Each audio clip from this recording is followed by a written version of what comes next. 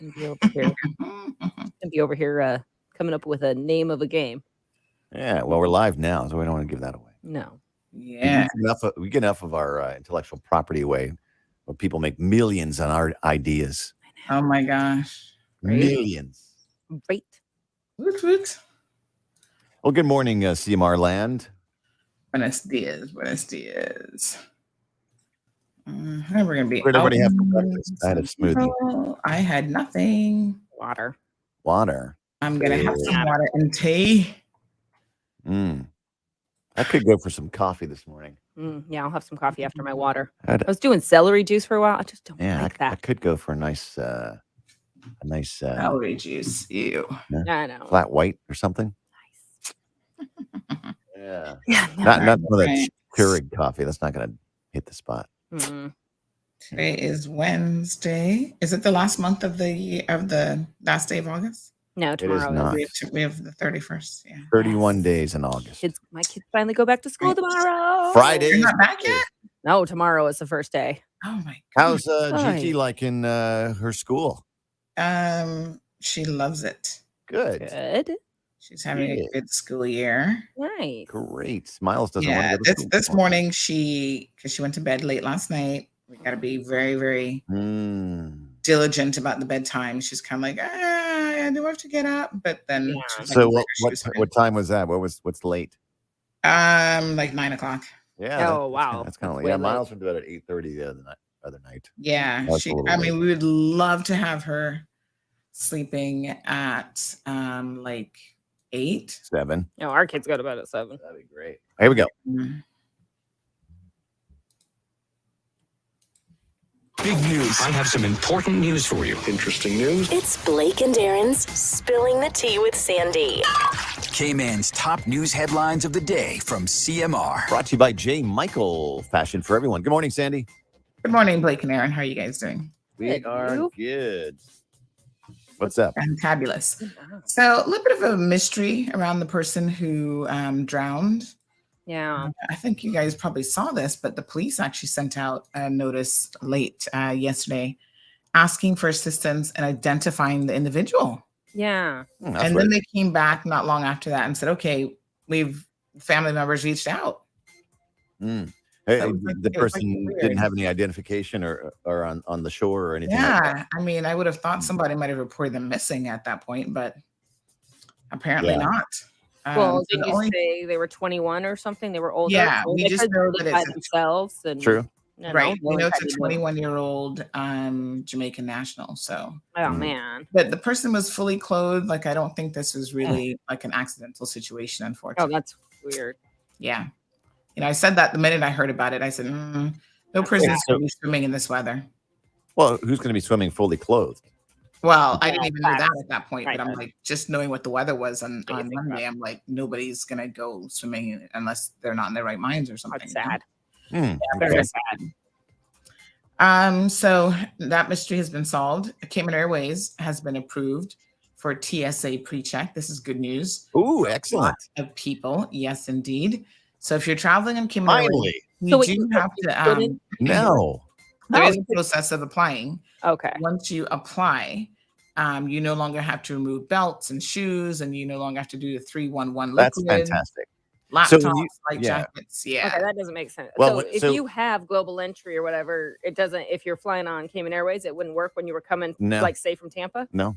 Well, no. The TSA pre-check is different than global entry. Yeah. Oh, okay. Global entry is when you enter the United States. Oh, okay. Yes. But part of global entry, you get automatically pre-check, TSA pre-check. So you can do that here now? Well, you can do that, I would imagine, when you come back to Cayman. Isn't that correct? Because they don't have a pre-check line here. Yeah. They don't have a pre-check line here. Oh, I see. Right. So when you are in Miami and you want to don't want to go through those long lines and you have pre-check, you couldn't do it if you had a Cayman Airways ticket. Mm-hmm. Right, exactly. But now you can. So now travelers can, obviously apply. There is, like I said, there is an application process, so you've got to apply. It's not like automatic.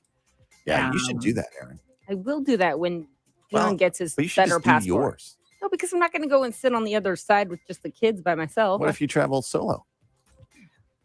I don't know. I usually don't.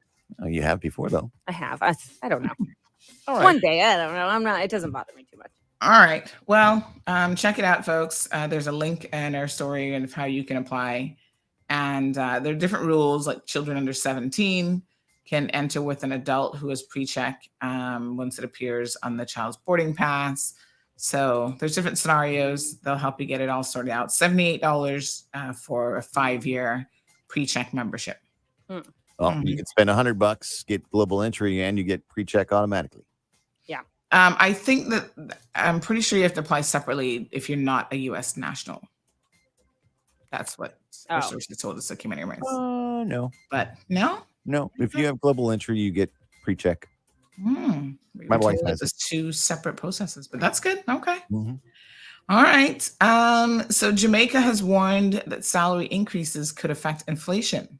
So this is kind of interesting as our minimum wage continues to get feedback locally on whether or not, it looks like it's going to happen. How much really is the question that the minimum wage will be increased. Mr. Richard Biles, who's the governor of the Bank of Jamaica, has come under some criticism from employees in Jamaica after stating that the massive increases in salary could actually affect inflation. So, he said that, listen, it's a statement that I need to make as part of my job of managing inflation, nothing more. I don't intend to advise any group or anyone in respect of how much beyond what I'm saying. So it's interesting. He spoke recently in an interview with Radio Jamaica, where he explained that if you're trying to recover from inflation and you are giving an increase to that point, that's fine. But if you go beyond that, you have an increase in productivity, that's also fine. But when you start to, see large scale increases, it's going to have a direct impact on inflation. So pretty interesting comments. A lot of people are now thinking about, what does that mean for Cayman? Could an increase in minimum wage impact inflation locally? So I don't know. And in a bit of a sad story, this one was actually quite shocking. A 16-year-old girl was stabbed in a dispute over McDonald's sauce. I mean, you don't think that these things happen, but it happened in Washington, D.C. This young lady and I guess an acquaintance got into some sort of dispute in the early morning hours. She appeared at the hospital at 2 a.m. With stab wounds, and despite life-saving efforts, she passed away. And basically, it was an argument. Another 16-year-old girl has been arrested and charged with second-degree murder with armed assault with intent to kill. And the two were arguing over sweet and sour sauce outside of a McDonald's just after 2 a.m. I mean, the only question I had here was, why are 16-year-olds out at 2 a.m. at a McDonald's to begin with? Well, I would question the sauce personally, sweet and sour. I wouldn't be arguing over that. Now, if it were the curry sauce they have at McDonald's in the UK, my gosh, have you had that yet? That's worth arguing over. Oh my gosh, that stuff was phenomenal. Anyway, you got to work on your kicker story, make it more of a happy one on the last one. All right. I tell people I don't make the news up. I just give it to you. Anyway, have a good one, guys. Yeah, you decide in which order, though. Yeah. All right. Have a good one. All righty. Bye-bye. Sad news. What to do? All right, folks. Happy Wednesday. Bigger, better, bolder. The cold, hard truth is taking talk to the next level. Right here on Bobo 89.1 FM, Cayman's Community Radio. We are still spilling the tea. And committed to being part of the change that Cayman so desperately needs. Join Sandy Hill weekdays from 7:30 a.m. for Premier Access, Cayman Voices, Truthful Thursdays, and much more. Cayman's #1 talk show is now bigger, better, bolder, and more than talk. Getting results with hot topics, consumer reports, court exposés, and more. I've come to set the record straight. I've come to shine the light on you. Let me introduce myself. I am the cold, hard truth. Now, from the CMR studio in Grand Cayman, Live, direct. it's the cold, hard truth. Now, join the conversation on 345-936-2626. That number again is 345-936-2626.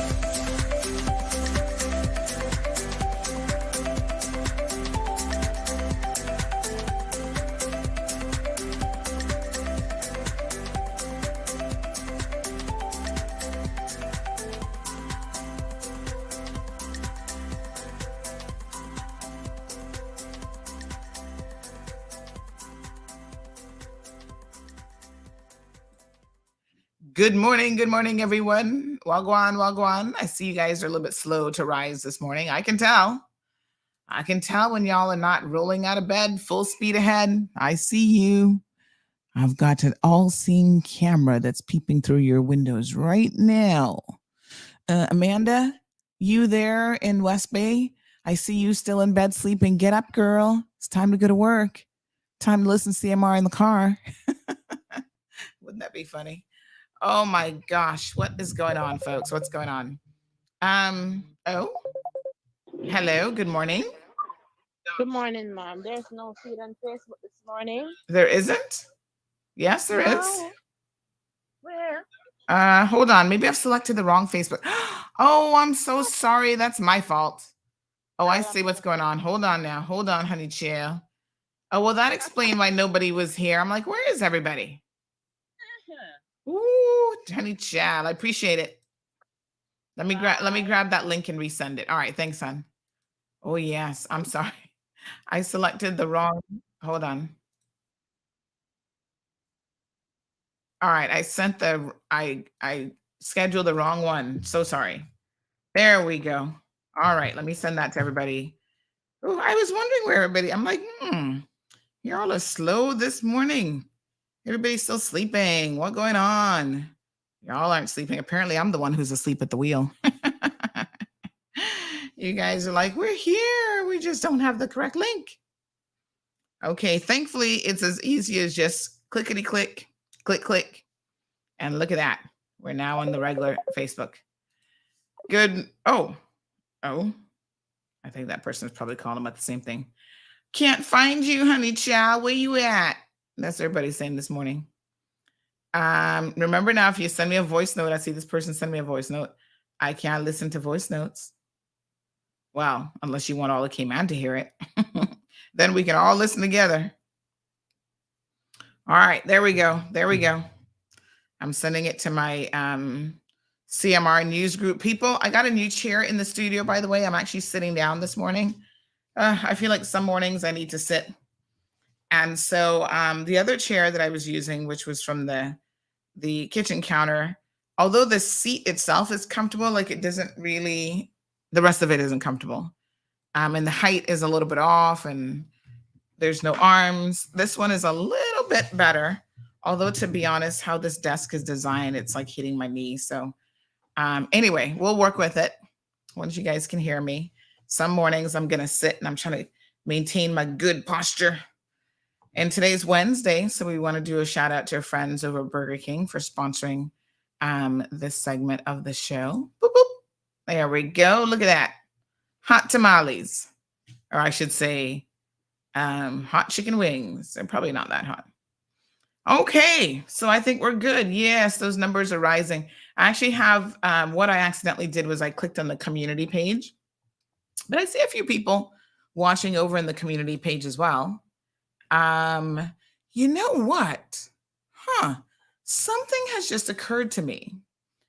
Our friends in Canada, I need some help here. So any Canadians listening to the show this morning, give me a shout because we need to figure this out.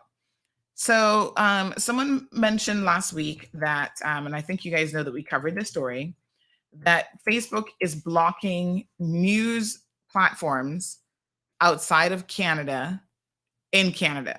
So in other words, CMR can't, I'm going to send this person this link this morning. If you live in Canada, you can no longer find the CMR page, but we have a community page. So I'm wondering now, this is just off the top of my head this morning, as a workaround, I can't help but wonder if in Canada you can get the community page. Because if you can get the community page, which we don't have listed as a website, it's just like a community page, then you could, let me see. Let me ask this person. I need somebody who's in Canada to tell me this. But of course, they can't listen to the show. And I said to the person, if you get a VPN, I think you can bypass the block. But she said that that wasn't working. She said that she got a VPN and she still couldn't get us. And I was like, what? How are they blocking a VPN? That sounds majorly suspicious. Anybody in Canada that can help me out with this one? Yeah, I'm super curious. Duran said when he was there, he tried it and it wouldn't work. You have to watch it from YouTube. But I'm wondering why the VPN isn't working. To me, that's a little bit weird. Like, I don't think the Canadian government is uber sophisticated where they're like going to be blocking a VPN.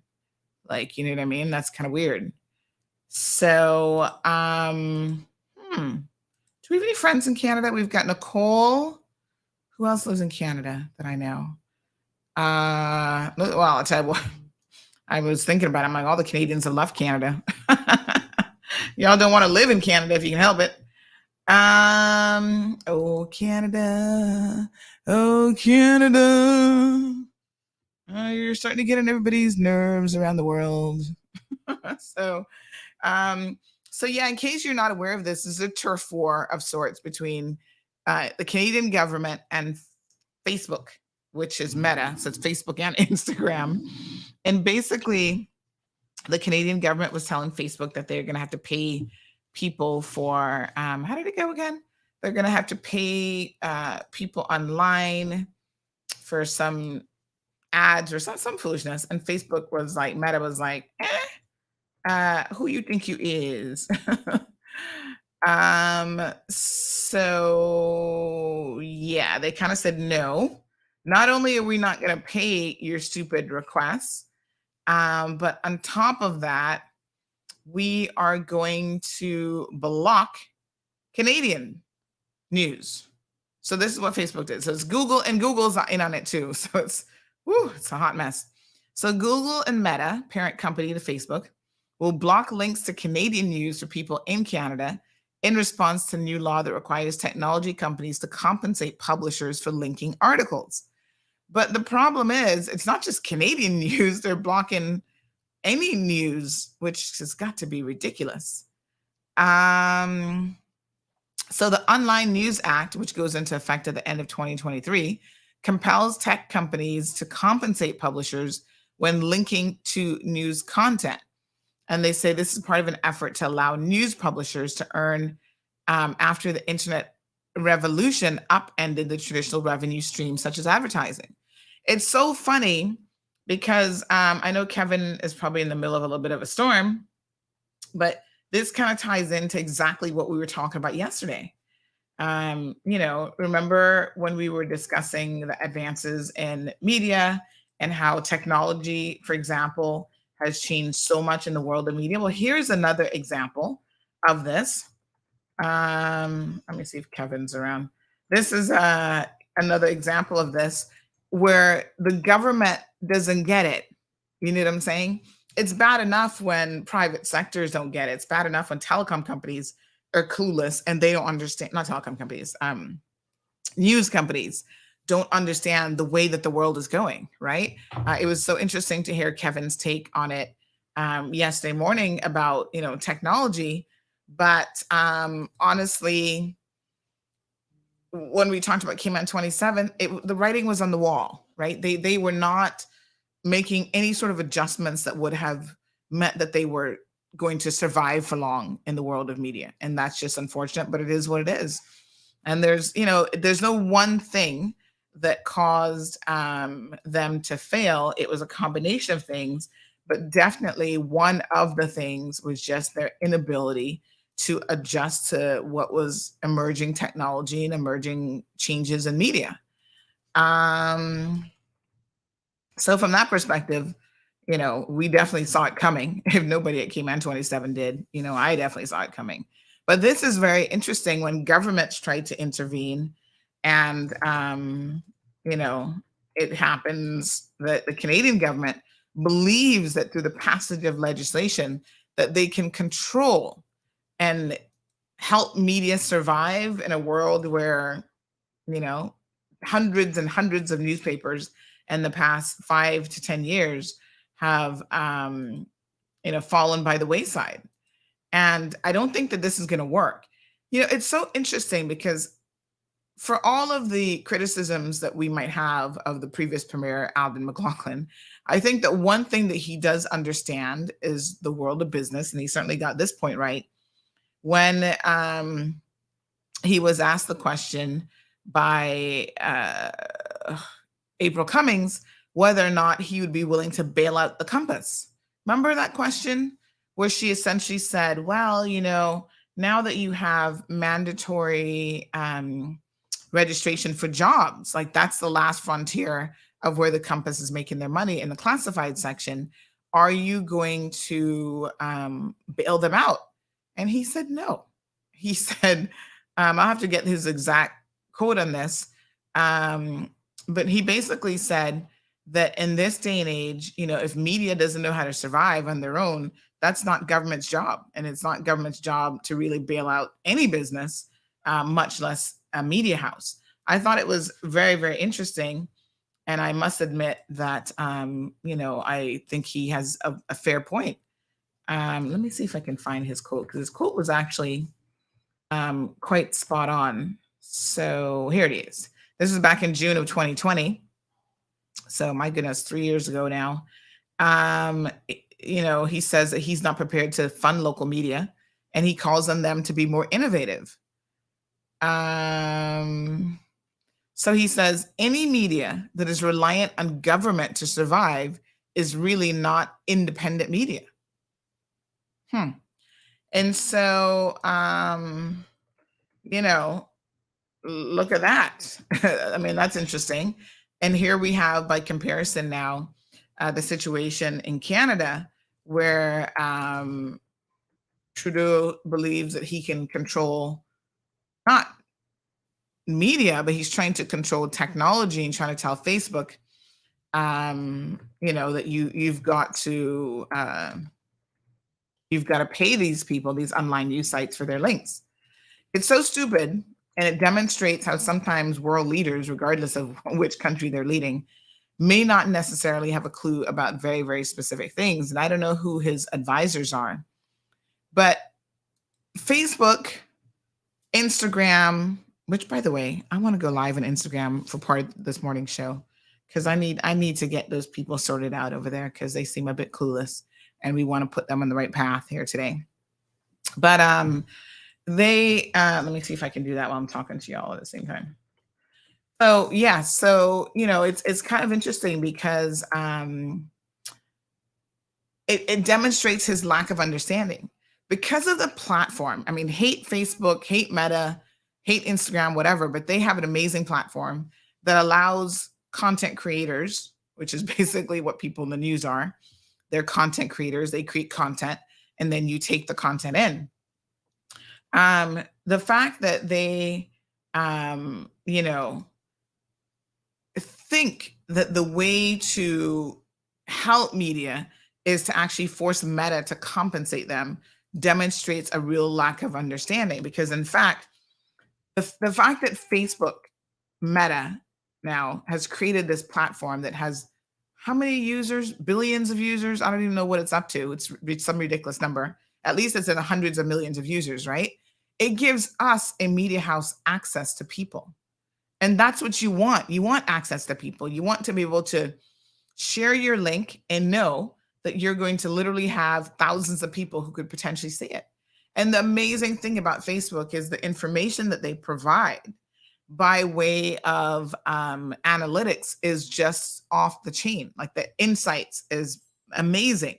At one point they made some changes more recently, but at one point they even allowed you to compare yourself against your competitors.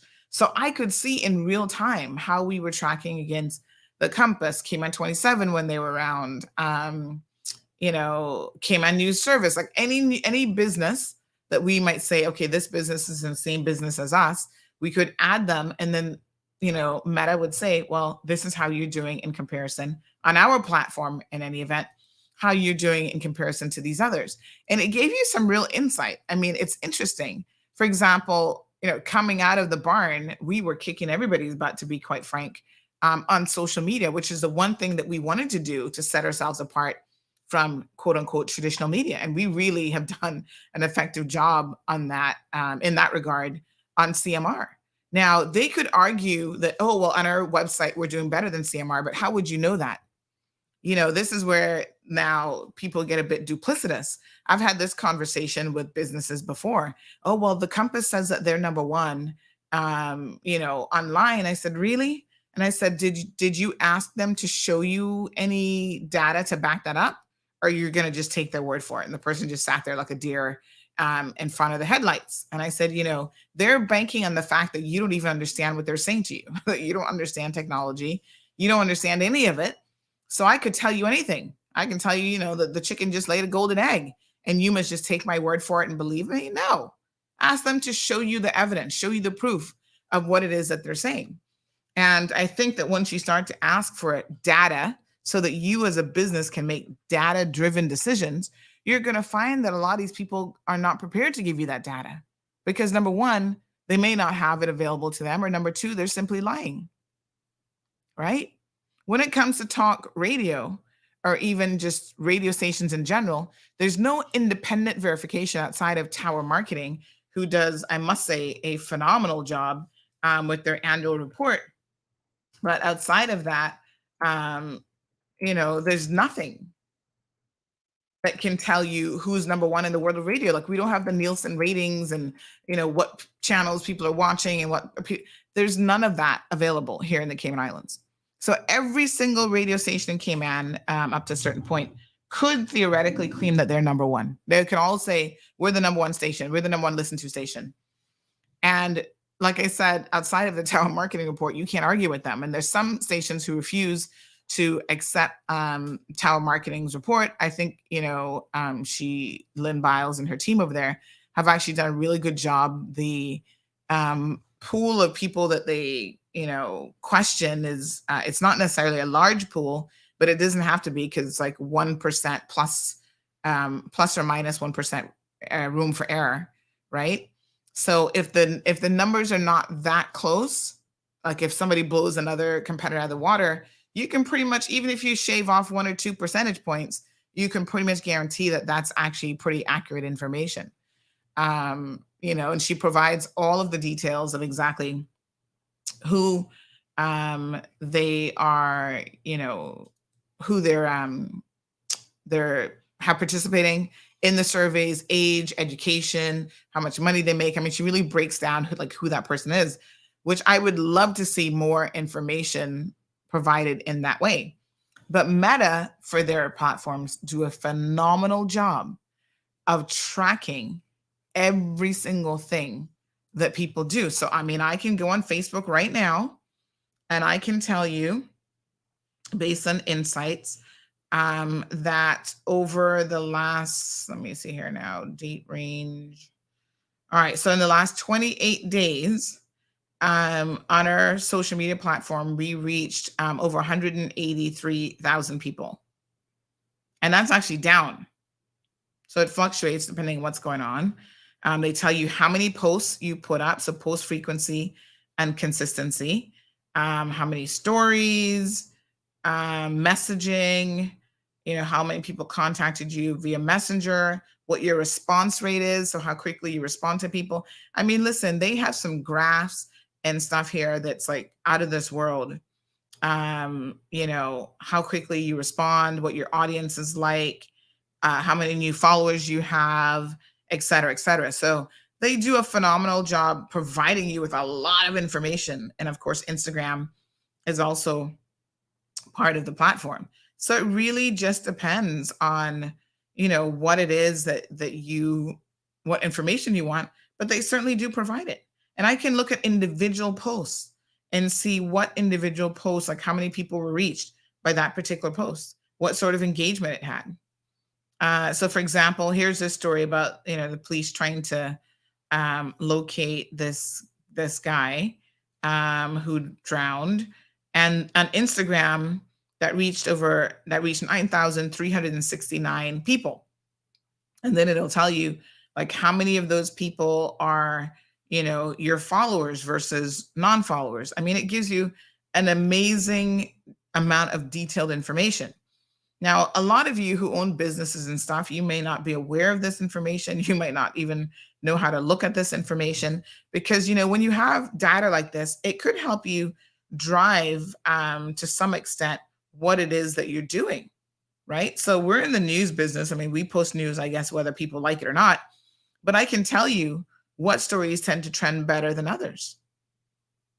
And it's you'd be surprised. Sometimes it is indeed the feel-good stories that people absolutely love. I can tell you videos always get more engagement than a regular post because y'all don't like to read. Y'all just want to watch a video. So yesterday we had the post, which we're going to be talking about this guy here this morning, who stole a lady's wallet. That reached on Instagram over 15,000 people. Got 354 likes, 43 comments, 28 shares. So you see, this is the information. On Facebook, it reached slightly fewer people, which is interesting because that, if we talked a year ago, that would have never been the case on Facebook versus Instagram. Facebook was beating Instagram like Instagram was a little baby sister, right?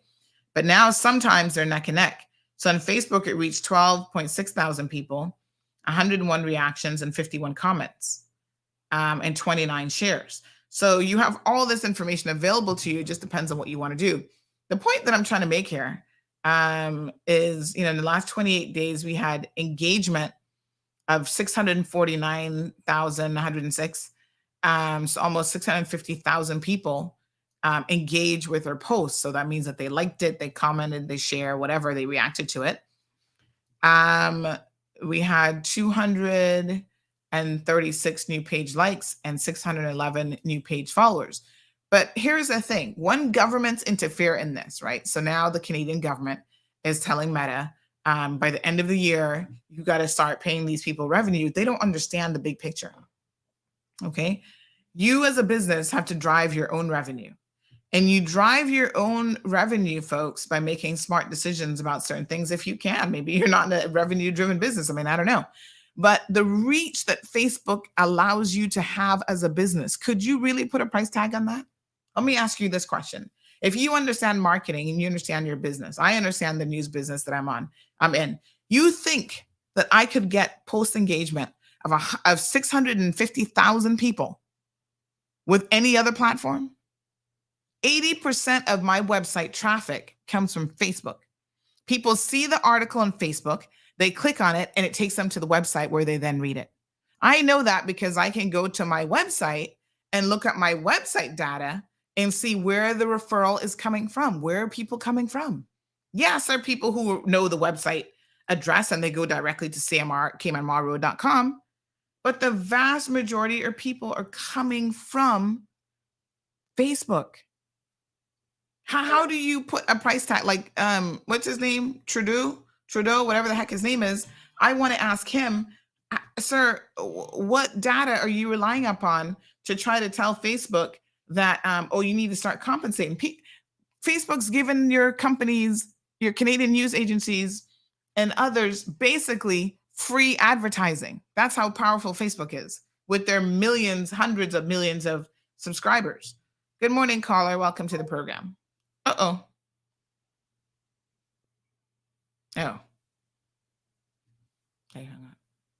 946. Who was that calling me? So you know what I'm saying? Yeah. Why do I feel like that's a Flo number? Flo better not be calling me. I paid my bill and they still talking about I haven't paid my bill. I'm like, y'all better leave me alone. So yeah, but you know what I'm saying? It's right here. Trust me. You can see, again, the the tracking software that I have on my website, I can see what websites people are going to, what pages you guys are staying on. Good morning, Sandra speaking. Yeah, good morning. I don't even know what your topic is this morning. Oh, morning. I'm just caught up. Good morning, Sandy. Hello, honey. If I'm on air, I want to be on air. Okay. I want to bring up a topic, and as I said, I don't know what your subject matter is this morning, but I want to bring to your attention and the public's attention an incident that myself I have endured, which would be the very precise way of putting it. It has to do with a freight forwarder, and I want to warn people. I have basically a multitude of issues. I had fusion surgery 2 years ago. Fusion surgery was successful, and to cut it short and cut to the chase, I was left with a condition that you would know, but I'm not going to go into detail on air. It's called SIJ dysfunction, which happens to 30% of people that have fusion surgery, which affects your disc below. So therefore, your hips and your pelvic bone are off whack. It leaves everything like off balance. And that is a condition that I will live with for the rest of my life. Been medical aborted by government. I do physio. I do Pilates. I have full cynical. I have a neurosurgeon. I have an orthopedic surgeon. I have a podiatrist, you name it. I'm like the Ralph Nader or anything that could be considered medical.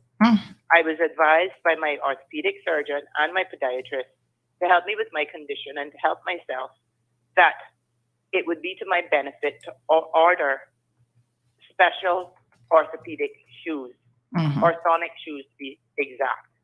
And I've heard you sometimes talk about your feet on the radio, so maybe you can relate to what I'm saying when I talk about orthonic shoes. I ordered orthonic shoes from a company called SAS. They're located in Texas. And the shoes are very, very, very expensive. In fact, the bill was $1,700. And I did that and went through a freight forwarder here in Cayman called Ship to Cayman. Upon doing so, I got my letters of exemption from my orthopedic surgeon, who used to be at HSA. He's now at Doctors. He's an excellent orthopedic surgeon, and a letter of exemption from my podiatrist. And there's on the one on Island, as you would probably well know. After 2 letters of exemption, I contacted Ship to Cayman. I advised them that I would not be having to pay the duties because, you know, letters of exemption I was going to present to them. They told me it was too late. They'd already paid the duties. So therefore, me knowing, okay, they paid the duties, they have to be paid. I reimbursed them for a grand total of $646. The shoes were $1,700 to be exact. After reimbursing them, it then got a little bit deep and dark. They sent an email advising me that they would not really be able to assist me because basically I had advised them too late that, you know, I should have advised them much, much earlier, which I wasn't really sure about. They may have had a very valid point, but even if they had a valid point, I advised them as the shoes arrived. I paid my duties, and they were very, very uncooperative. I then moved on. I contacted Customs. Customs advised me that, yes, indeed, there is an exemption in the law that does allow for orthonic footwear, or not even just footwear, orthonic apparel. Let me be very precise what it says, because I have emails back and forth to Ship to Cayman. What I was advised was, quote unquote, orthonic equipment, which would include shoes, would be duty free per Section 6 of Schedule 2 Customs Tariff Law 2017 revision. I dropped off the supporting documents to Ship to Cayman. An email was sent to them with this information. I asked them directly, upon CBC's instruction, to please report to CBC, fill out supporting documents, the receipt, all of the original import documents, completed hard copy of the declaration form, and which would be located at the processing section, which would formerly be called collections. That email was sent. In response to that email, I received an email, I think the night before last night, and I'm going to read it to you, quote, unquote, hello. A few things you need to know about submissions for refund to CBC. This is a lengthy process and can take up to a year. And we charge a brokerage fee of $75, which needs to be paid prior to submission. Please let us know how you want to proceed. Well, that is the cat that broke the camel's back. I then contacted CBC, forwarded all emails. I am now awaiting their reply. I went straight to Ship to Cayman. I made it very clear. I am not paying you a processing fee. You have been paid what you should have been paid. You have been paid your duties fee. You are now breaking the law. You refuse to reimburse me. You refuse to go to customs to fill out the form for me to be reimbursed. And I have no intention of paying you. And I made it very clear.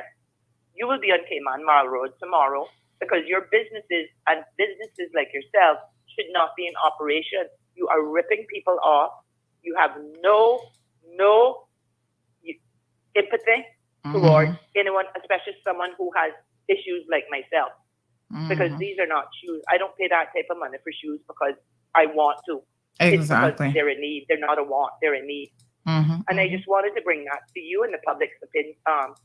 Tell me the name of the company because there's so many of them these days that I can't even keep up. Ship to Cayman. Ship to Cayman. Name. They were very faced about it too. I was told if I have an issue, he gave me a form. Say I need to go to customs. I can deal with this myself. Customs informed me directly that they're the ones that should be dealing with this, not me, because they were paid directly to customs. So therefore, they need to ask for the reimbursement from customs. They are absolutely, it's like off the charts when it comes to being unprofessional and trying to rip people off. And I think his name, let me get his name from my daughter. Hold on. The owner's name was, in fact, I was told, if there's any issues, you can contact him, but he wouldn't come outside to face me. What was the owner's name? What was his name? Who? Clive Hutchinson is the owner's name. Clive Hutchinson. So if anybody has any issues with any special needs, like orthodontic equipment or any type of medical equipment that is duty-free and it needs to be shipped in from Ship to Cayman, forget it. They're going to rip you off. They are absolutely useless. And I read up and I came down yesterday at Ship to Cayman. In fact, I wasn't. I was at the point where I think I need to leave because I don't need to have the police called.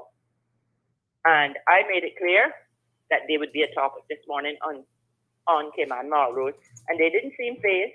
They weren't fazed at all. In fact, I think they thought it was quite funny. And they're called Ship to Cayman. Ship to Cayman. Is the 2 the number 2 or TO? Pardon? How do they spell 2? Like just 2 Cayman, or they use the number 2? No, oh, Ship to Cayman. Okay, let me see here now. They're located in. They're the ones in Baytown Plaza. That's the guys. That's the fella. Okay. And I can identify myself on the phone. You know exactly who this is. It's Debbie. E-Banks, Debbie Pennington E-Banks. I'm always commenting. Oh, yes. Oh, now, and definitely you've had some issues, child, some health issues. Oh, my gosh. I have a lot of issues. Oh, so, yes. A lot of issues. You have a mobile number for him? You have a business number that we can try calling him on? I'm sorry? I was wondering if you had a mobile number where we could call him on. Yes, I do. 327-3880. 327. My daughter is a Quina. She's always commenting on your post. Yeah, I know. 327 3880. 3880. Let's see if we can give Mr. Clive a call this morning. Pardon? I'm going to see if we can give Mr. Clive a call. Oh, yes, please do. Please do.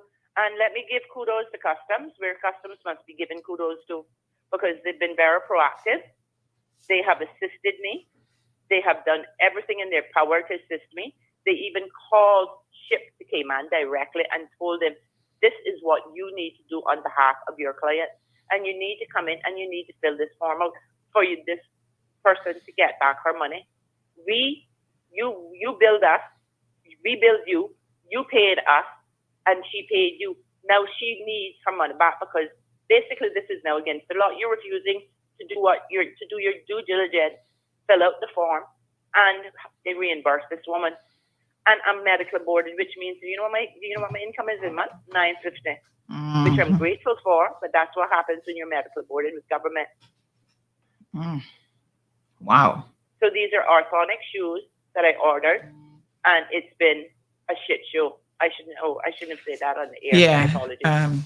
Let me ask you a quick question. It's interesting. Sure. I mean, this is a whole other conversation, but I've always wondered about people who get medical boarded. So is it just a flat amount that you get? Is it a percentage of what your salary was, or does everybody get the same amount? I can speak for myself. I was given a severance pay.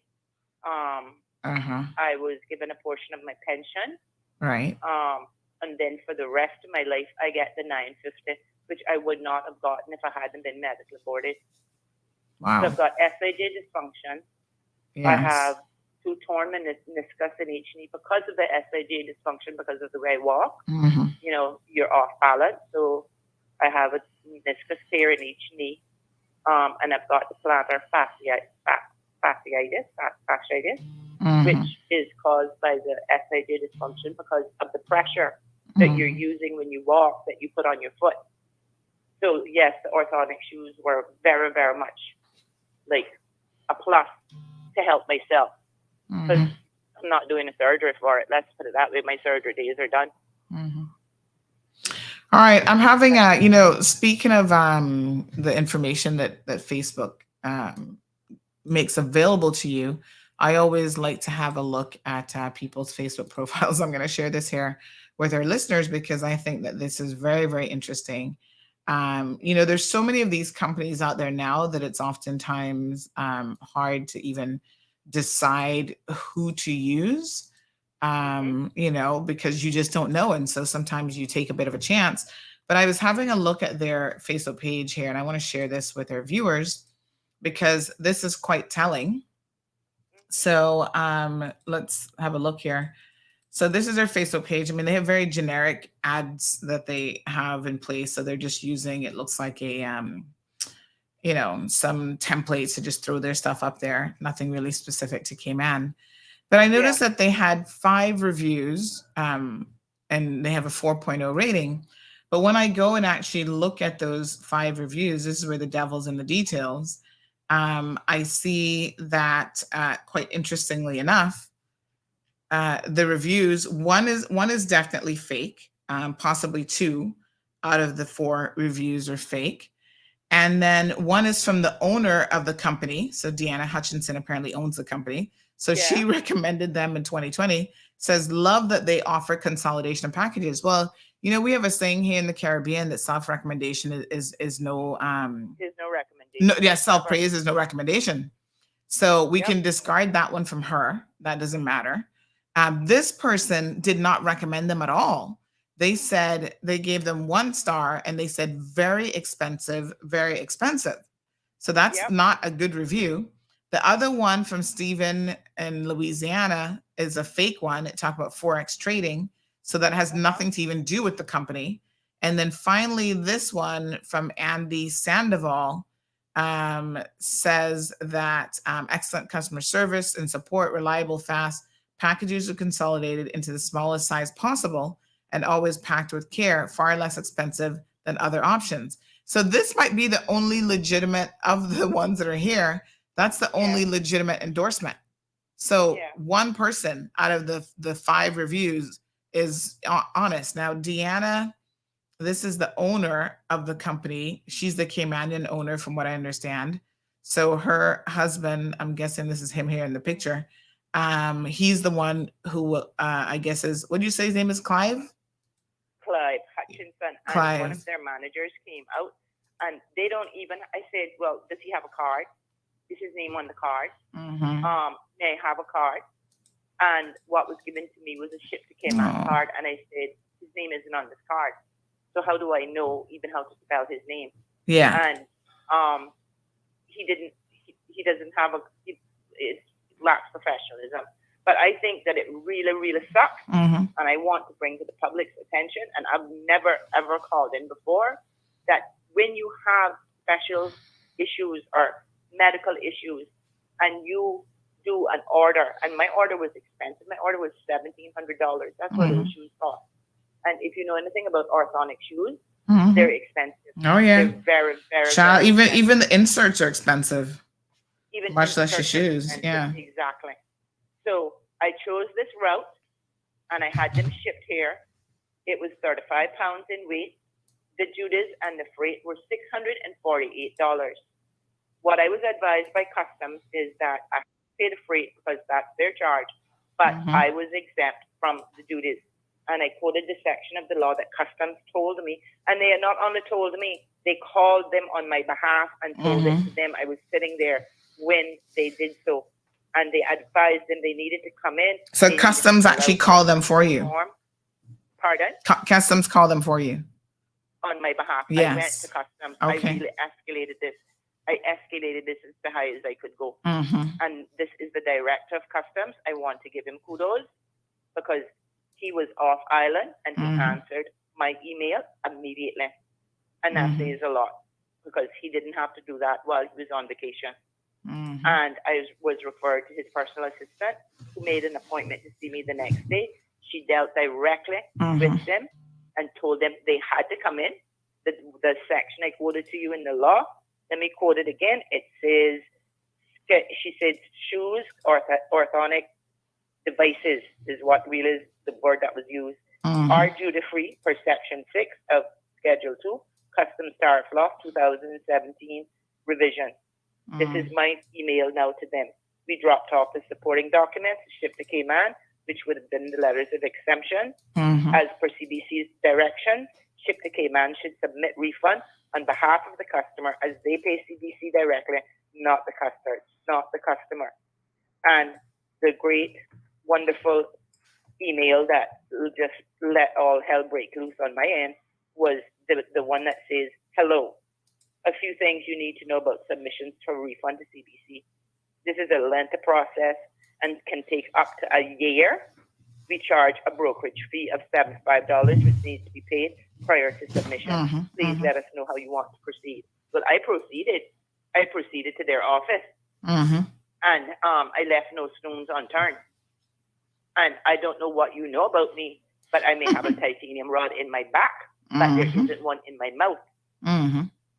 I'm from South Sound, and I don't care, and I'm letting it out today. Just as how you put Palm Heights on blast, this is a company that needs to be put on blast.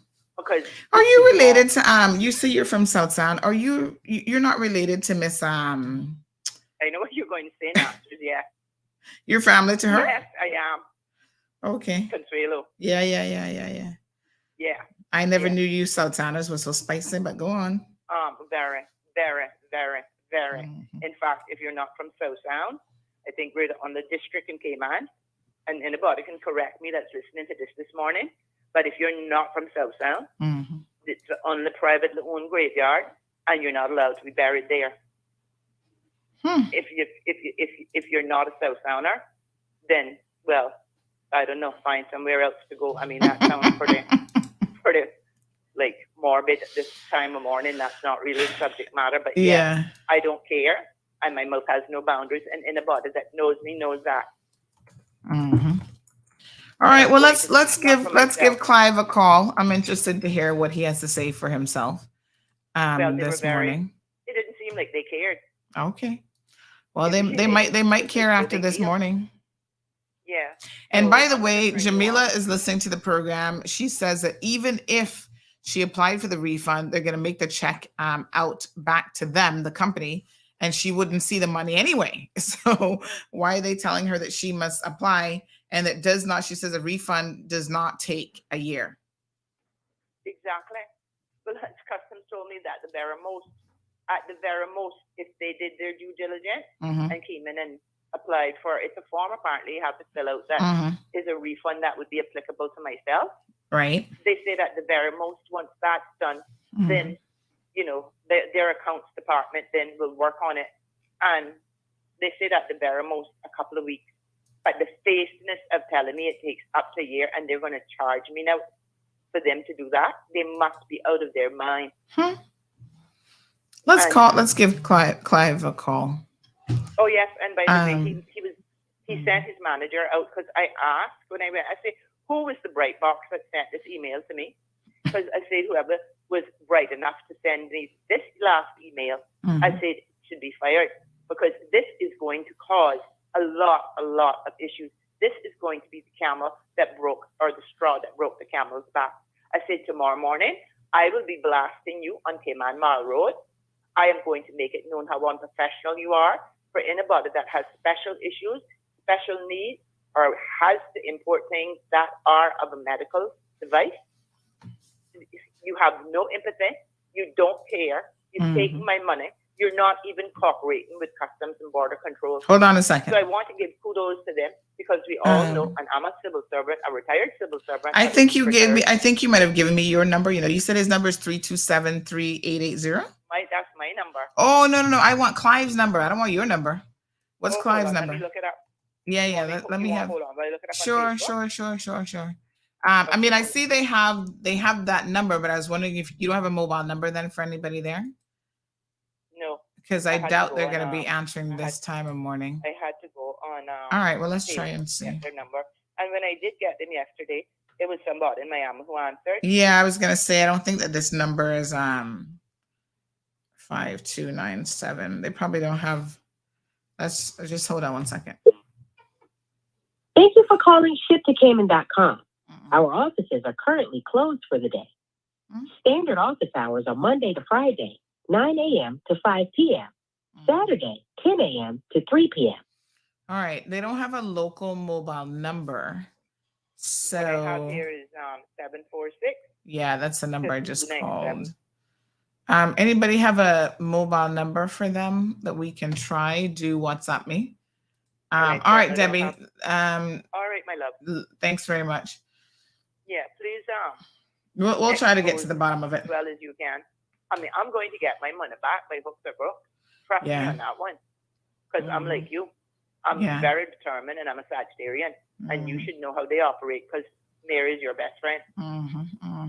Yep. All right, honey. We're on it. Thank you, my dear. Thank you, hon. This person says, do they even use the correct tariff code? Because if they did, they would have noted that those items were duty free. So no, they didn't. Yes, this person says that's very, very shady. Yeah, it is very, very shady, and they have the letters of exemption. And if I had the proper, well, I couldn't have gone to work. But if I had the proper, I don't have email. I use her email. I would be able to forward all of the documentation to you, but I don't. I could forward everything to you, and it's very, very shady. Yeah, let's see. Morning caller. Hi, good morning. Good morning. Hi, Sandy. I just wanted to give two quick comments about what the lady was saying, the caller just now.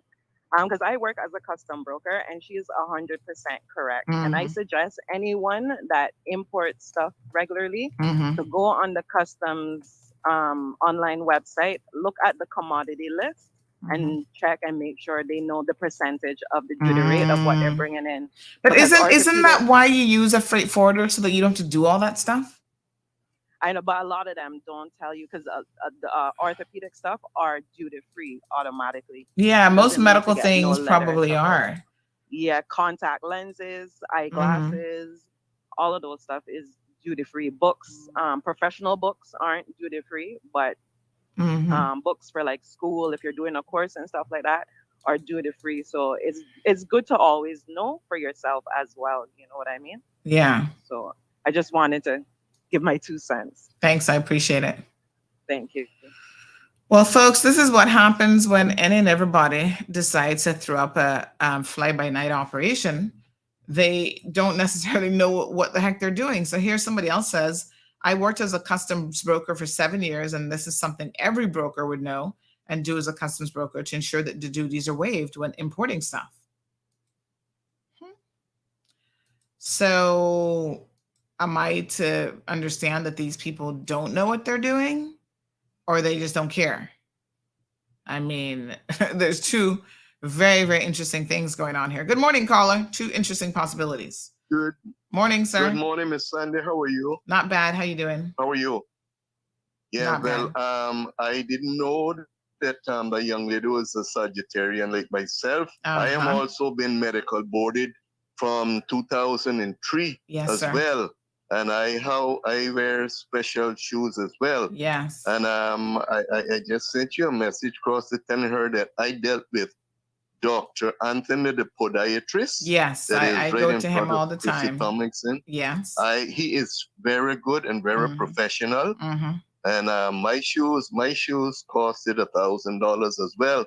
But he did the ordering through his company, and I didn't have any issues, you know. Right. But I didn't know that she was a Sagittarian like myself, and also ex-civil servant like myself. Yes, so we two got a few things in common, honey Joe.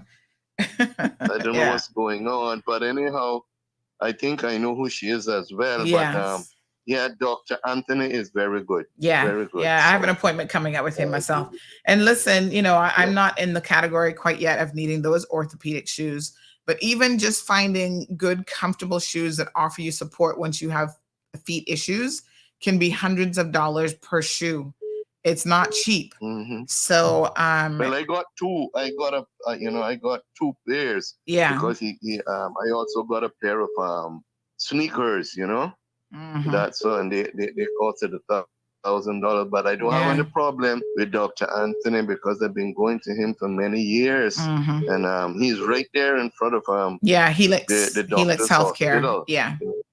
All right, let's grab this other call. I just want her to know. I think the caller just dropped. No problem. So Susan says, thank you, sir. Susan says, so if contact lenses and glasses are duty free, why are they so expensive on island? 9362626 Alejandro says it's someone that doesn't understand the assignment assigned to them. Well, again, when you get into certain businesses, folks, you should know the business that you're in. If you're supposed to be a customs broker and you don't read the customs tariff code or you don't understand how it works, I hate to tell you, but you're probably in the wrong business. Good morning, caller. Good morning, Sandy. Interesting topic this morning. Yes, sir.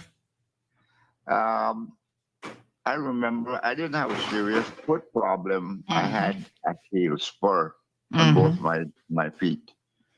When I'm lying down in the nights, I have no problem, but getting up, standing, I feel like I want to walk on the ceiling. I went to number one shoe shop, and the guy, Ishmael or whatever his name is, he says, why don't you, I've been trying this. I tried everything. And they sell the insoles, the orthopedic insoles for heel spurs. And I would recommend that.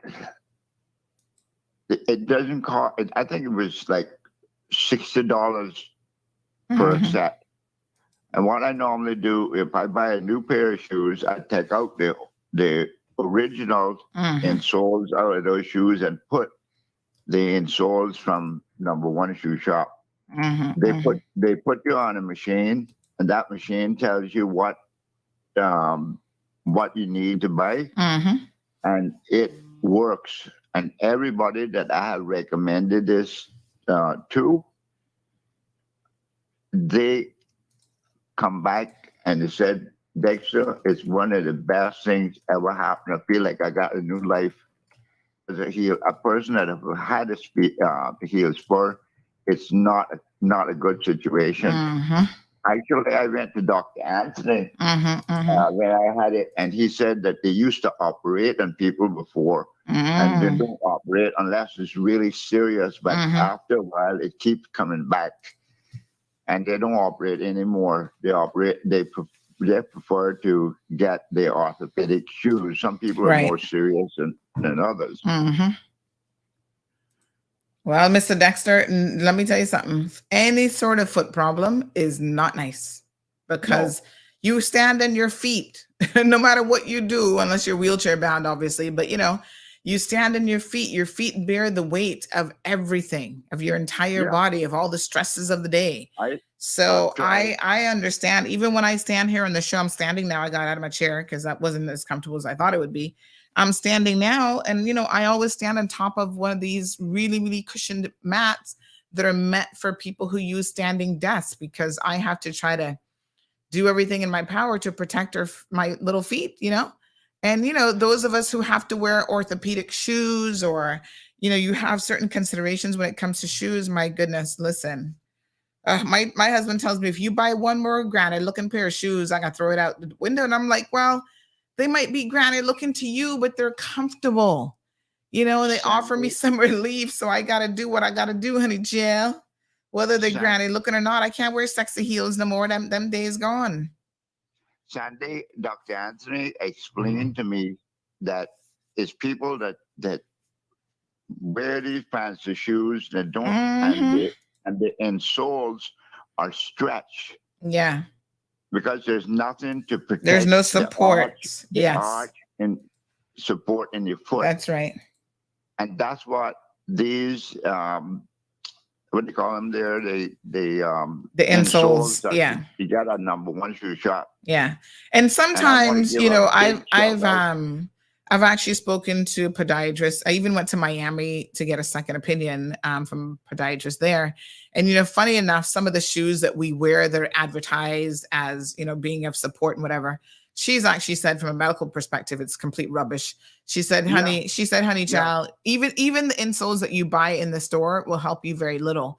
You'd have to get a custom insole design, because everybody has a different foot.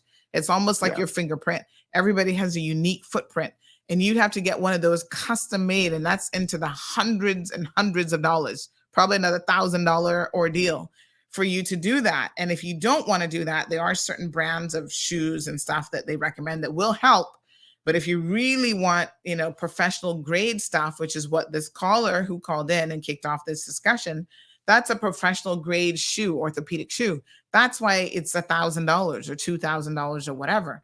Right. So to have to pay that kind of money out of pocket when you're on a fixed income of only $950 per month, and to not get the customs duty break on that, that's a significant amount of money. Yeah, it's sad, to have somebody rip you off, Yeah. And I agree with her. Like, I don't think the company should be talking about the fact that they're going to charge a $75 fee to fill out this form.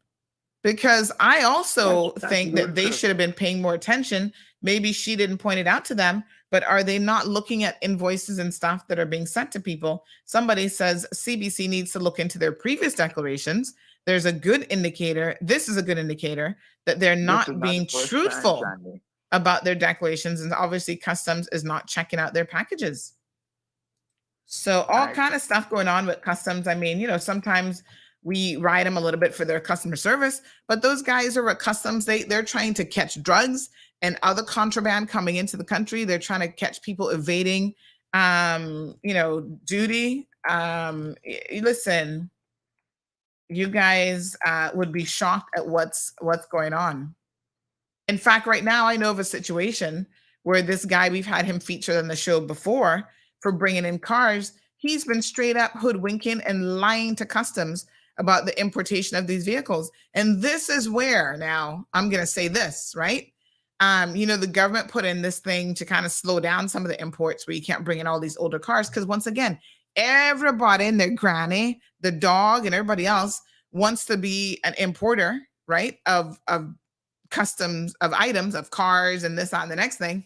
And they don't always know what they're doing. And a lot of them are trying to make a quick buck. They're trying to flip these cheap Japanese cars, and they are hoodwinking people left, right, and center. And the people that they're hoodwinking includes the government of the Cayman Islands. So you guys remember this guy, Davian Wright, or whatever his name is? Was it FedEx that he worked for? One of those courier companies, but he was importing cars. Remember someone called and he was running around, but he can meet him at the gas station to return the money and this, that, and the next thing. And he never did show up that day. Eventually, the guy got his money. Well, guess what? This dude is out here crooking people, the Cayman Islands government customs duty with vehicles as well. They're gonna have to arrest him and take him to court for that, honey child, because that's a criminal offense. Falsifying documents. My sources have revealed that Davian is actually taking a previous customs document, falsifying it to clear the vehicles off of the port, changing VIN numbers and all kind of stuff. These are the crooks that we're importing into this country. Well, since we're going to talk about crooks we're importing, let's have Kevin on first. Kevin is going to give us a quick weather update, and then we got to get back to talking about some crooks. Morning, Kev. Good morning, Sandy. Good morning, Cayman. How you doing today? Not bad. How are you? Oh, a little tired. It's been a long night because most of the impacts from Idalia was overnight. But where I'm at in Lakeland, we did experience very little. We had a few tornado warnings throughout the night, but not in my part of the county. I know I was just on a meeting about an hour ago for the damage assessments results from University of South Florida, which is my primary job. And it looks like the university did quite well. We did actually take the, we have 3 campuses, and our St. Pete campus, the students that were there were taken to the Tampa campus. And so, just kind of going through a big summary of what was going on, and they're going to be getting those students back sometime later this afternoon because all of the campuses seems to have done pretty good. Storm surge kind of did some areas, did cause some flooding in some areas over in the St. Pete and Tampa area as well, but at this time it's still being assessed. So we're looking to see what those reports will be like. But overall, at least the West Central Florida, obviously South Florida, did pretty good. North Florida, the Panhandle area, that's the area that's currently being impacted, and a lot of not so great news coming out initially. They're obviously getting catastrophic conditions, and we just have to wait until the storm continues to move away so those assessments could be carried out. All right, so it looks like it's not too shabby then. You guys are okay.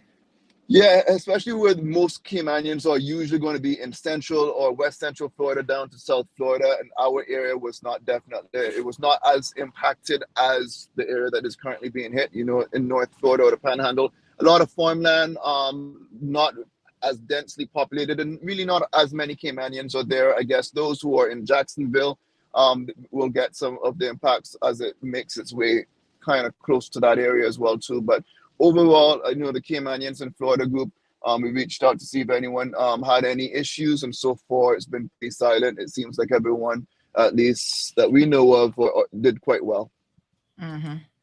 That's good to hear. All right, folks. First hurricane for this area of the world for 2023, headed for Florida. So far, all of our interests in Florida have said that they've been fine. I think it's headed more towards the Tallahassee end of things. Has it made landfall already, Kevin? Yeah, it did make landfall this morning. And again, there's a lot of damage being reported in those areas. The good thing is it seems like a lot of people did take the evacuation orders seriously. Of course, there are always going to be those that decided to stay behind. But from the state reports that I've seen, they do have crews ready to go on airboats pretty rapidly. It's an area that because of the amount of trees in those areas, they can't use helicopters for this type of rescue. So the emergency management had put together a large team of airboats to immediately go in as soon as it's safe to do so. Again, it's going to take some time for the surge to go down to get into some of those areas because, again, the storm surge was rated to be extremely significant, even in the Tampa Bay area and the St. Pete area, and even from pretty much Fort Myers on up. It's definitely elevated. I have some friends, some co-workers that live kind of in that area, and where they've never seen water before, they got some storm surge that came on in. But again, overall, they're okay. It is much higher than usual, but it's not where they're experiencing any significant issues. So, but again, different scenario for the Big Bend area is what they kind of consider that area in northwestern Florida. on the Gulf side, that area, again, it's currently being impacted. Those damage assessments won't be carried out at least for the next few hours until the storm moves further away this afternoon and into the evening. They do expect to start carrying out rescue missions based on the last report that I got as early as the late afternoon. It still will not necessarily be the safest thing to do, they said, but they know that some people will need to be rescued. So, and the thing that they're worried about is daylight hours. They want to do as much they can before it gets dark again, because they're extremely limited once the sun goes down on the rescue efforts. And by the time the storm moves away from the area, we're going to be getting to when the sun is starting to set, and they want to at least get some headway done before that happens. Okay, thanks very much. We appreciate it. All right. Well, you all have a great day. And I guess I'm just driving around my HOA now as well, too, doing my own little damage assessment here, but there's really nothing. We had winds. I have a little weather station here. The winds here at my HOA was not very significant. It was, I think the strongest gust was in the 30-mile-an-hour range.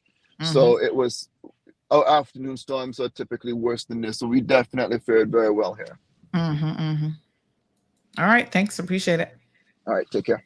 Okay, so again, this is hurricane. We're fortunate that there are no significant damages yet to be reported. Thanks, Kevin, for that real-time update. We've checked in with a few other people in the Tampa area as well, and everyone in Tampa seems to be okay. So super, super thankful for that. All right, let's I want to talk about I'm going to go live on Instagram, because some of our people who use Instagram seem to be woefully uneducated, and I don't mean to insult them, but if it's an insult, then maybe you just take it for what it is.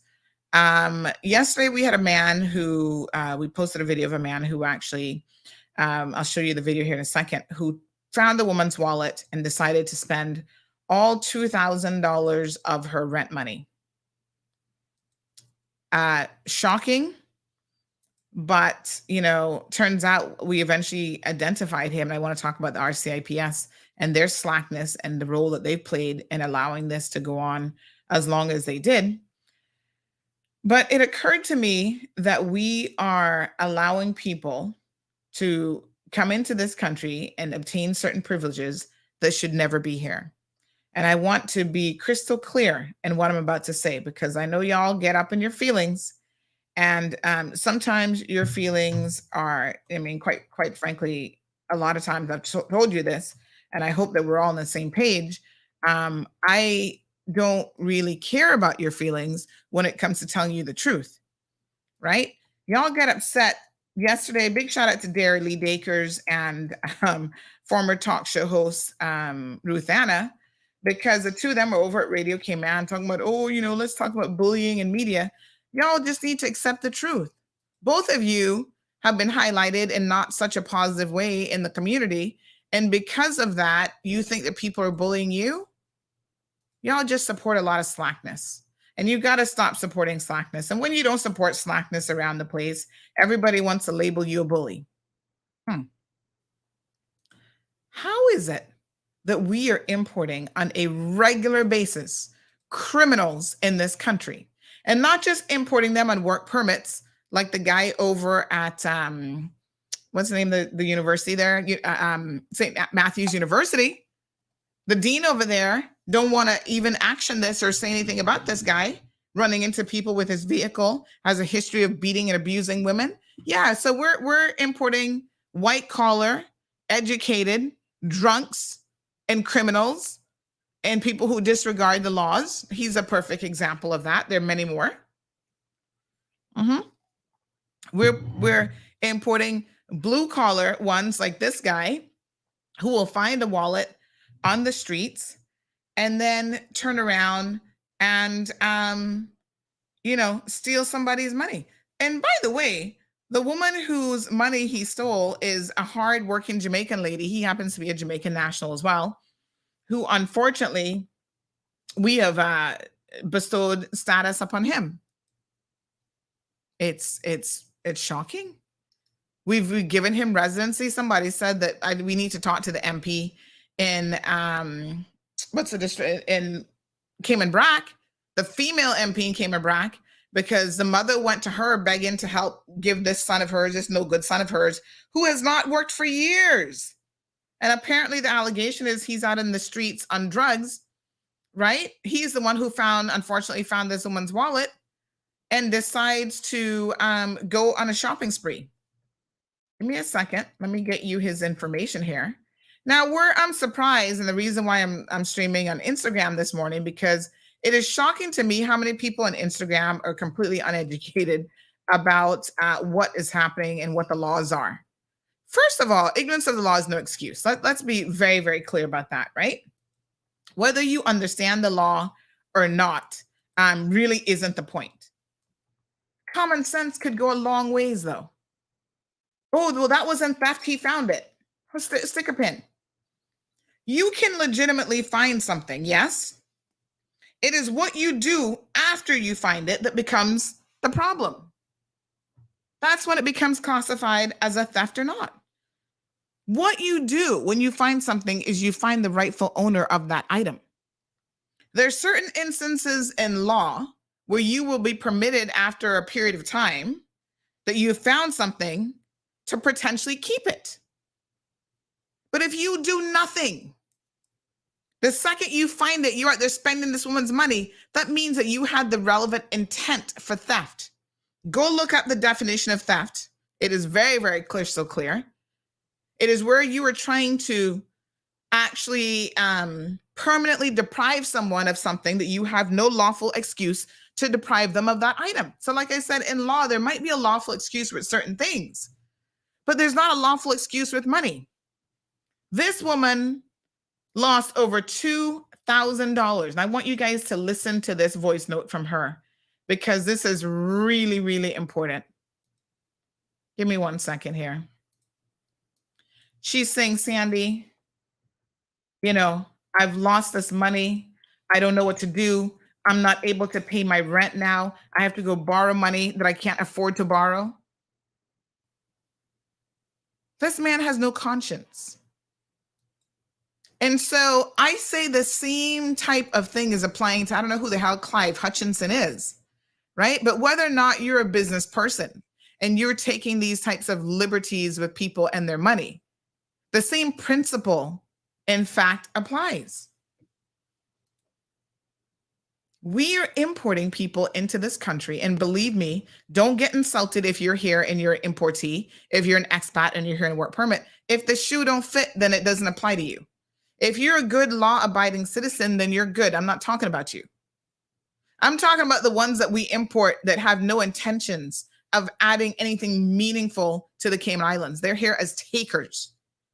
Now, whether as a taker, that means that you're going to find this woman's money and you're going to take that over $2,000. This guy has some nerves. The police should have found him because he is a man that is known to them. He was in police custody, folks, just last week. Of course, them and their slackness, they release him to be a menace on the rest of us. He's always breaking into people's cars, stealing money. He went to Camana Bay yesterday, or day before yesterday, my apologies. They had to escort him, security and police had to escort him from there. But you know what he was doing at Camana Bay? Because all of a sudden, the dude has $2,000 that doesn't belong to him. He didn't have to work for it. So now he can go and take this money and do whatever he wants with it. Isn't that nice for him? What about this poor woman? I'm going to play this voice note from her, who is now crying because her mortgage money, it wasn't rent money, it's actually mortgage money, right? Is no longer there. You know what it is to not be able to pay your mortgage in this day and age? And you folks on Instagram talk about, oh, well, he found it, so it's not theft. Please educate yourselves. Just because you have found something does not mean that you're not capable of stealing it. Like I said, you may have found it, and the act of finding it isn't where the crime is committed. It's the act of keeping it, the act of spending money that you know is not yours. Just like if somebody accidentally puts money into your bank account, It does not belong to you. You guys remember a couple of years ago? I found almost $200,000 in my account that wasn't for me. Somebody got one account number wrong. The first thing I did was contact CNB. And then I posted it on social media because I was like, ooh, honey Chad, look all this money, but it's not mine. I can't touch it. You think I could run out there and book a vacation and spend $100,000, $200,000 and not for me? I contacted the bank. And the bank said, oh my God, Sandy, yes, that's not yours. Now we have a process, we have a protocol of getting that money back.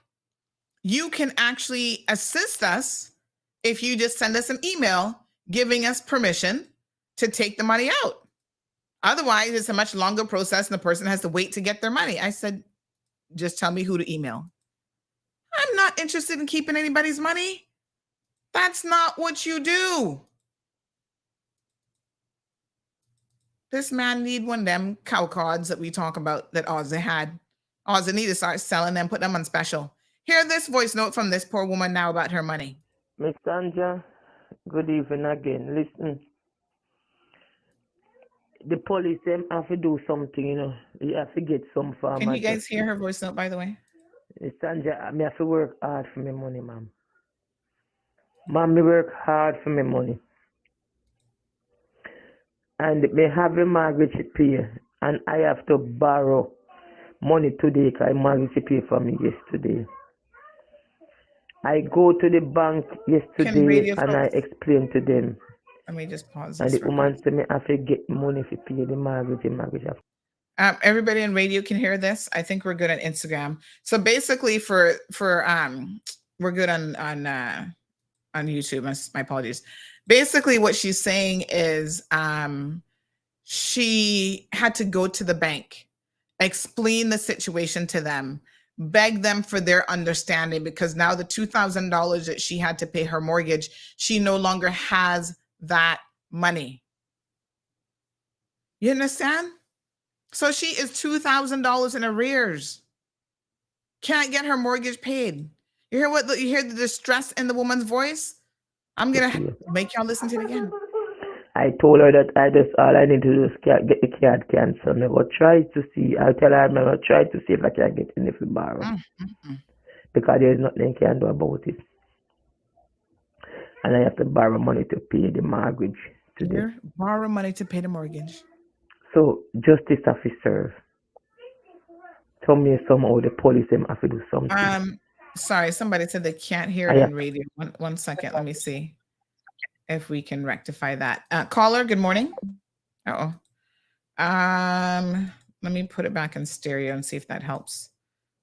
Let me know now if you guys can hear it. No, I have my hard working money. God bless you. Keep up the good work. All right, I'm going to play it again because thank you so much. I'm aware you guys. Tanja, good evening again. Listen. The police them have to do something, you know. You have to get some form of justice. Sandra, I have to work hard for my money, ma'am. Ma'am, me work hard for my money. And me have a mortgage to pay, and I have to borrow money today because I mortgage to pay for me yesterday. I go to the bank yesterday and I explain to them. And the woman said me have to get money to pay the mortgage have to pay. I told her that all I need to do is get the card canceled. I will try to see. I'll tell her I will try to see if I can get in if we borrow. Because there is nothing I can do about it. Wow. So sad. And I have to borrow money to pay the mortgage today. So justice have to serve. Tell me somehow the police have to do something.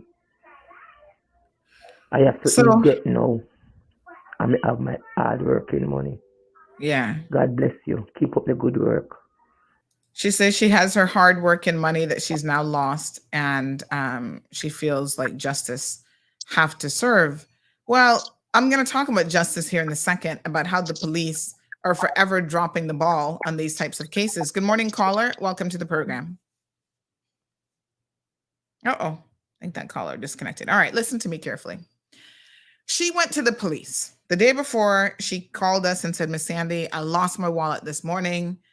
Here's the situation. I'm going to need your help at CMR. I said, no problem. We're here to help in any way that we can. She went to the police, reported immediately. Then she went to the owners of Uncle Clem's, got the CCTV footage, because what happened, I'm going to show you guys the footage here. You can watch it on the screen, is they were walking out to their car. You see her there walking with the wallet in her hand, right? She's helping a little toddler walk safely to the car. They had a total of 3 children and 2 adults getting in the vehicle. So 2 kids were on that one side. The woman opens the back door. She opens the back door to let the other toddler in the car. And it looks like at that point, she actually dropped her wallet and didn't realize it. You can see when she backs out of the parking spot on the camera, you can actually see the wallet right there on the ground. And in fact, there are other people who pull up. Here's this guy now, he's backing in.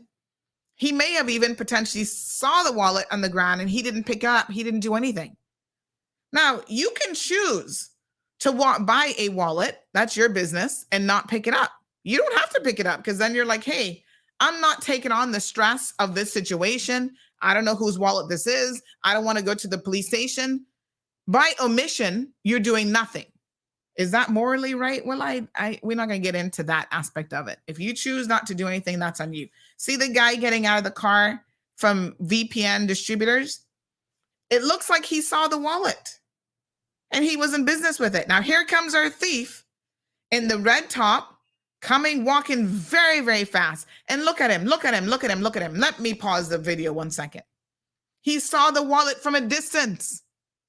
He had intention. It was obvious.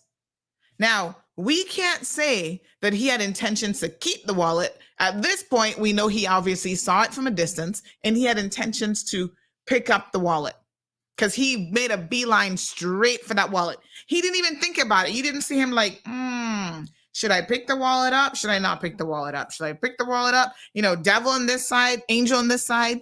Should I do this? He had both devils on his shoulders. He had 2 devils. Okay?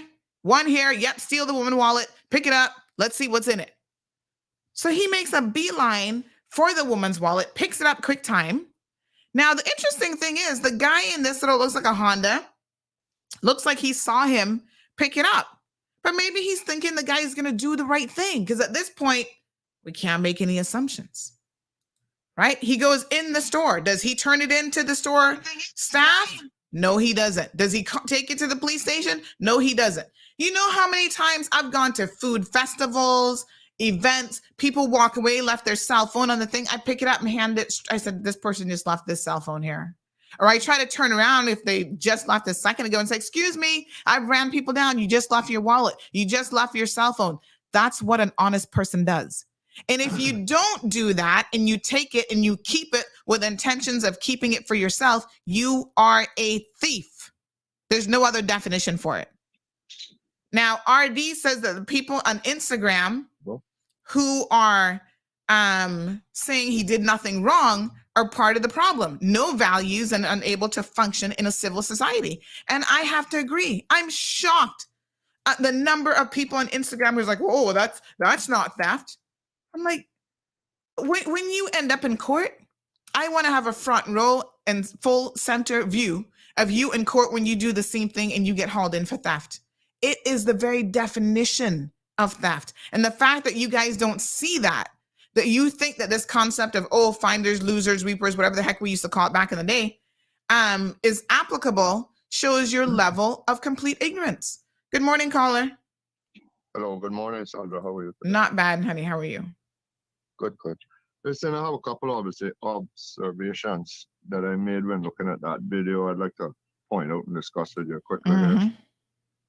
It seems on the left-hand side of the screen, I see an individual walking in the opposite direction of the storefront. I don't know if it was that same fella, but it seems by the video that it might have been him, and he observed, judging by the way his head swung, he observed the lady lose her wallet.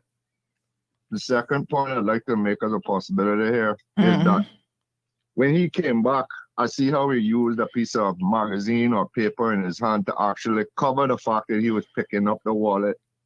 Mm-hmm. And I think that what it is showing is that the man was completely cognizant of that he was course picking up somebody else's property.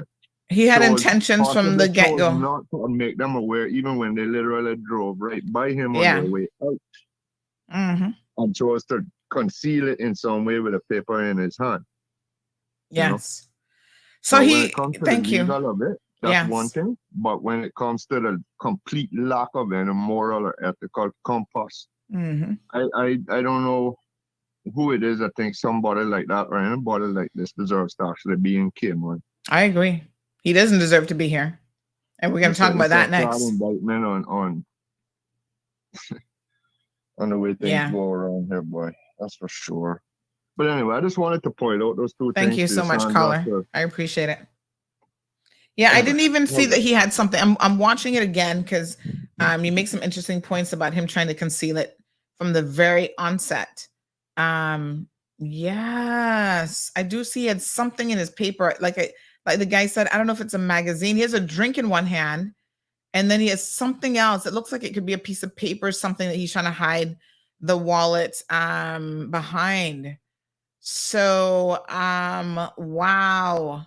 But yeah, the intent was there. This guy intended to keep this one's money or whatever he found in the wallet. He didn't even know necessarily he's going to find a whole lot of money, but the intent was obviously there, and he followed it through with his actions. Good morning, caller. Hello, Sandy. Morning, my dear. How are you? My dear. Talking about crooks this morning, so you know how that go. Yep. There's ignorance everywhere in the world. Apparently.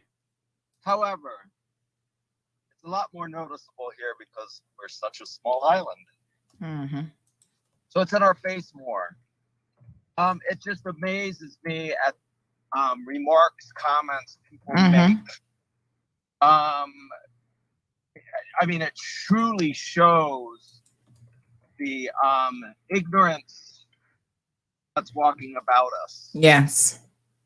Just reading comments on your page at different times, I can't say I'm really shocked.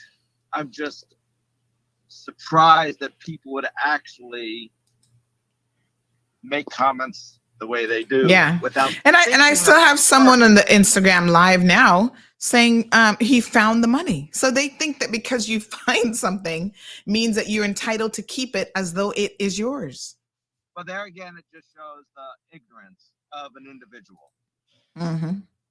And as I've said before, Sandy, I don't care if people have status, PR, on work permits. Yep. If they break the law, they lose. Exactly. And they get shipped out. They go home. Yeah. And if government put this into law, things would definitely change. Yep. But we keep on smacking them on the hand and letting them go. And all they do is they're repeat offenders. Yeah. And that's all they know. That's all they want, because there again, it's their mentality. So it's up to the government. It's up to the people of the Cayman Islands to speak up, speak out. Stop just talking about it. Yeah. And do something about it. Absolutely. Thank you, my dear. Have a good day. Thanks. You too. All right, folks. So we're going to do something about it. We're going to talk about it, and we're going to do something about it. When you see wrongdoing occurring and you either condone it by talking foolishness about, oh, he found the money, as though that makes it right, or you turn a blind eye to what's happened in this country, you become part and parcel of the problem. We've lost our moral compass on all fronts, as far as I'm concerned. And this is but another example. And I'm going to talk now about the immigration one, which I want to bring to your attention. That's going to shock a lot of you this morning as well. Good morning, caller. Welcome to the program. Good morning, Miss Sandra. I don't want nobody bashing me, but I got this to say. And I was listening to the caller just now. It's not ignorant that people ignorant, but listen to me. There's not everybody in the world that is honest. Yeah, well, that we know, obviously. Okay, listen to me. Yeah. I lost my TV money some months ago. I was going to walking from the little mini mart in town, going towards to get to Rankin Plaza, and there were a bunch of your guys sitting by the Darlene Manzanares. WhatsApp audio. Yeah, sorry. Sitting by Latin Place. I took the money out of my wallet and we're going to push it in my pocket. And apparently I missed the pocket, but I didn't know. And I saw the guys looking. They saw me when I drop it. Listen to me carefully. They are one of them know me. I know them. And when I get down now by Rankin Plaza, before I get to the TV station, that I show my hand in my my pocket, and actually it was $300 credit. The bill is $217 then, but they downsized it. And and it was $300 bills together. I shoved my hand in my pocket, and when I realized, I said, "Oh my God!" And I mean, it was hot like hell, and I hustled back, walking. I said, I must be dropped that right there by Miss Emily fence, because I realized, and I come back. By the time I get back there, not one of them guys was on the side there, and I looked, and I didn't find it, and I went back to the shop, and I was all excited, and they saw me, and all no, and I see neither one of them fence. So what I'm saying, not everybody is honest, and then, well, I guess he say he find it, because we used to use the term too, that my mistake was his beefsteak. I lost the money. He find it. And I know the guy that you're talking about, he is a beggar.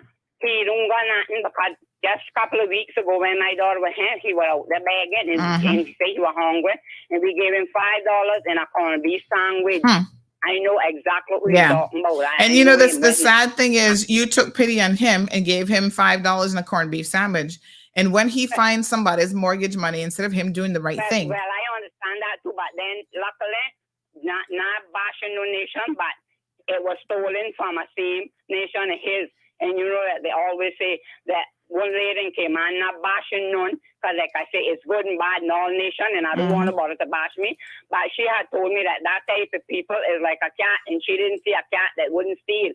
And I had to tell her, I said, well, I'll tell you to take that back, because I have a cat in my house, and he do not steal.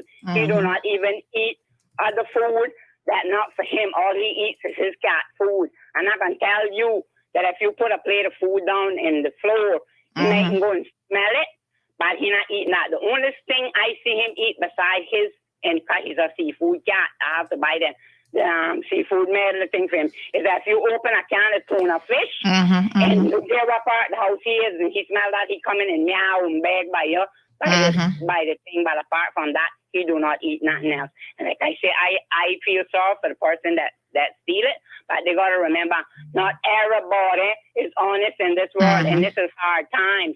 So when he picked that up, if he even know who was he thought, and like I say, yes, it is stealing, if it's not for you, because I found a big wallet when I walk in the airport with money and stuff too. But then that's another thing I want to tell you. I gave it to the police, and the people called back. They were on Northwest, and the people called back for the wallet, and that wallet disappeared, and the people never did get it back. So that's why you should say to them, if I pick up anything and I could give it back to the person that it was for, yes, I would give it. But apart from that, no, because like I say, I picked it up. It was for the people on the flight, but they never get it. So all of that, you got to look in is all good sides, that story. All right, my dear. Thank you very much. Appreciate it. 936-2626. I don't indulge in stealing because I'm not a thief. I hate a thief. But yes, that's how we go. Not everybody is honest. And remember, that was plenty of money for him that looked like he homeless or whatever in this hard time. So I do agree with him taking it. But that's how it goes. That's how the cookie crumbles. All right. Thank you so much, caller. It's not ignorant and no bother, because I am not ignorant. And like I tell you, I'm not a thief. And I do agree with that caller calling people ignorant, because he got sense. Other people got sense too. You shouldn't call people ignorant unless you know they're really ignorant. They got thunder running their mouth and want to bash people. All right, my dear. Thank you so much. All right, we do have the victim of the lost money. She was calling us. Let's give her a call. Good morning. Good morning, Miss Anja. Good morning. God bless you. God bless you. Yes, ma'am. How are you? I know this is not the best circumstances. But I just give God thanks. I know. I just want to thank God again. I just want to say good morning again to all the listeners, and just keep up the good work what you are doing. And God bless you again, ma'am. And I am the lady that the wallet have been stolen from. And I just want to answer a few questions of what they are saying also, and the social media, what they are saying. And some people will say that why me walking around with $2,000 and why me have this money, why me have online banking and so on. They don't know the story. So they will say anything. So I just want to make public and say something about my life story and the reason why I have to walk with so much money. Right? So it's sad that you even have to explain yourself, but go ahead, ma'am.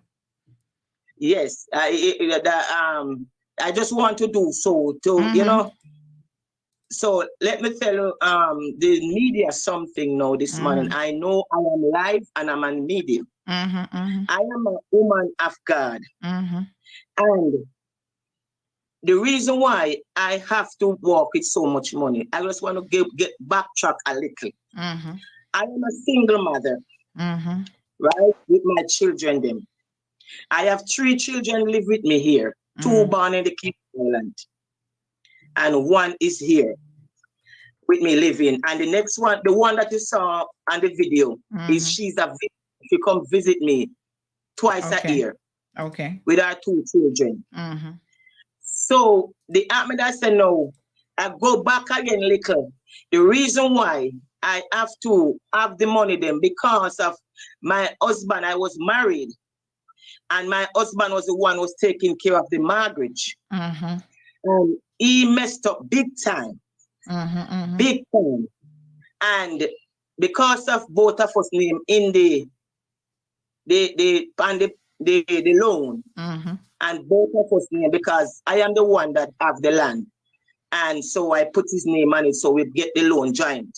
And because he messed up the loan, put it in our arrears, it end up in bad debt. Right? So I'm trying to clear it. Everything I try to do to get it online, to pay it online, because I pay all of my bills them online. I pay my COC, I pay my not COC, I pay my water authority, I pay my phone bill, both of them. I pay those on the line. Because COC, when you go in the gas station, go do it. I just go there. Right? So I pay the water bill and the phone bill them online. I ask them each time that I went to see if they can set up something that I could pay on the line. They say because of the currency, because I have to go to Miss Bridget Band. That's the lady I have to talk with. I have to go to her, and them have to redo something on there. I'm not even want to get into that right now. But for me to start paying on the line, because that is what I want to do. I want to pay online. I don't want to go in line, go stand up. Yes. Bridget, she's over at Scotiabank. Yeah, they need to get their online stuff together, but go on. Yes, she is Scotia is only have one bank in Cayman Island. And if I can, and I don't want to go in there, go stand up, and sometimes I go in there in hours, I have to wait, right? Because they are so slow in there. So anyway, that's the reason why I have to walk with the money to go pay the mortgage. I don't want to walk with the money. And I came here to Cayman Island from 1986. And the first permit that I got is 1988. The first permit that I got. And I've been living here and up and off and on. And I never go to no MLA politician and nobody will ask for help. When my husband leave in 2011 and he came back January 2012 and leave from then, come back again. From 2012 then, he leave in October 2011. And he never returned back until January. And he come for just 2 nights and go way back and I not see him again. And my children, them that born here, start on to school 2011. And believe me, from then, I am the mother that's sending those 2 children to high school and never went to a government to ask help, nothing. I work very hard. I work 2 jobs. I work night and I work day, and I send them to school. Oh God, I have so much problem with the mortgage then, not now. From 2017, things have changed for me. I thanks be to God. Right? And from 2012, when I said, return back, I am the only person. I take my children with the help of God. I take them to school, high school, they go to college, right? And I finish UCCI, and both of them are working now. And I thanks be to God, with the help of God, no man. For my husband and I leave Sandra, I don't look upon a man more than go to church or take it to the Lord in prayer. My children and God. So I work very hard for my money. I work 2 jobs. Right now, I can't work 2 jobs anymore. I have to work 1 now. Because I'm getting in age. Right? And my children say, Mommy, no work so hard. I'm going to help you with the bills. My children help me with the bills by paying the help me with the light bill and so much. I'm the one that pay the mortgage. Right? And they help me. So people might not know my story. And they might say things because they don't know it. And when they're working so much money, it's because I can't have an online banking. Right? Because they messed up. My husband messed up the loan and leave me one inside of it. I so many times, so many things I go through, and I never really went to nobody for help. When I turn to God, and God is the only one that helped me, Miss Sandra. Yes. Right? Well, listen, I still can't believe that people are asking, why were you walking around with so much money? Natasha makes a very, very good point here. Why do Caymanians, and it's not just Caymanians, but why do people blame victims in matters of crime? We seriously need to stop that. When you say things, and I don't know if y'all recognize this or not, but when you say things like, oh, why was she walking around with so much money? You are victim blaming. Should we not live in a society where if you have to walk with $5,000, even $100,000, that is on you? You should have the freedom to be able to do so without somebody stealing your money and go wasting it on drugs. Listen, ma'am, the man was flossing so much with your money that he gave one woman $10 just because he feel like he rich now because he never had to work for it. He never had to earn it. So he just giving this woman money like it came free to him. So of course he doesn't value it. He does not care. And let me talk about the police now, right? Because you contacted the police before you contacted CMR. Is that correct? Yes. Right. Yes, ma'am. You notified them of the stolen wallet. What was their response, ma'am? Well, I still not get, because when I went back to the station yesterday, because I planning to going back there now. I went back to the station yesterday, and when I'm showing the CCTV. Yes, you right? showed us the video, and within 35 minutes, we had the man identified. Well, because the police officer was saying to me that when they get the CCTV footage, they will call me. So I went there myself and I got it. So for sure, them say it is, I have it. You understand me? And then the officer, the lady was looking at it, and the officer was saying that to him that, miss, the police will get to you, the officer they will get to you, the officer they get back to you. That's all he said to me. Say, I tell you, give her back her phone. The officer will get to you. The officer will get to you. That is what I'm not. And I call, right? And them say them out there looking for me yesterday. So the officer, well, they couldn't have been looking so hard because we had people sending photos of him standing up right across from Latin Taste. So I don't know how hard the police were looking, but I say they weren't looking hard enough. I don't believe they were looking for him because they know exactly where he is and in location. You understand? Always hanging out at Arches, so they knew exactly where to find him. They ran him from Cayman Bay the day before, so they should know exactly where to find him.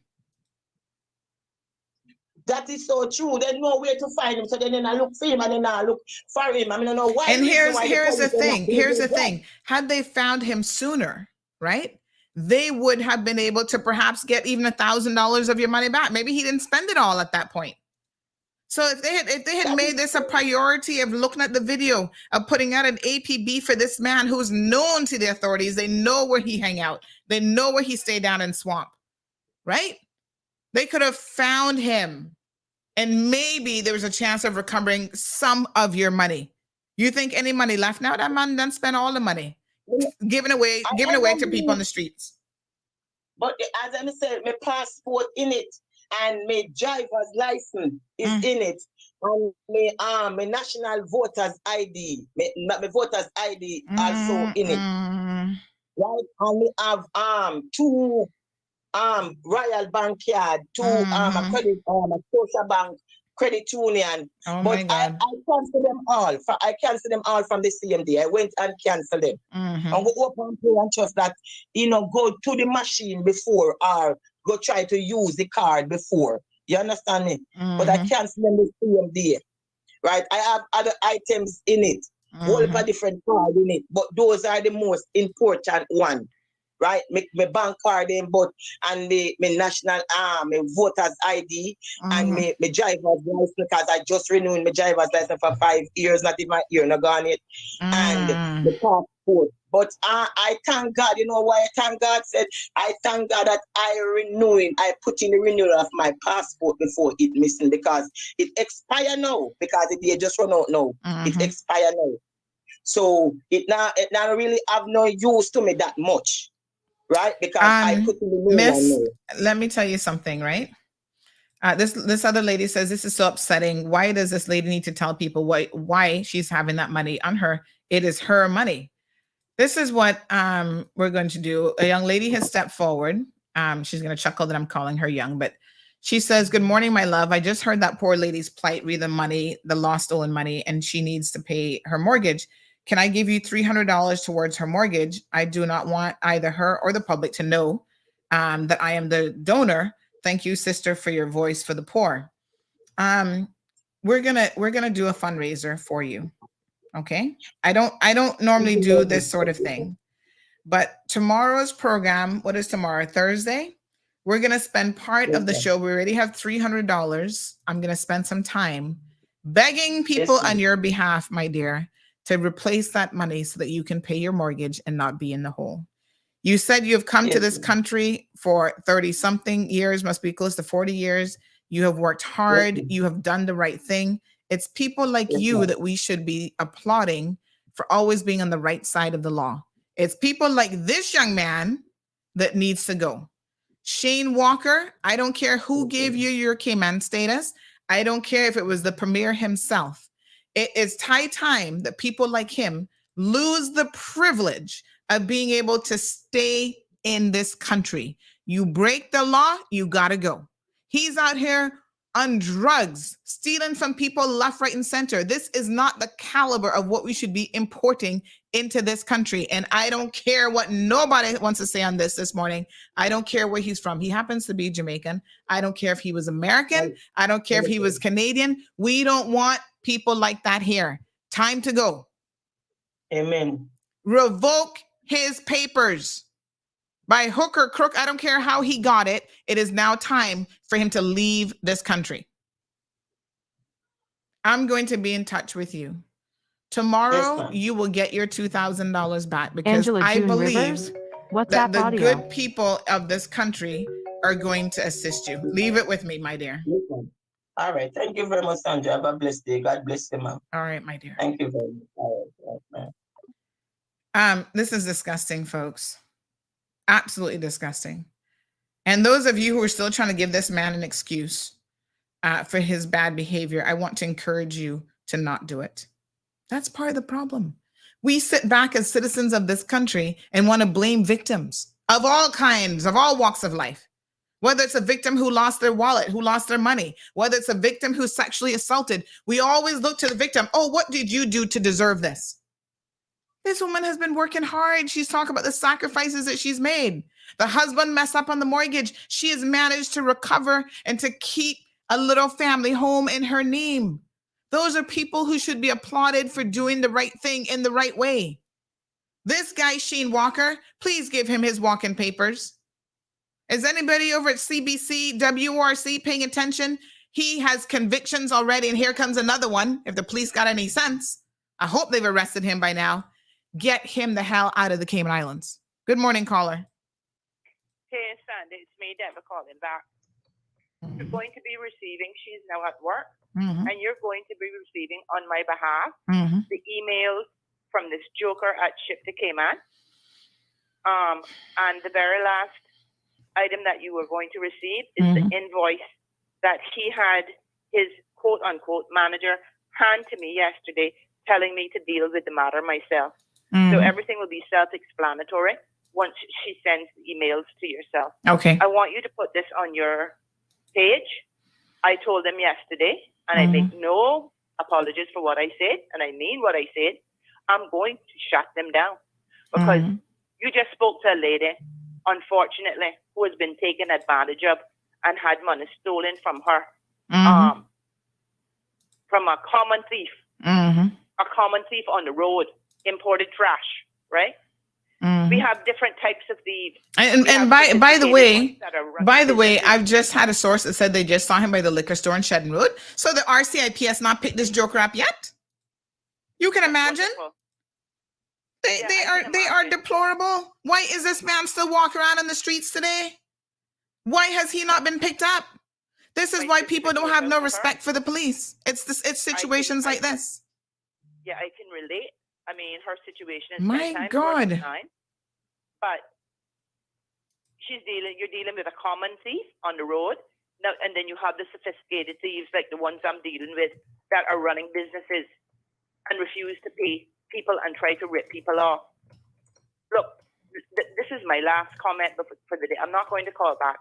Once you receive the emails, you can post it on your page. I want them to receive all the publicity that they deserve to receive, negative, and it's deservedly so.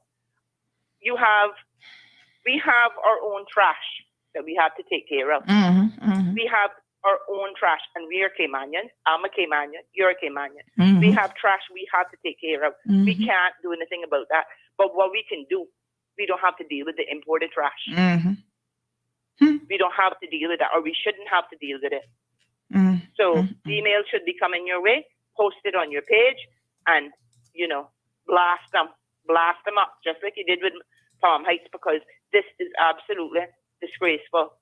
He's not going to return your calls, although I do hope that you do get in contact with him. If you call that direct number I gave you, somebody's going to answer the phone, but I doubt that you're going to get him. Thank you, caller. But they won't be surprised because I made it very clear that Cayman Mall Road would be put on blast today with their action. Thank you, my dear. I appreciate it. All right. I wish somebody at the RCIPS would tell me why they can't pick up Shane Walker when people can see him riding his bicycle this morning right on Shedden Road at the liquor store. What is so difficult about this? You see, he might not be a murderer on the streets of the Cayman Islands, folks, but he is still a criminal, a common thief, hurting people out here in these streets. And where's the RCIPS?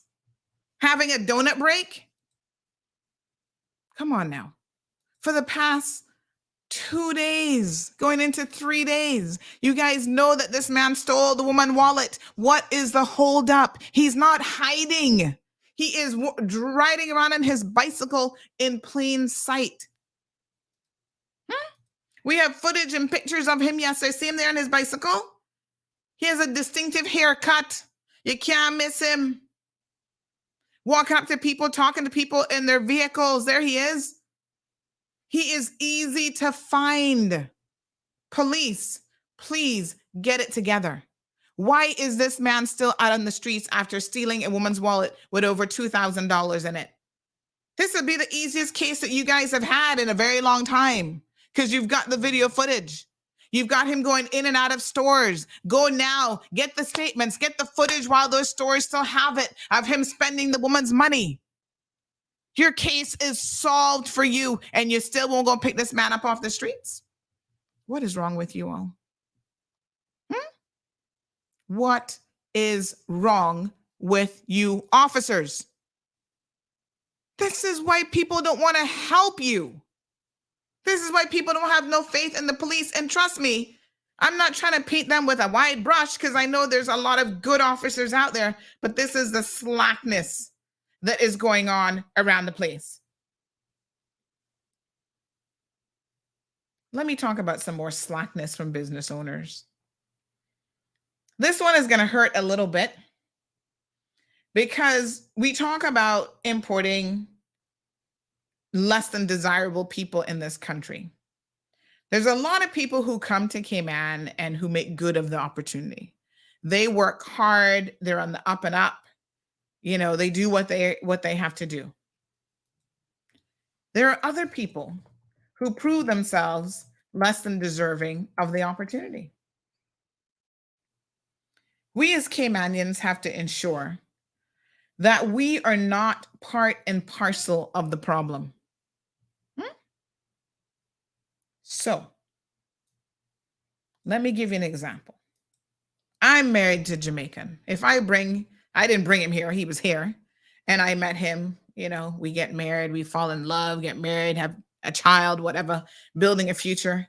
If he starts to act out of sorts and starts to break the law, there's the airplane. You got a 45-minute flight between Georgetown and Kingston, and you're getting on a one-way ticket. I can't support no foolishness, even if it's coming from him. Because then I become part of the problem too, you see? Caymanian men and women are getting in relationships with foreign nationals, and I don't care where they're from. We see some from Honduras that are the worst. We see some from, well, the Philippines, like we did the other day, the worst. Criminals, same way. Jamaicans, criminals, Americans, criminals. We can find them. Yeah? Marry them. They're here in this country. Once they stop contributing in a meaningful way, they start crooking people, stealing from people, sexually assaulting people, whatever the charges are, they need to go. And if you want to defend them and you want to stand by your man, stand by your woman, guess what? The plane is right there too. And you can also take a one-way ticket as a Caymanian and go somewhere and stay as long as you want, if you want to support foolishness. You know, when you know better, my aunt always used to say this. When you know better, you must do better. Yeah? There is an expectation that people in life who know better are going to do better. You know the law. That's like police officers who break the law. When they go to court, the court is like, really? You're an officer of the law. You're an officer of the court. You're supposed to know better than this. And you're going to be held to a different standard because of who you are. And that's right. That's only fair. You think I could get on here every day and talk about people abusing the blue spot, and then I'm going to go out there and abuse the blue spot and not expect to be called out at a different level? Y'all would have every right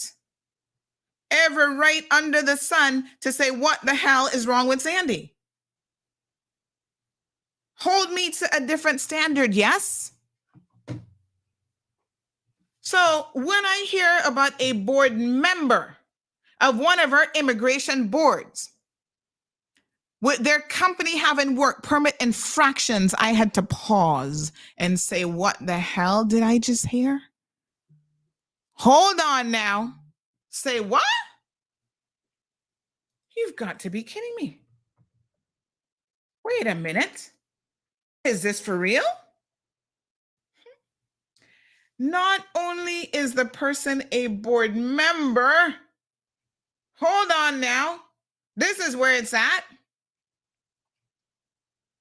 They are a deputy chair of a board. Yeah, here we go. Y'all must think that I'm crazy, but I want y'all to follow me here for a second. Not only is this person the deputy chair of a board, I'm going to tell you exactly who it is here in a second. They have a wealth of HR experience. Former HR manager for government, as well as other entities. You know, I can't even make this stuff up. It's not possible.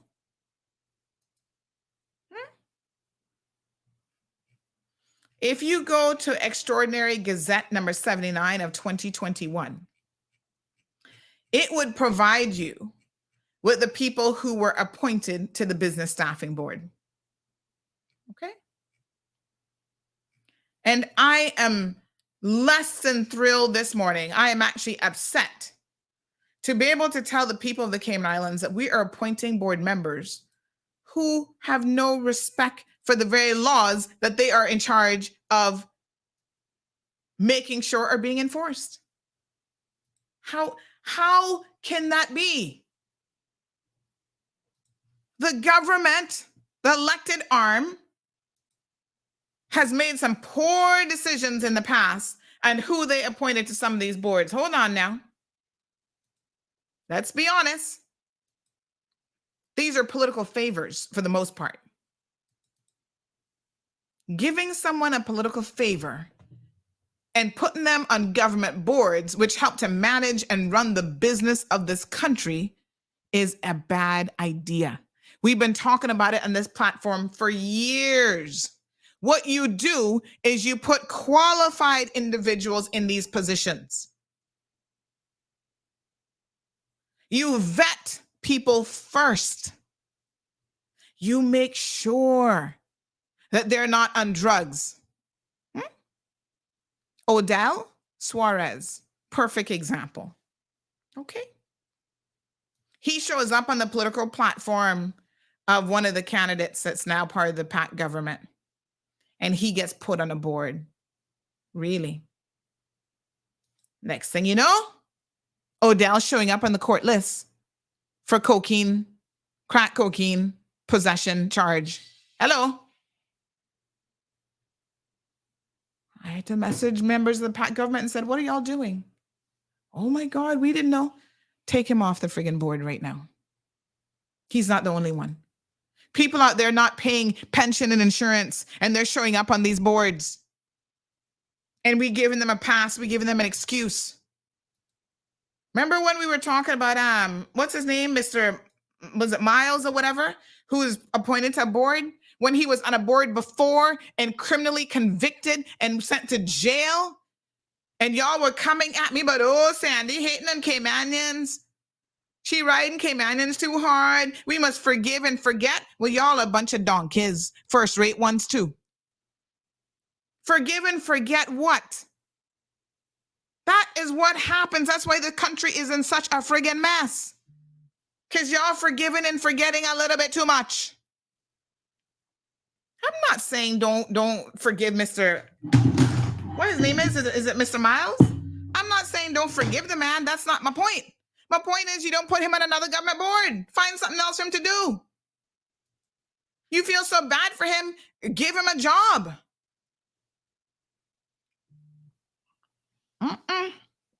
Edlin Miles, thank you. I can't remember his name. And no disrespect to Edlin Miles, but sir, you were convicted of a serious offense. One, for the record, that would preclude you from ever running for politics in this country, and yet the political arm of this country is going to turn around and put you on a board. Talking about they believe in second chances. Try and hush your friggin' mouth. Y'all are stupid.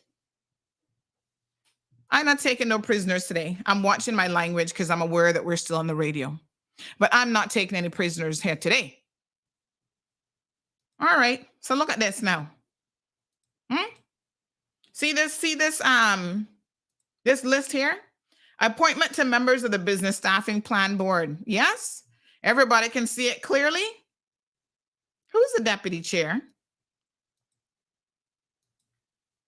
Ms. Dawn McLean Sawney. She's actually Brady now, so it's Dawn McLean Brady. Dawn was my friend, good friend back in the day. And I still have to call you out this morning. I like you, but I don't like what you are doing. Cameron says foxes in the hen house? Yes. How on earth can Dawn have a company that is right now in the middle of an investigation for breaching the immigration laws of this country? Tell me, how is that possible? You are the deputy chair of the Business and Staff and Planning Board. Immigration, you were actually the HR manager at one point for immigration. You should know the laws. You're a professional HR manager. You've worked for a number of different entities in HR. That's your job. Knowing the immigration law, taking out permits for people, blah, blah, blah. How do you now, how is your company now inveigled in an immigration scandal? Anybody can answer that question for me?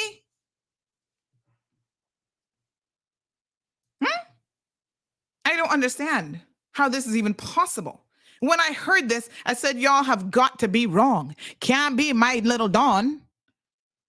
She is past president of the Business and Women's Professional Club, whatever they call themselves, right? President of the Small Business Association. I said, this can't be right. Because this is someone who, without fail or favor, I mean, this woman knows the law. She would be compliant. I've never known her to not be compliant. What's going on here? Now, it's the husband's business, but I'm pretty sure, right? Her name is on the business documents. I don't get it. I don't understand this. This doesn't make any sense to me. At least 4 people, and I love their food. I don't know if I can go after today, honey child. They might be like, ooh, we have to poison Sandy. I love their food at Arbutus, honey child, but you're not following the laws of this country. One woman showed up in court last week. Somebody else has her work permit, but yet she's working at Arbutus. Hello. Even to me, no better than that. You cannot have this sort of thing going on in your business.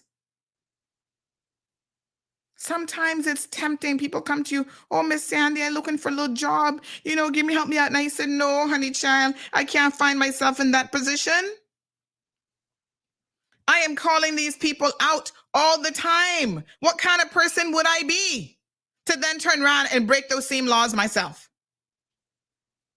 I'm trying to find the woman name who was in court last week.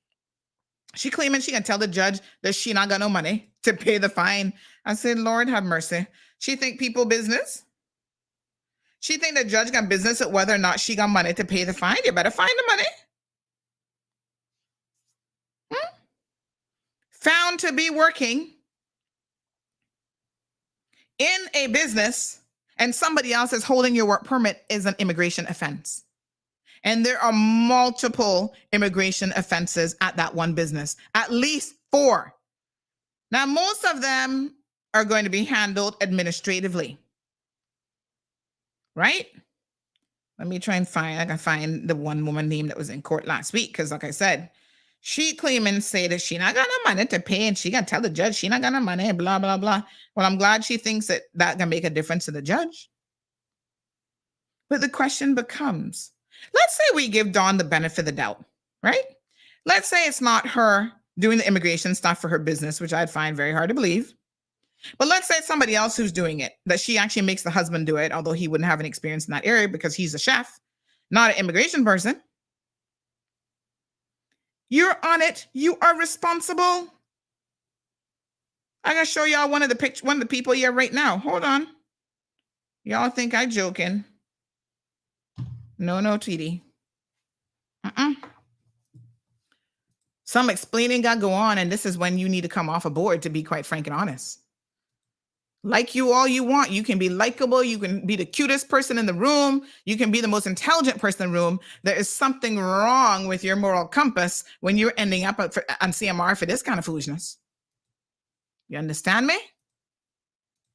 Standards. It has to apply to everybody. Is it a case where she's too busy and she see all these people working there and she don't know that they don't have work permits to work in her business? Look, yeah. See one of them right here? Okay. Somebody else got this woman's permit, but yet she's working at somebody else's business. That is against the law, folks.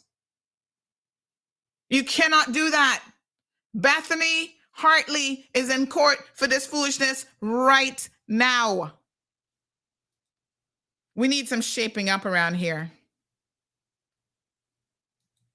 Listen, if we have to call out every single person, we got to start putting them on blast for breaking the laws. And that's the only thing that's going to keep you compliant, because clearly sitting on a board not keeping you compliant. You know the shame. Oh my God. I would be so ashamed to know that I'm sitting on a board and breaking the very laws that the boards are in charge of.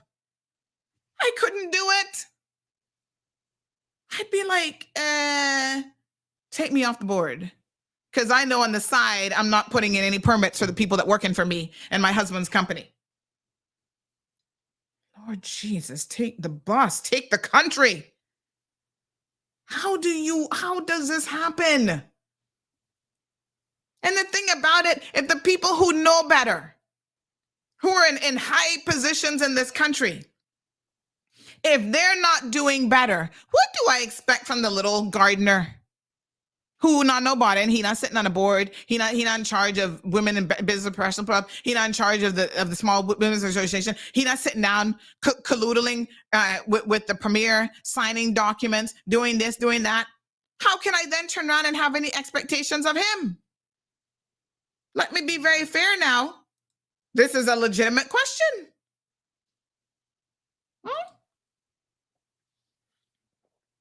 All the photos are there for you to see, honey child.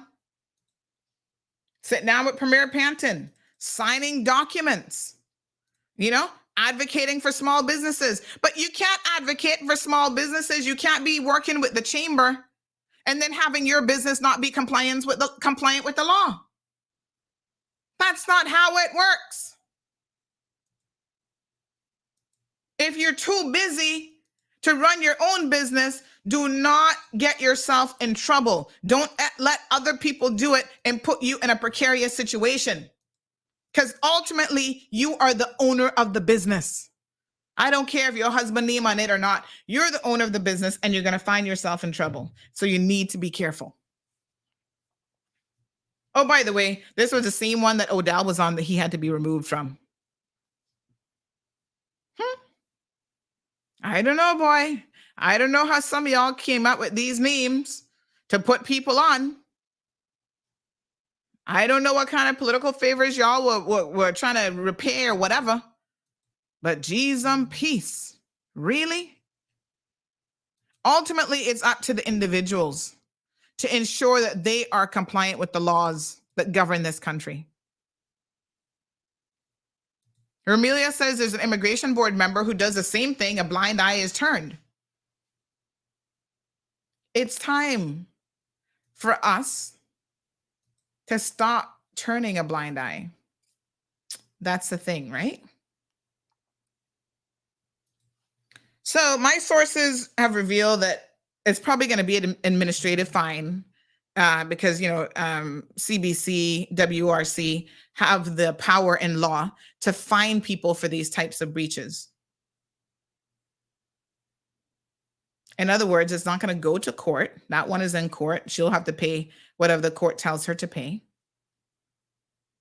But there's too many loopholes in the system that's allowing abuses to happen. Somebody said to me, but Sandy, stick a pin into that situation, right?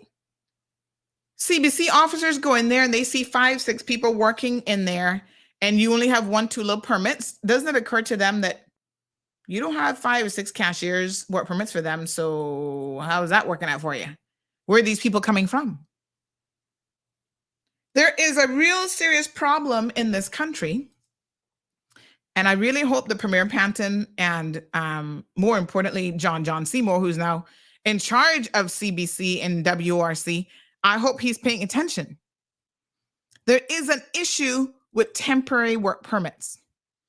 That is the gateway, right? To get into this country quickly.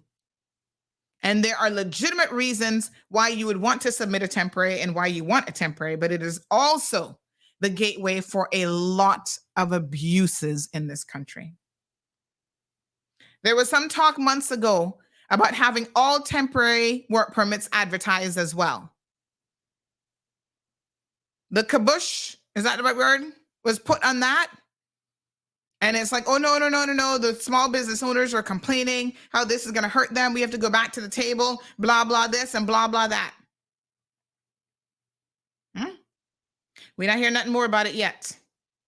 There has to be some tightening of the laws and the procedures around temporary work permits. It is ripe for abuse, and it is being abused in this country every single day. That's how we get people here. A lot of these companies are taking out temporaries and don't have no work for nobody, nowhere. Bringing in their family members. The government has to come up with a solution. I don't know if the solution, which was to have them advertise the position so everybody know and people have an opportunity to apply, I don't know if that's the full solution, because like I said, half the time they're not going to real work for them. Temporary work permits require a greater degree of scrutiny, because that is the shortest way and the quickest way to get people into this country. And when I tell you it's being abused, I'm not asking you a question. I am telling you it is being abused. What are we going to do about it? We cannot continue to sit back and do nothing.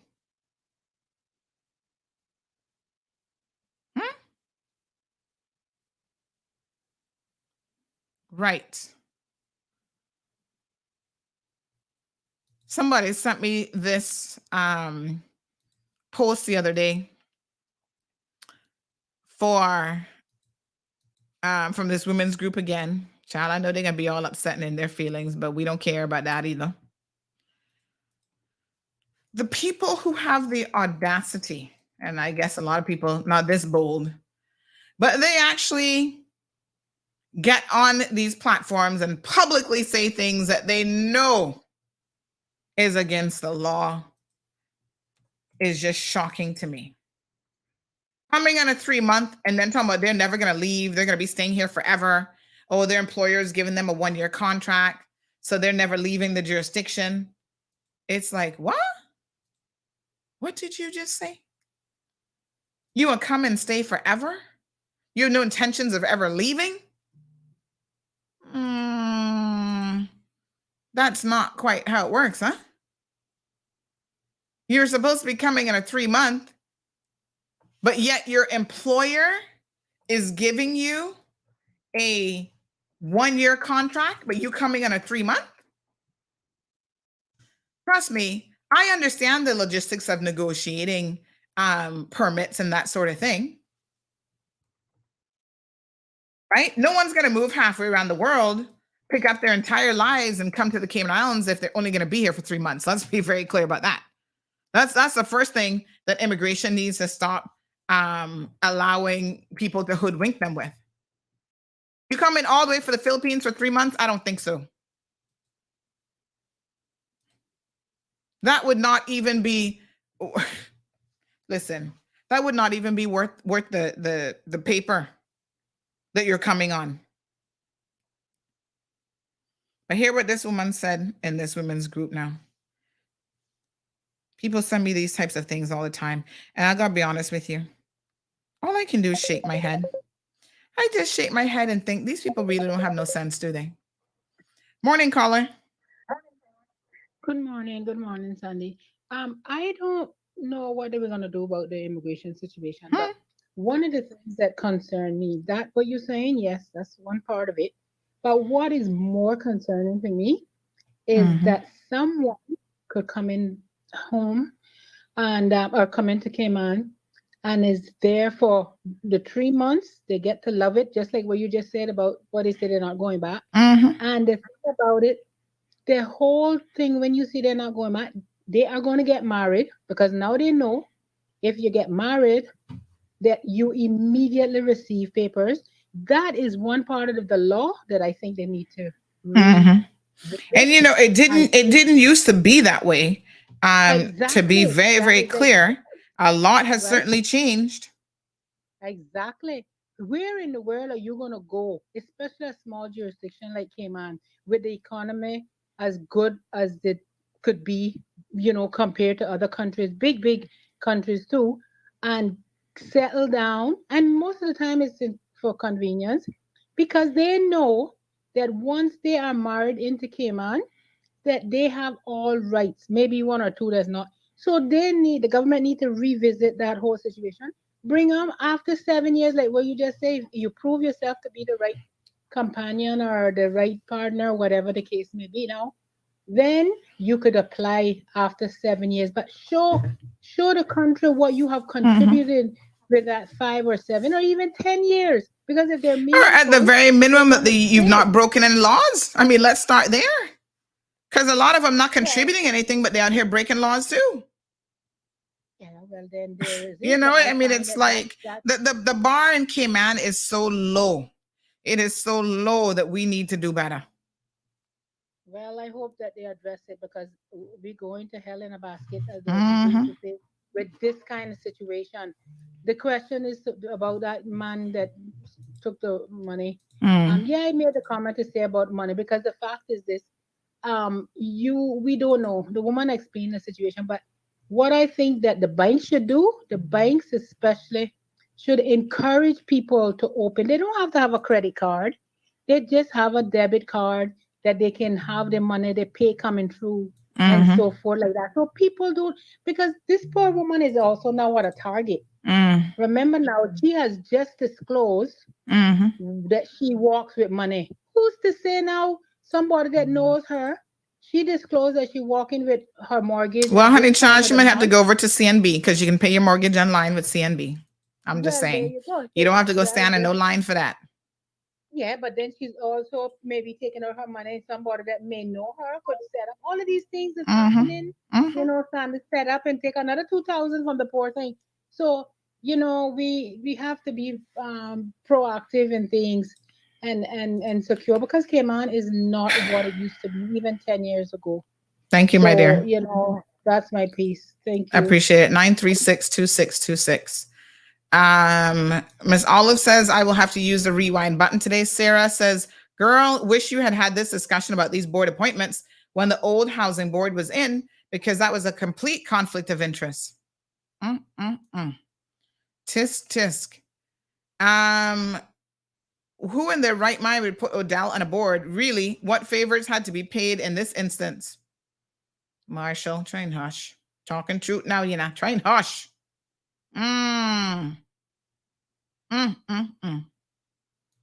Sonita says, file a civil suit. The police can't do nothing, as he found the money. He did not steal it, but refused to turn it in. Go see a judge. Say what? Lady, you needs to file a civil suit. Sonita, and anybody else who's thinking like that, let me say it once again. Even if you find something, if it does not belong to you, and you keep it and you treat it as your own, that is the legal definition of theft. You are intending to permanently deprive someone of something that is not yours, and you have no lawful excuse to keep it. That is theft. That has nothing to do with a civil suit. If the police ever get around to arresting him, he will be in court for theft and he will be convicted. It's not a question, Sonita. There's no lawyer in the world who's going to be able to argue, finders, keepers, losers, weepers. That's not the legal position. That's when you say when you're in the 4th grade. That's what children who don't know no better say. But you need to raise your children to let them know, even if they find something, it does not belong to them. And if you keep it and go steal the woman's money, that is theft. And you will go to jail for it. If y'all don't understand this, I don't know how the hell you're teaching your children anything. Clearly, that's part of the problem.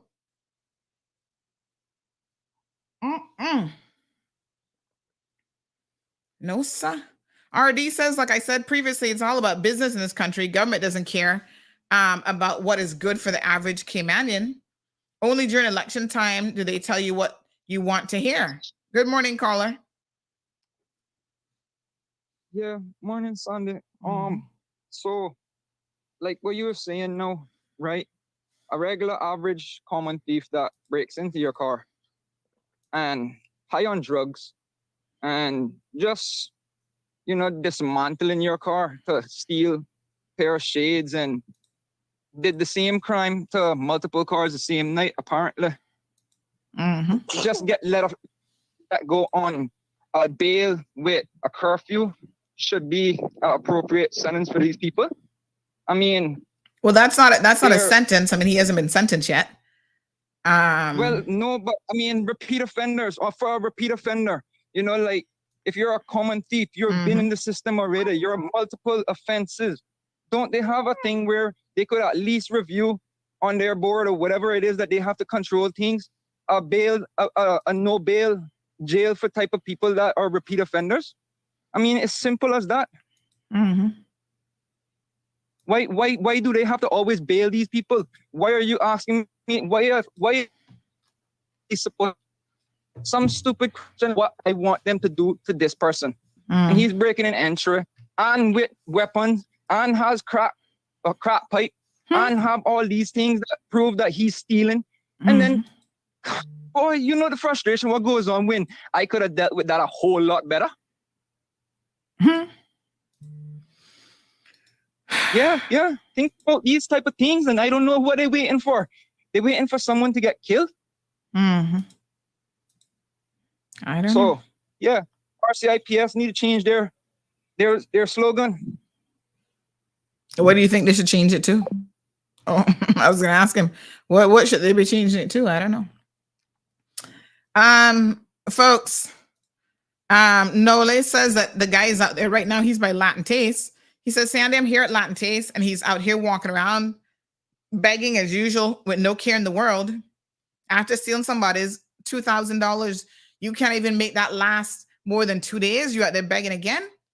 Trust me, he need a cow card right upside his head. He need a cow card. Is a cow card hard or soft? Is it like a belt, like leathery? I don't even know. I haven't seen a cow card in my life. But if it's hard, pop him on top of the head with it. If it's soft, slap it on his back and his bonky like leather. Why is he here? Why is he in this country? How many convictions you think this guy has already? And we're keeping him here for what reason? He has a drug problem. That's obvious. That's part of the problem. Don't want to work. Don't care to work. Get rid of him. Kathy says, revamp the immigration system. Something has to be done. There's too much slackness that's happening in this country. And I'm telling you, it's starting from the top all the way down to the bottom. Board members don't care. They're slack. They're allowing stuff to happen on their watch. Listen, you can't be responsible for what other people do up to a certain point, right? It's one of the reasons why I don't go in business with people, You notice me. You can come, I have a great business idea. I say, that's good for you. Not me, honey child. Because I don't want to get mixed up in nothing with nobody. And then you're going to tell me, I didn't know what was going on in my own business because somebody else in the business is responsible for that. And to bring down my little name? Oh, no, honey child. I don't care if it's husband either. I don't get in business with them either. The only business we're going to be in is we're going to be in love and married to each other. That's it. Nope. We're not doing no business. Be your only director and your only shareholder. And if you can't do your own business, you outsource it to companies that you know are good and are going to handle your immigration stuff properly.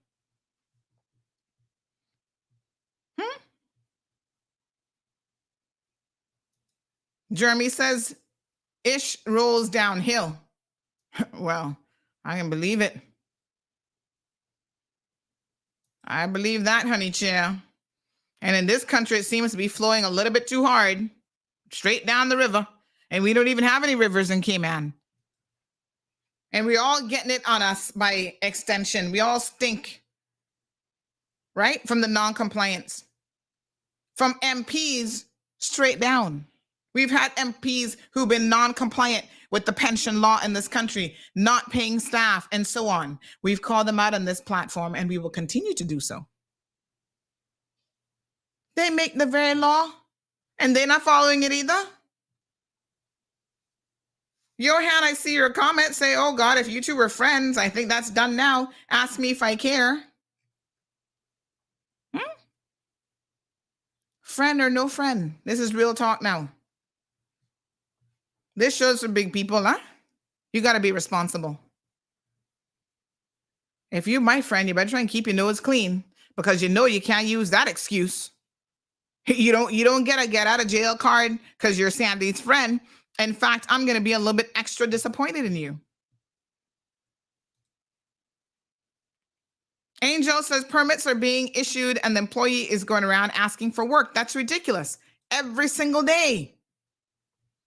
What we should do is put a pretty serious moratorium on these temporary work permits. Now, I'm not one that is for moratoriums, generally speaking, but until we can figure this out with these temporary work permits and how they're being abused, I'm going to suggest that we pump the brakes on it.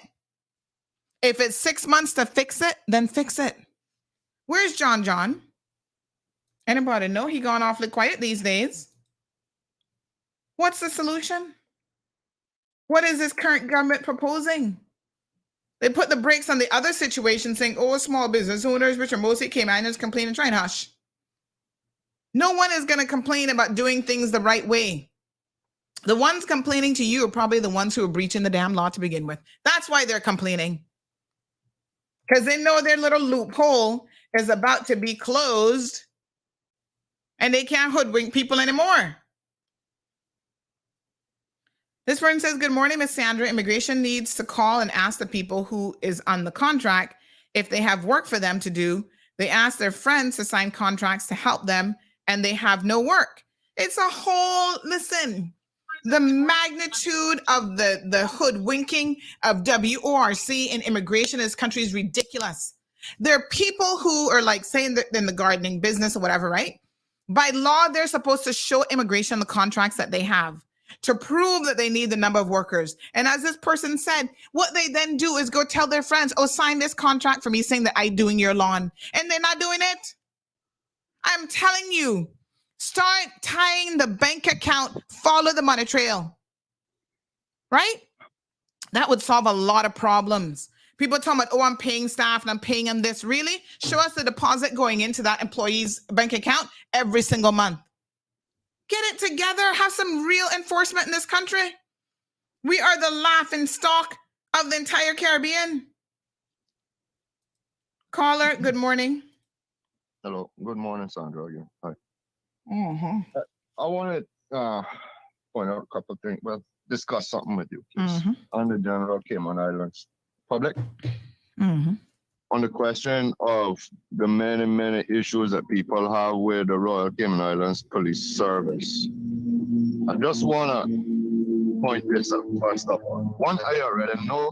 I know that there are good people within the service. And that has to be said at the top of everything that I'm about to say here this morning.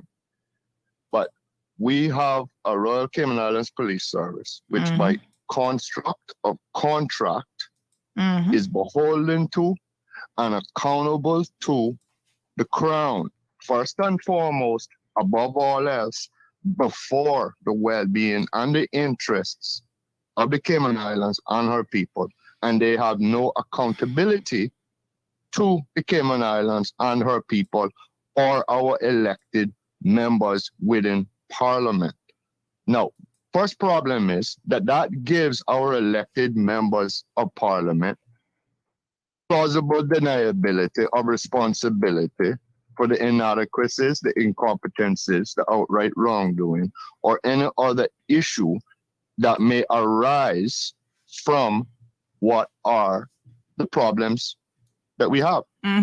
Well, constitutionally, they're right. I mean, it's a bit of a technicality because listen to me.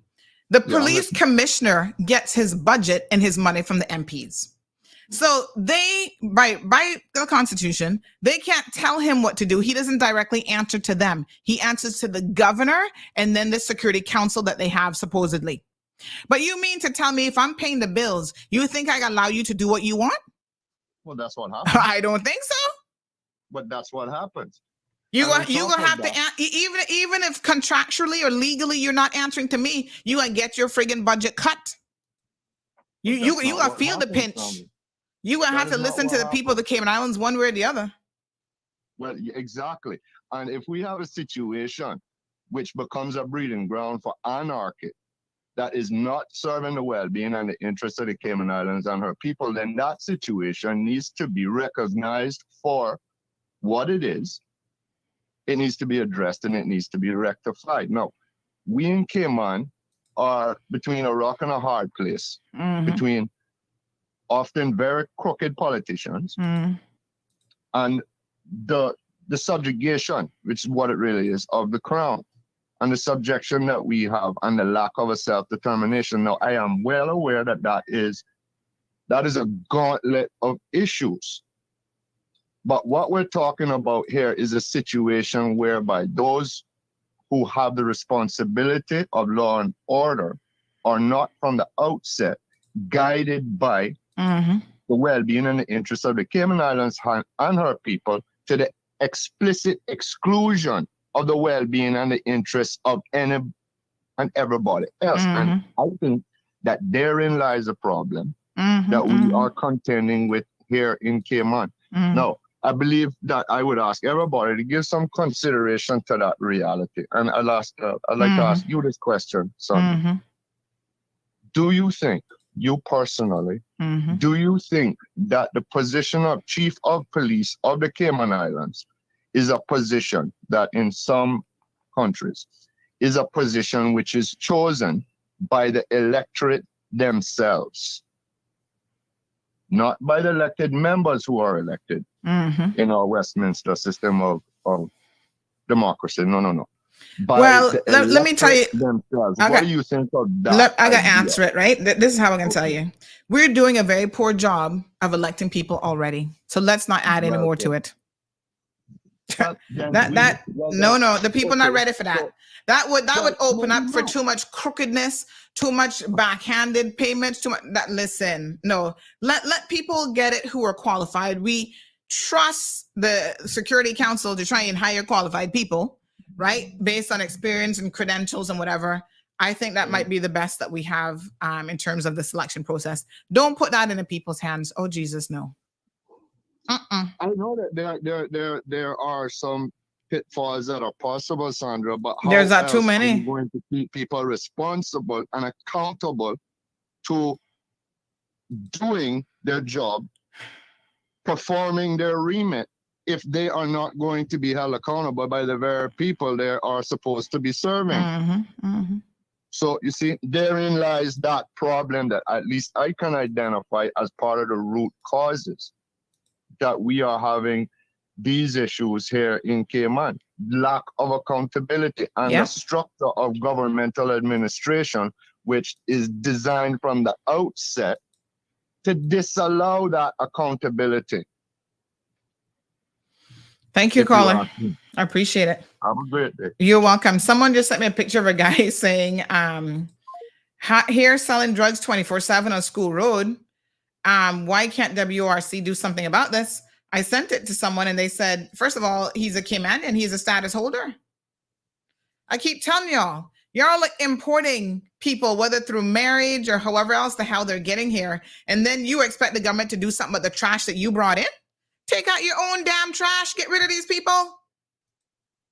I'm sorry, but it got to be one hot day in hell if my husband decides to break the law in this country, because I will be the one to purchase his ticket for him.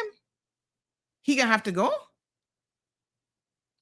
You see, when people understand the rules, there should be no misunderstanding. Because you break the rules, these are the consequences. I can't Lord say, Dappy, know who to frighten. Don't make these people come here and embarrass you in your own country.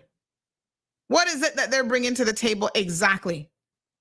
You gonna make somebody be running a business and not taking out work permits now and having your name dragged through the mud in this country here today as you sit on a government board?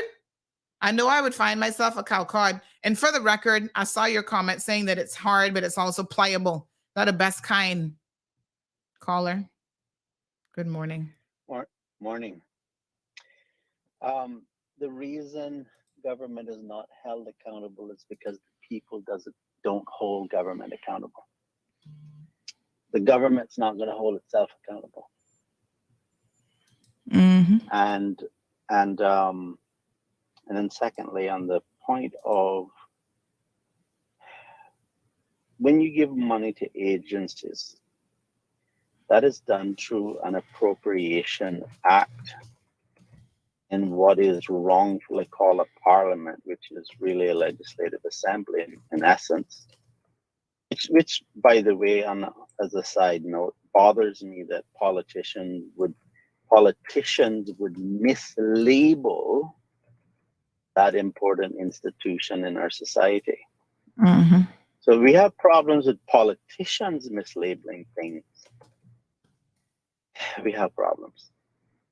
All right. Thank you very much. No, what I want to say is that what happens with the Appropriations Act is that the deputy governor is responsible for handing those responsibilities down to the heads of departments. So in essence, what's happening is cabinet through the legislative assembly is contracting with heads of departments to supply them with certain funds to do certain tasks. If those tasks aren't being done, not being achieved, yada, yada, yada, yada, government does have the power through funding to seek to address it in the hopes of having those policies be effective. Mm-hmm. All right. They just choose not to do anything about it. Appreciate it. All right. One person says, call Johan. He's the chairman of the board. Don works at CIAA as chief HR officer. Oh, I thought she was going back to central government. What a mess. Wait till they start terrorizing West Bay Road and the tourists. Who is that? These criminals, were they long been doing that? Denver, look at you and Wayne Sacarter in some kind of dispute this morning. He says, my arms were open to foreign nationals from the age of 14 working at Cayman Kai Resort. I'm defining my islands. I don't know what y'all, I didn't see the previous conversation, but work it out, boys, work it out. Amanda says what some temporary work permit holders are doing is changing jobs every 3 months to also avoid paying pension and insurance. Like I said, that whole area is ripe for abuse. Nikki says it starts with the $75 business licensing. Puss Dog and John Crow can get it, then use it as a business to get permits, and people pay them for the permit. It's so sad, Nikki, that the previous government was trying to do this to really assist Caymanian business owners, and I have applauded them for this. You know, reduction in the business licensing fee has also, as you rightfully said, opened up a, Pandora's box that's allowing any and everybody to now become a business license owner. It begs the question, though, what role does the what are they called now? The business licensing folks, what role do they have in this? Because they're just a rubber stamping agency. You just tick a few little box, pay your fee, and you get a business license approved. Is that what they're supposed to do? Or do we need them to be scrutinizing these businesses from the onset a little bit more? I mean, there's an argument to be made that, Sandy, you can't stop. I mean, they might not see the viability of a business, but that doesn't mean that it exists. They could be hurting small DCI. Thank you, Mr. Melia. They could be hurting small businesses if they don't approve license. I mean, I can see both sides of that argument very, very clearly. So I don't know. Do we go back to start charging people hundreds and perhaps even thousands of dollars for work permits, for business licenses? My apology. And then the poor people are going to argue, well, that you're locking out poor people from having a little opportunity. but there has to be scrutiny and there has to be enforcement. That's the thing. At some level. And people are fine. There's just too many people who are abusing the system. Ms. Olive says temporary work permits pay insurance. Moya says that they should amend the trade and business licensing that you can't have employees under that fee amount. Ms. Moya, I like how you're thinking. If you intend to have employees, then you pay the full fee, and perhaps you're like at a higher tier of, even documents and whatever that you have to provide. I like that, Moya. Let's send that to the PAC government. Anybody from PAC government paying attention today? Because I think that that's probably not a bad idea. So if you're a one-man operation and you are working for yourself, then that's fine. You can pay just the $75. When you have to employ people, you're going to go through a whole other level of scrutiny. Yes. Mr. Ranford says, cut the foolishness. Nothing whip hotter than the tamarind switch. Oh. Don't know anything about that, but okay. Bring it on, honey child. Mr. Ranford also says there should be no small business licenses for nationals, should be for Caymanians only. Mr. Ransford, you and I understand what's going on, yeah? Hello, listen to what I'm telling you. Caymanians, full Caymanians are marrying foreign nationals. That's also a marriage of convenience situation, allowing them to get Cayman status, and they're the ones who then abusing the system. So technically and by law, they are Caymanians. Y'all not up on the up. You don't understand how deep the scamming is really going on in this country. My God. This person says, is that Dawn McLean? Is it that Dawn McLean didn't know as that her husband entirely runs the restaurant?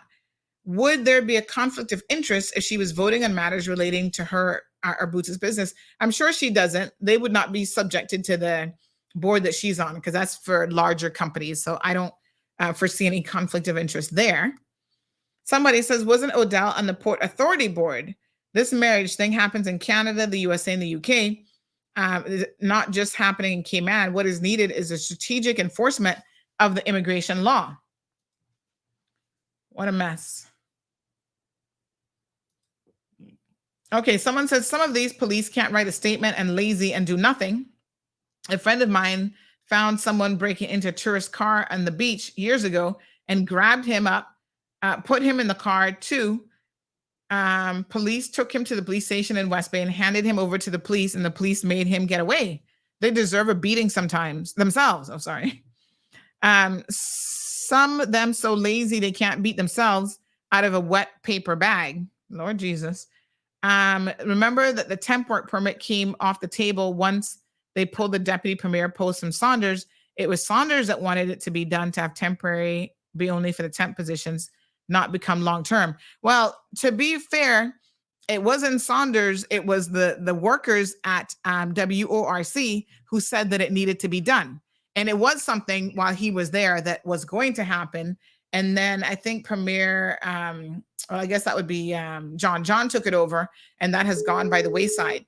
But I think we need some answers. I understood the logic behind it, that they were claiming, oh, they didn't have enough time, this, not, but now you can just pull it and not do anything? Come on. Caller, good morning.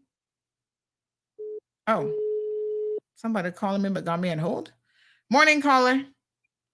Hey, Sandy. I just wanted to just say this thing. As a married officer here in the Cayman Islands, you know, we are complaining about the premise. We're complaining about how many criminals and stuff we have inside here and all these things. But as you said previously, we are our own worst enemies. We are the one that's helping to import a lot of trash that I see running around here. Yeah. And I think stiffer laws and penalties need to go to some of these married officers because good conscience, a lot of them marry these people knowing that it's never going to last and it's a marriage of convenience, but it's all about the money. As I said to you previously, I have turned down many people that approach me and ask me to marry them. I'm not doing it because I know what it's all about. And the boards that are dealing with these permits and stuff. Honestly, people on the boards that I've noticed isn't street savvy. They don't really go anywhere. They don't know anything. They are just looking for these permits and saying, well, not permits, but the RERCs and stuff, and saying, well, okay, this seems legitimate and stuff. But you could see a mile off what's taking place. And if we don't stop giving away our birthright, like President PLC said many, many times, things are never going to change here. People come here, and as you say, because they don't want to leave, they end up going and find somebody to sweet talk and to get married to. And then the abuse starts. If you ever take a look at the amount of divorces that we are having in this country, and I know I'm probably going to get bashed for this, but 90% of them are from Jamaica.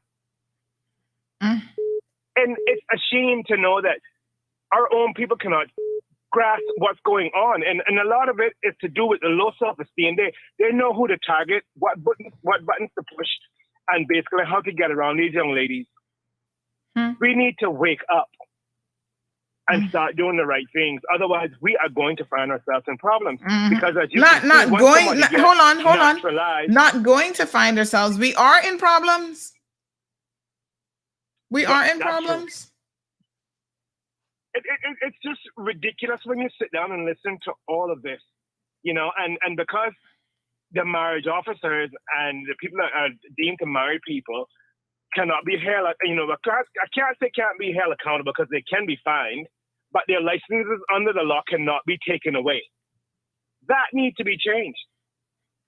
Because if you have so many infractions of marrying people and it's causing But I mean, chaos, let me ask you a question. Is it the marriage officer's job to say which marriage is legitimate and which isn't? Is that really their job? No, it's not. But if somebody come to me, Sandy, as a marriage officer and said to me, you know, would you marry us? And I know for a fact it isn't, I wouldn't do it. I don't care how much money they offer me. Yeah, but I mean, But some people might say, how do you know that for a fact? We are put in a position that if we can do checks ourselves through within works and so forth to see whether the person on rollover, is the work permit issue, how long they've been on the island, and make a decision from there. And we are also can also make recommendations to the board on however we feel about any particular marriage. A lot of this isn't happening. And it's creating issues. So it to me, that the whole thing just needs to go on, like you say, stop and reassess and then start back. And I think when we were shut down during COVID would have been the perfect time to start to restructuring things before we reopen again. Because it's like nothing has changed. And all I'm going to say to my fellow Kemayans out there, be very mindful. I'm not saying that you don't meet someone for the first time and fall in love. And Tony, you are right. Because somebody laughed and said, you can't believe it. You went on the radio and said you have a husband. Yes, I have a husband. Yes, I am married. And I'm telling you, I told him from the beginning, any day that he messes up, he is out of here. That's right. I'm not leaving him here to if you know that these people are doing these things, why are you going to leave them here for them to go and find someone else to continue what they're doing? No, it's time for them to go. Honestly, they don't appreciate you bringing them here. You know, being together, working and building a family and building something. Yeah. So no. You know, we have to take pride in ourselves as well, and we have to take steps to ensure that our island is secure. Immigration can only do so much. We have to put the work into. Exactly. That is true. And I'm going to leave you right there. Thanks, my dear. Right. What a mess. I couldn't agree more. We'll do a little bit of overtime this morning. I saw somebody else trying to call through in the phone line. Let's read some more of your comments. Raj says nothing is wrong for nationals coming in and working. But where there is no control over it, things are going to get totally out of hand. Good morning, caller. Good morning, Sandy. I just joined you, and I caught a little bit about this marriage issue in relation to status and so on. And I would have loved to call you after doing some research, but I can make some reasonable comments, I think, on that. You see, when I was in the British Virgin Islands 20 years ago, sometime there, we used to have this thing that people would come in and say they want to get married. And the marriage officer could see that there is nothing here. There's an 80-year-old man who is sitting there, you know, with his stick. And this sprightly young girl from the Dominican Republic comes over there saying, "Oh, that's my husband. We're getting married."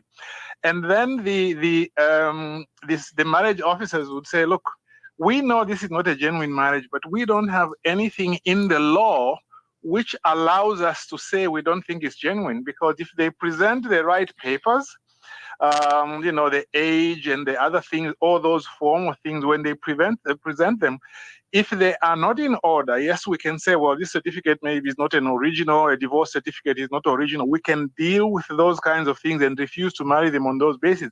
But we don't have a discretion under the law to say that it does not appear to be a genuine marriage. Now, I understand in other jurisdictions, marriage officers are specifically given power to question the parties. For example, let me say this. This has actually changed. I think it was as of last year. They won't tell us exactly what the vetting process is, but a vetting process has been introduced. Marriage officers went through training to tell them you need to start looking for these things. These should be red flags that this might not be a legitimate marriage. And if that is the case, their obligation, my understanding, is then to notify WORC, because they have the power in law to say, nope, this is not going to happen. So I think there is some sort of vetting process that's now in place. Where I don't know if it prevents the marriage itself. I'd have to double check that. But I do know for sure it means that their application for residency will not be successful. I'll have to double check, but yes. Yeah, that's why I say that I would have wanted to sort of double check a little bit, but it is good that they are dealing with that aspect. But I think it does seem to me that one thing they may have to consider is, rather than wait for it to be dealt with, you know, when work is involved, like to give them a discretion themselves to say that if you find that this is not a genuine marriage, you can refuse to marry it and then have a procedure by which it could be appealed or something. It just seems to me now that there's a need to just tighten it a little bit in the way they've already started doing it. That will solve quite a bit of problems. I thought I should throw in that as a preliminary view, but I thank you very much. Yes, my dear. Thanks so much. Bye. Yeah, I mean, I know that something has changed as of late, because it really is a vast area of abuse that's happening in this country, these marriages of convenience. You know, we've talked about it on numerous occasions. So Kashina says, why are you picking on Jamaica, and every nationality does what about Filipinos and Spaniards? Well, if you listen to the program on a regular basis, you would know that we don't pick on Jamaicans. We call everybody out and hold everybody accountable equally. Now, having said that, Kashina, when people make a comment about Jamaicans, it's because over 50% of the population in the Cayman Islands are Jamaicans. So they make up a vast majority of the people who are here, either on work permits or married to Caymanians, which by extension, follow the numbers now, means that they are also the biggest abusers and of immigration violations, generally speaking. It's just a numbers game, honey child. So if you have 12,000, 15,000, 30,000 Jamaicans in this country, right? The sheer numbers would have to tell you that the vast majority of immigration breaches are coming from Jamaican nationals. It just is what it is. They are more likely than other nationalities to engage in marriages of convenience. Trust me, just go have a little perusal on social media. It is a thing. It is a business in this country. Filipinos are doing it too. We've talked about them. Child, they have they do it a little bit different. They go after the old men who get the pension. Look like they were a little bit smarter anyway. They go after the old man who gets the seamen's benefits and pensions and soon drop dead. So they can have everything and you know, ice out the children and everybody else that have been here from day one. That's how they tend to operate. They're a little bit smarter with who they target. Jamaicans, not so much so. They'll take anything and pick up. Once it got Cayman papers, honey child. Trust me, I have it in my own family, so I should know. Yes. Morning, Dean. How are you? Moya says, maybe instead of RERC, have it that they get approved for 1 year, then they have to be re-interviewed to get approval for continued RERC for another 2 years. When at least 5 years, interview again, the final interview to prove the marriage is intact. But listen, this process is already in place. I mean, I don't think you have to do as many interviews, but there is a 7-year route to be able to get to the BOTC part of things, where you get status, you're eligible for status, and then you can get your Cayman passport, etc. What is happening is, again, even with that, there's simply no enforcement. There are people who don't live together. They're not sharing, and WRC either doesn't know or doesn't care to know or not doing nothing about it once they do know. Because there are people who are not living even under the same roof. They're so bold that they come here with these marriages of convenience, and they got other women, getting other women pregnant. The Caymanian wife, she out there with somebody else in a different relationship. It is obvious that these are marriages of convenience, and still nothing is being done about it. That, Miss Moya, is the biggest problem. It's not that it's not always obvious. They can see it crystal clear as day. And still, what is being done? But again, I also agree with one of the previous callers. Noli said, Caymanians need to do their part. Why are we ruining our own country and expecting WORC to take on this big time budget? I hear they get more budget cuts again and hire 1 million enforcement officers when it's up to us as individuals to ensure that we are following the law. Like I said, I'm not gonna make no man come to my country and use me. No, TD. He better be bringing something into Little Kitty. He better be contributing in some meaningful way. Not only do our Caymanians allow people to use them, they allow people to abuse them, they're tearing down our country, that we're importing criminals. It'd be one thing if you have a man come and, okay, he just, lazy and sponging off of you. We're doing worse than that. We bring criminals here who are drug dealers, who are number sellers, who are child molesters, who are this, that, and the next thing. Can we really continue to blame the government for all of this? They have a role to play in the tail end of it, enforcement. But who is part and parcel of the problem? Who's allowing it to happen? Caymanians, our own people, are entering into marriages of convenience just because they can get a couple of dollars every single month from somebody. Because they're lazy and they want to get off their fat asses and get to work. For the record, we're off the radio, so don't go reporting that to OFREG. They don't give a shit. And I got nothing to do with them once it's not on radio, just for the record. But that's the problem. We have too many Caymanians who are part of the problem. Lazy and don't want to work and looking to use some poor Jamaican too. Because they're using him. Oh yeah, he's a roofer. He's a tiler. Make him come here and work and give me money. And in order for that to happen, you're gonna have to I'll give you papers. And the poor Jamaicans are desperate. Right? Complete desperation on their part. They want to have a better life. I mean, at some point you can say, you can't blame them. Who not trying to have a better life? And if that means marrying some little brown sugar girl from West Bay who not got no sense, but allows you to stay in the Cayman Islands and have opportunities, wouldn't you take advantage of it too? I mean, it's true. So our own people are to blame. Sydney says, I guarantee that in a few years from now, the Cayman Islands will be taken over by the Asians. Well, I don't know if that's possible, Sydney, because again, it's just a numbers game. We already have 50% of our population that are Jamaicans. There's no way that the Asians can get caught up with that. And new people come in every single day, both from the Philippines and from Jamaica, but the Jamaicans are still outnumbering them just because of the proximity. It's also a physical thing, right?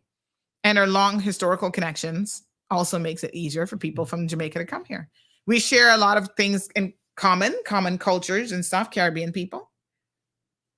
So I don't think we'll ever see the day, in fact, that the Asians will outnumber the Filipinos. Trust and believe. That's not gonna happen.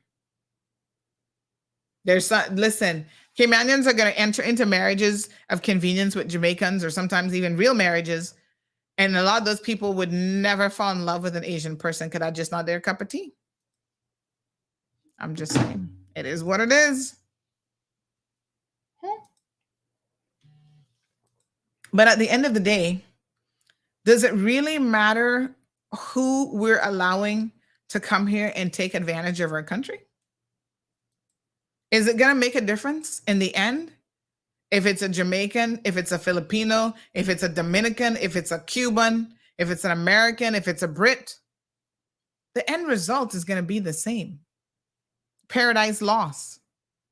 We're going to get the short end of the stick and not recognize how we were part and parcel of the problem, that we contributed to it.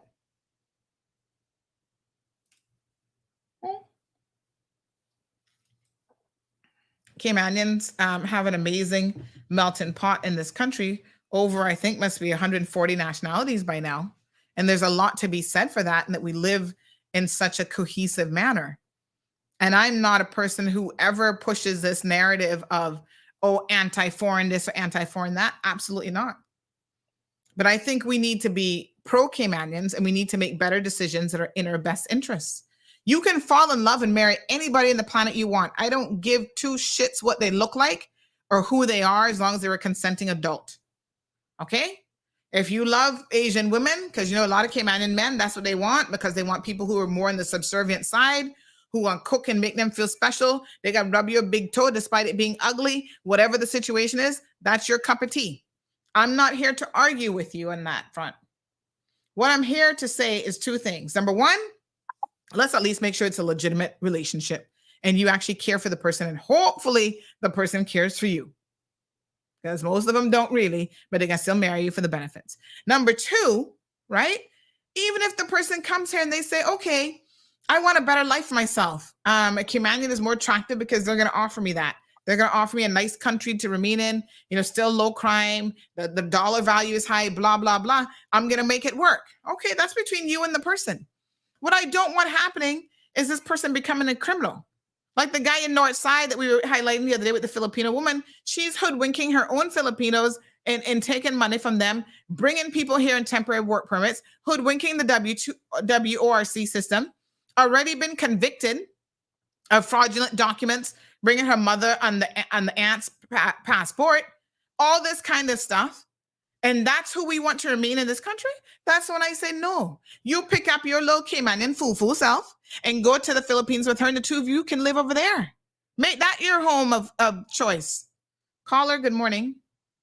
Sunday, me again. Somebody posted on your same comment saying that, you know, if somebody came to me and said that they wanted to get married in January and they're going to be rollover in February, I'm sorry, I wouldn't even go down that road. And I just want to make that clear. To me, that's a red flag. And like I said previously, you are allowed to do your checks with work to see if these things are in place. If you've been with somebody for a year and all of a sudden 1 month before they got a gut rollover, you want to marry them, it just doesn't make much of a sense. And there's a lot of people out there that are married and not even living with their spouses. That's what I'm saying. How is that allowed? There are no enforcers to do these. Right now, I get complaints every day about the RERCs that are backlogged because of the criminal act that people are marrying people for conveniences, which good people that are married out there are having difficulties because you know you can barely survive on one salary in this country.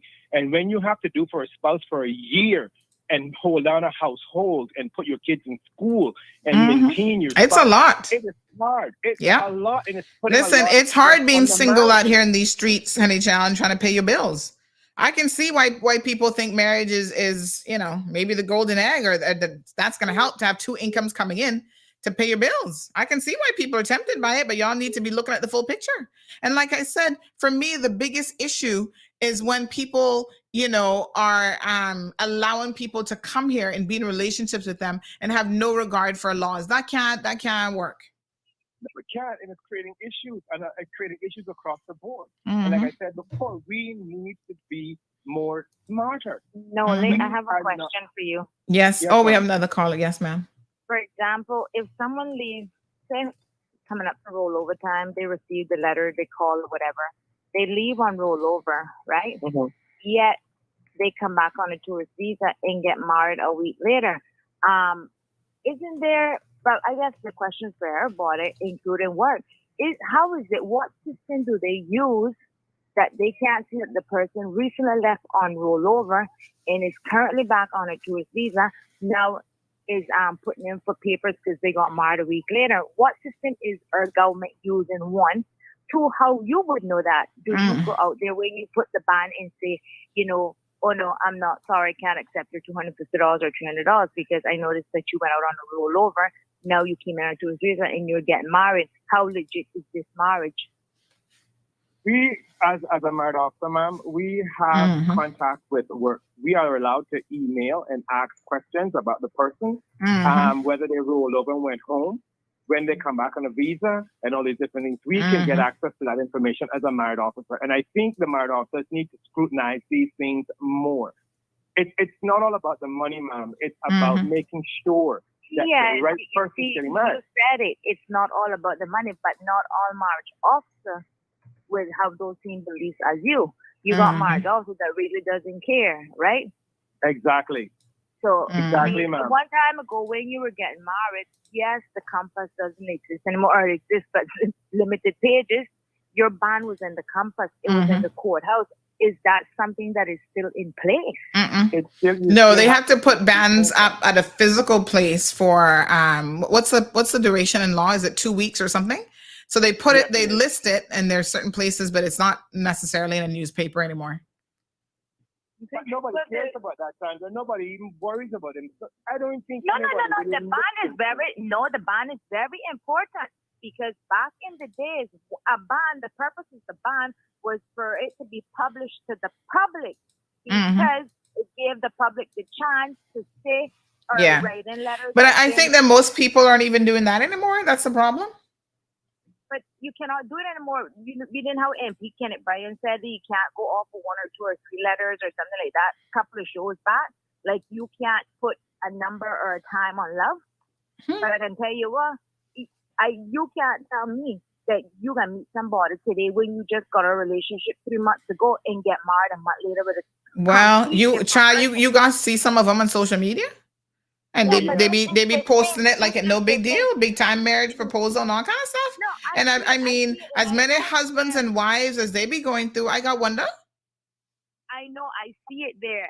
But the thing is, me, for example, I am always down work, so in accusing and saying things when I feel like they're not doing the right job. One, they're understaffed, right? 2, are these people being trained? Are these people even being trained enough to say, you know what, okay, why is this PR coming in or these papers coming in when they just got married? Me, as being married to an expat, right? Some people recognize my voice on the radio show. Sandy knows, but he don't recognize my voice yet. But me, married to an expat, I went and lived in my husband's country for 2 full years. I couldn't exit that country. Okay? What they gave me first was like a permit card. I had to get that permit card for 3 full years. That permit card would expire each year. When it came to the second year, I think it was almost the 3rd year, I had to go to the police station to do all my biometrics, my fingerprints and my picture and all that. I had to do an interview with 3 police officers, 2 being a male and 1 a female. I had to go to the courthouse. I then turned around and had to go to what you call a diblet, to do an interview there with another batch of people, right? I was then questioned as to how I met my husband, when I met him, how long we were married, when did the girl born and my daughter born, and they had all the documents there, right? They turned around, took my husband in a different room and interviewed him, and these are on separate days. Then what they did, they actually asked me how my relationship was with my mother-in-law and my father-in-law, how long I knew them, have I ever stayed by them, my neighbors, did my neighbors know of me? If any of my neighbors have physically seen me. They actually went, and they went around, believe me, God. I remember them coming there, and one of my neighbors coming to knock on my door, and she said they were here investigating if your marriage was legit. I said, yeah, I knew about it. But they didn't tell me which neighbor they was going to go to. But the neighbor came, you understand? So they had all these things are in place. Maybe this is something government needs to sit down and look into. okay, we're giving this PR way too fast, and bam, somebody just got mine last year, got the PR, and just got their passport a week ago. How is that? You know, I don't know how that's possible, but one of the things I was saying too is even the $1,000 fee for that you do for status. I mean, I had to do that for my husband after 7 years of marriage, and even that, I'm like, that's really low. We need to increase that too. Like the bar to entry, we're making it, we've dropped the bar. We're making it too cheap to get business licenses, too cheap to get Cayman status, too cheap to get everything in this country. Now, I know some of y'all are not gonna like that because you're like, Sandy, this country is already so expensive. Why are you encouraging the government? But you know what? You will deter certain individuals. Why are we selling our birthright? We're selling our birthright for little of nothing. You got people that are married right now. They don't even speak to each other in the same place. Exactly. Exactly. See what Magdalene said? She said some Caymanians, hear what Magdalene said. She said some Caymanians are marrying them in jail. CMR, it's the Caymanians our own worst enemy. Yep. I always say your worst. Listen, we have 131, I think, to be exact, different nationalities here. And if we sit there, each one, not all of them celebrate their cultures here, but the few that does it, we know about it. But you can go around to the Indian community, you can go around to the Nicaraguan community, you can go around to the Filipino community, you can go around to the Dominican and the Colombians, right? And see how united those people are. Our worst enemy is our own people. We hate each other so much, and it's all because you're making $1 more than me, or you bought a brand new car yesterday. People need to take this stupidity out of their head. That's true. Not, as a Caymanian, you're not going to get anywhere. And sometimes I am ashamed to say I'm a Caymanian when I know how some of my people go on. It's a disgrace to know how we act towards them. I can't get a job because in government because my aunt didn't like your mama or my dad didn't like your dad. It is foolishness. On Caymanian. And meanwhile, the foreign nationals. Yeah, and meanwhile, the foreign nationals looking up for each other and making sure that they're all taking government jobs. And they're striving better than we are. If you go around to a lot of these companies now, an HR manager is a foreign national, and that foreign national is there to put his foreign national there. Okay? I don't care who like it. I am not racist. I am not biased. My husband was a foreigner before I gave him his papers, his passport, UK passport status. And just like I would give it to him, if I got ducked, I would duck it too. I don't care what I how to do. But he has not given me no grounds. And you know what? I put myself in that position, but I got along with him years prior to me marrying him. My child was born after he married a man. After the fact, I married a man. Okay? I didn't marry him a year later. I married him 6 years after I met him, with my daughter being 2 years old. So when you really want to come to people and say about, hey, write this affidavit, because that's what they do. Oh, we have known each other for a year. We have not known each other for a year. Immigration should have a system, and it's not the office sometimes, but the system, government taking their money, investing on roads and doing other things with it, like putting up cameras that are not working. I wonder which MP or which government member got a big butt commission off of those cameras because they don't work. So what's the purpose of putting them there? Who got the money? Who got commission? Maybe we should ask CPM or UDP. I don't care. They're all one team batch of things. I don't care who like it or not, right? But when you put in an affidavit saying you met somebody a year ago, but yet the work permit holder's only been here for 3 months. How you met him a year ago? How? These are common sense things. Common sense. I asked myself the same question. How did they get past this? Honest to God, because a lot of it is just foolishness. And plenty of times, and not only work, when you call different entities, the law is enforced, but we don't have the manpower to go out and do this.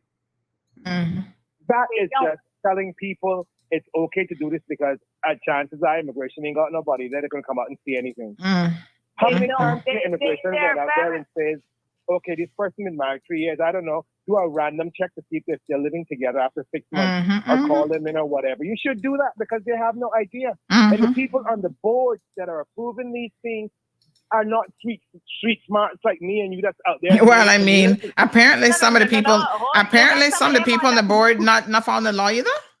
That's what I'm about to say. So I mean, after today's show, we might understand why it's not working. Yeah, but you do have people people on some of them boards know a little bit, and I can tell it to you now.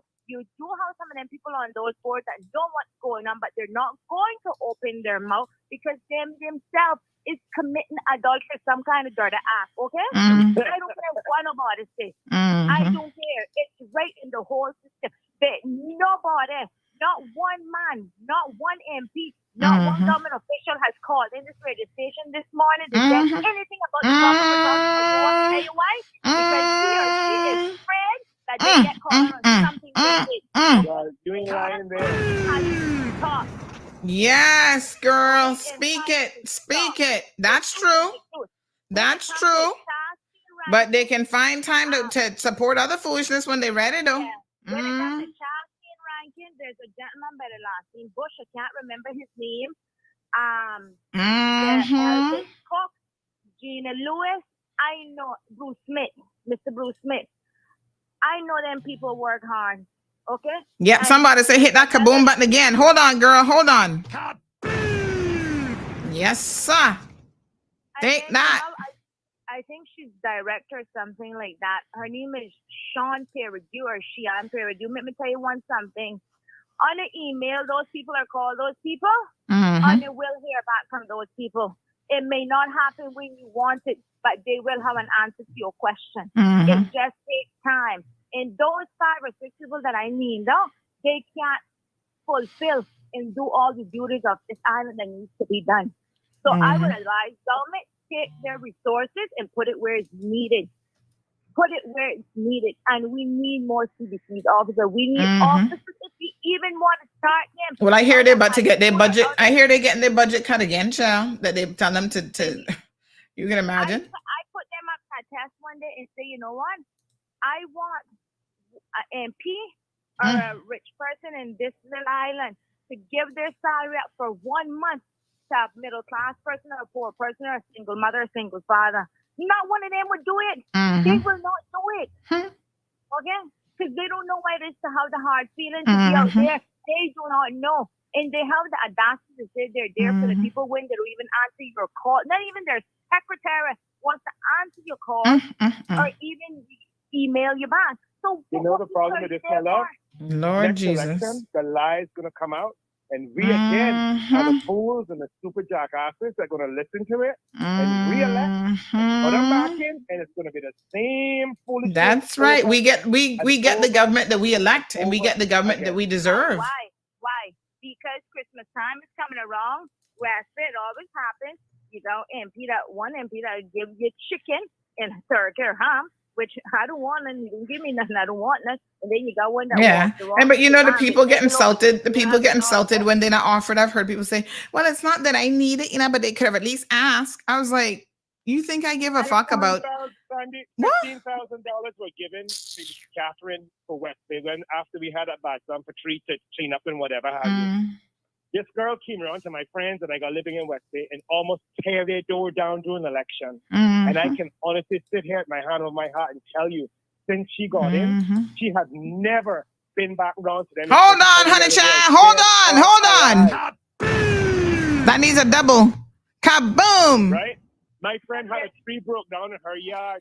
She had to pull out of her own pocket to get it moved because why? Catherine never came around and said, your roof's still on your house? Do you need any assistance? We got $15,000 to help the cleanup. Honey child. To pay attention to when election comes. Vote them out. The oldest MP in West Bay that does anything and is doing anything, and I think it's on the whole of the island, is Andre.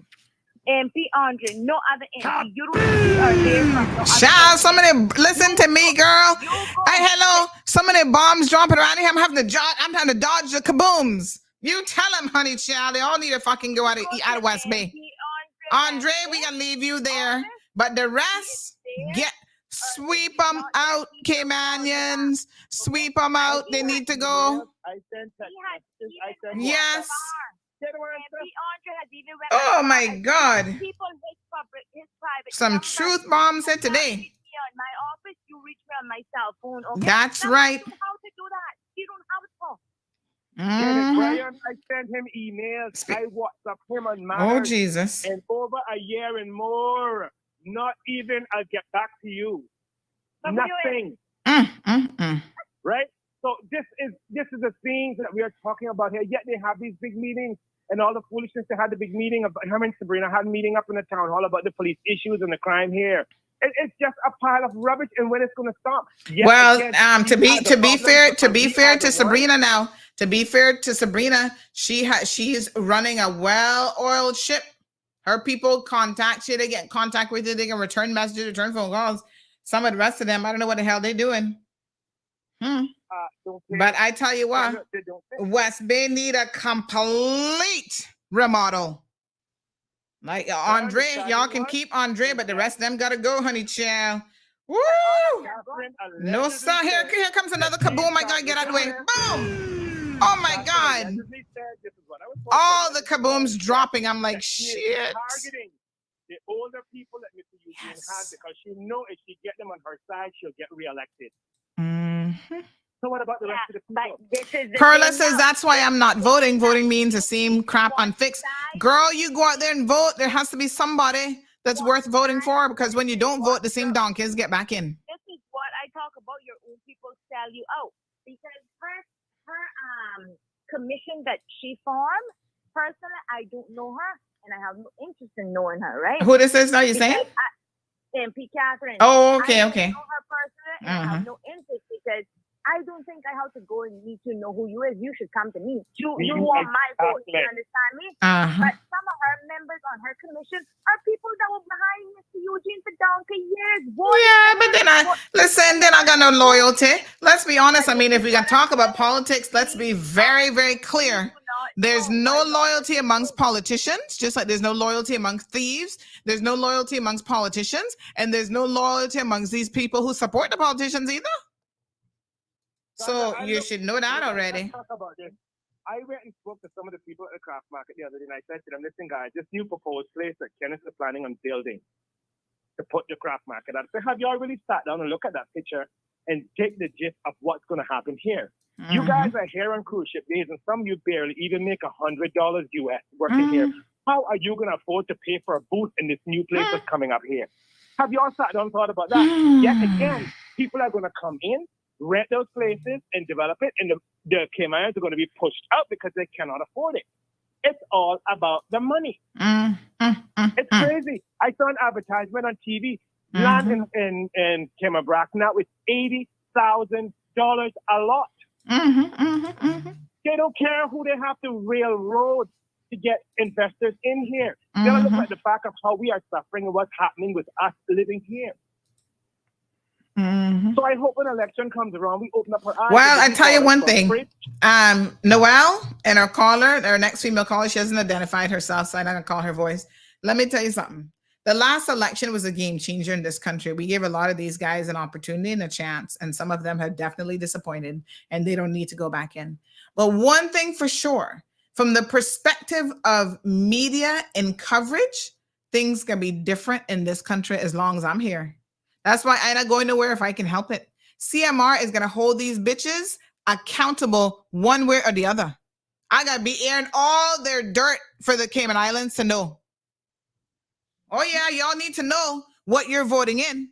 At least go in with eyes wide open, as they say, instead of eyes wide shut. Know what you're voting for. Again, I mean, again, it comes to the people, right? You got some people that are, I would call them slickers. They vote the same people over and over and over and over again because they get an envelope with $300 or $200. Yeah. I mean, come on, what can $500 really do for you? But that's just those people are stupid because, like you said, they give you $500 come election time and then they're ghosting you for the next 4 years. So you do the math, right? The $500 over 4 years, they're actually in the negative. You owe them money, you know, because that's how little your vote was worth. But our people don't have no sense. You see what Johan says? Cayman doesn't want credible candidates. They want the free money that is handing out by the incumbents who are owned by special interest groups and particularly developers. We get what we pay for. And there's a lot of truth to that. What Johan said, yes, there's a lot of truth. But then again, you have people that you know nothing about come election time and now you're gonna have about 500 of them sign up that you don't know who they are. Right? Yeah, that's true. Call one out for you that protest again. An MP or a member. Yeah. But we gotta start digging. Listen to me. This is Kim, man. You know who you want to know about, and we gotta start digging all up in their business.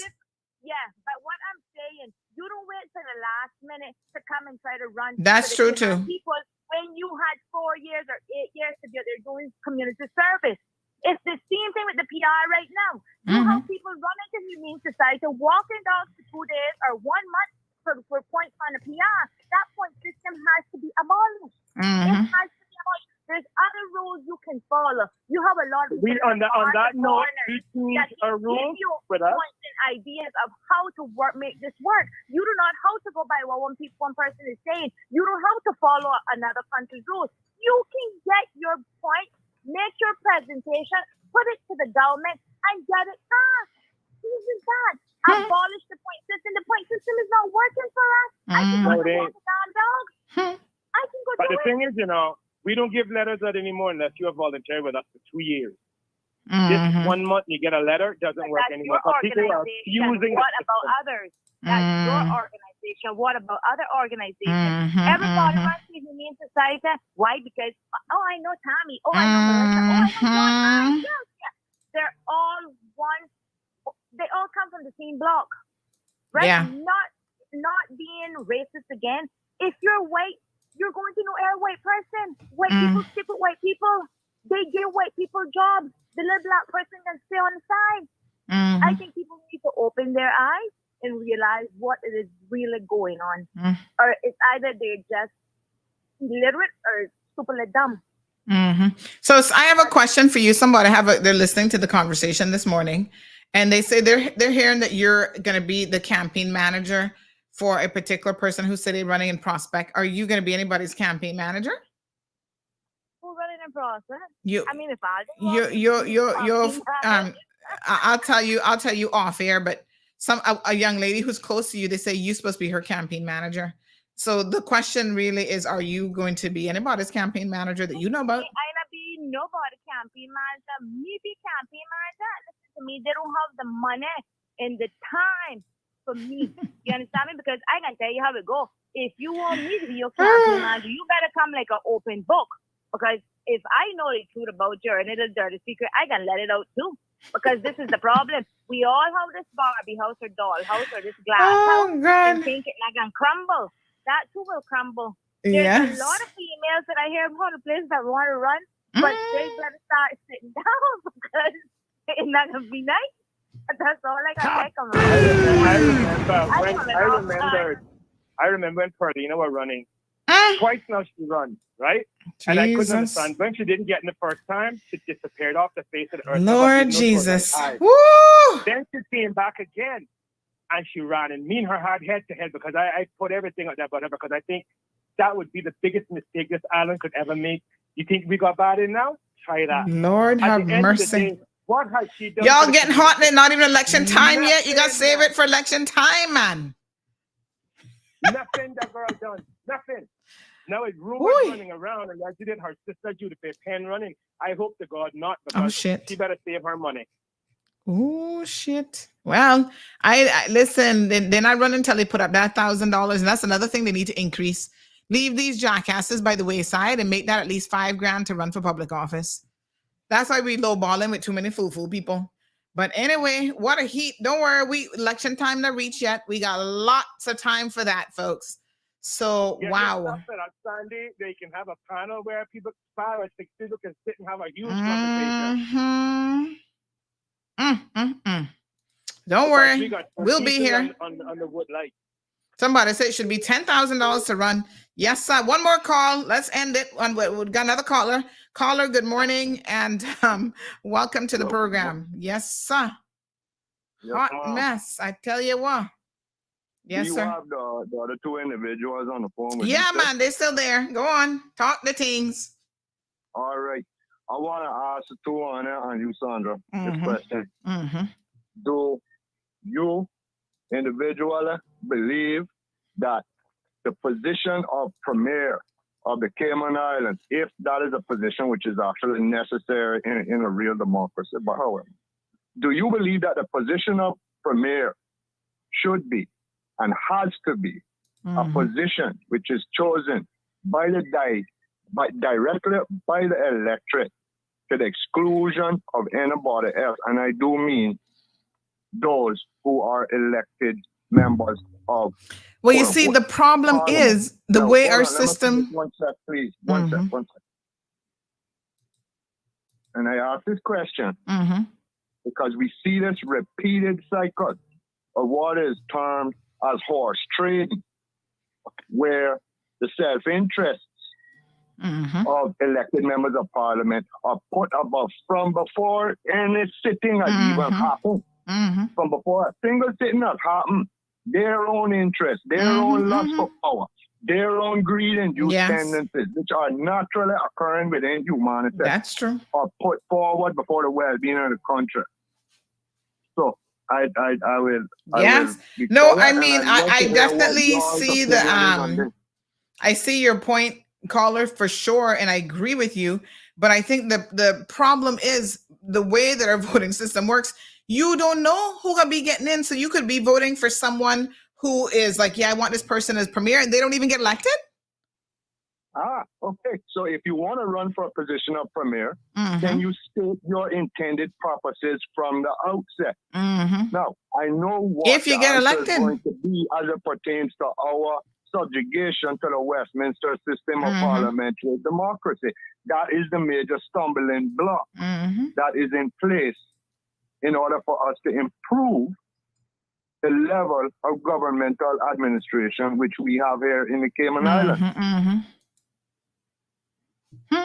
It's the antithesis of a real viable and sustainable democracy. And I think that we have all seen enough of the problems that it creates to at least be able to identify that issue. Yeah, no, I the issue is there, but finding a solution, because remember now, we all thought one man, one vote was going to be the solution. Now everybody regretting that bullshit.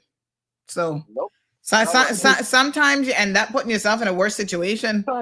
People were talking about that was going to be the beginning of Garrison politics in Cayman when he is the one who created. Try and hush about him.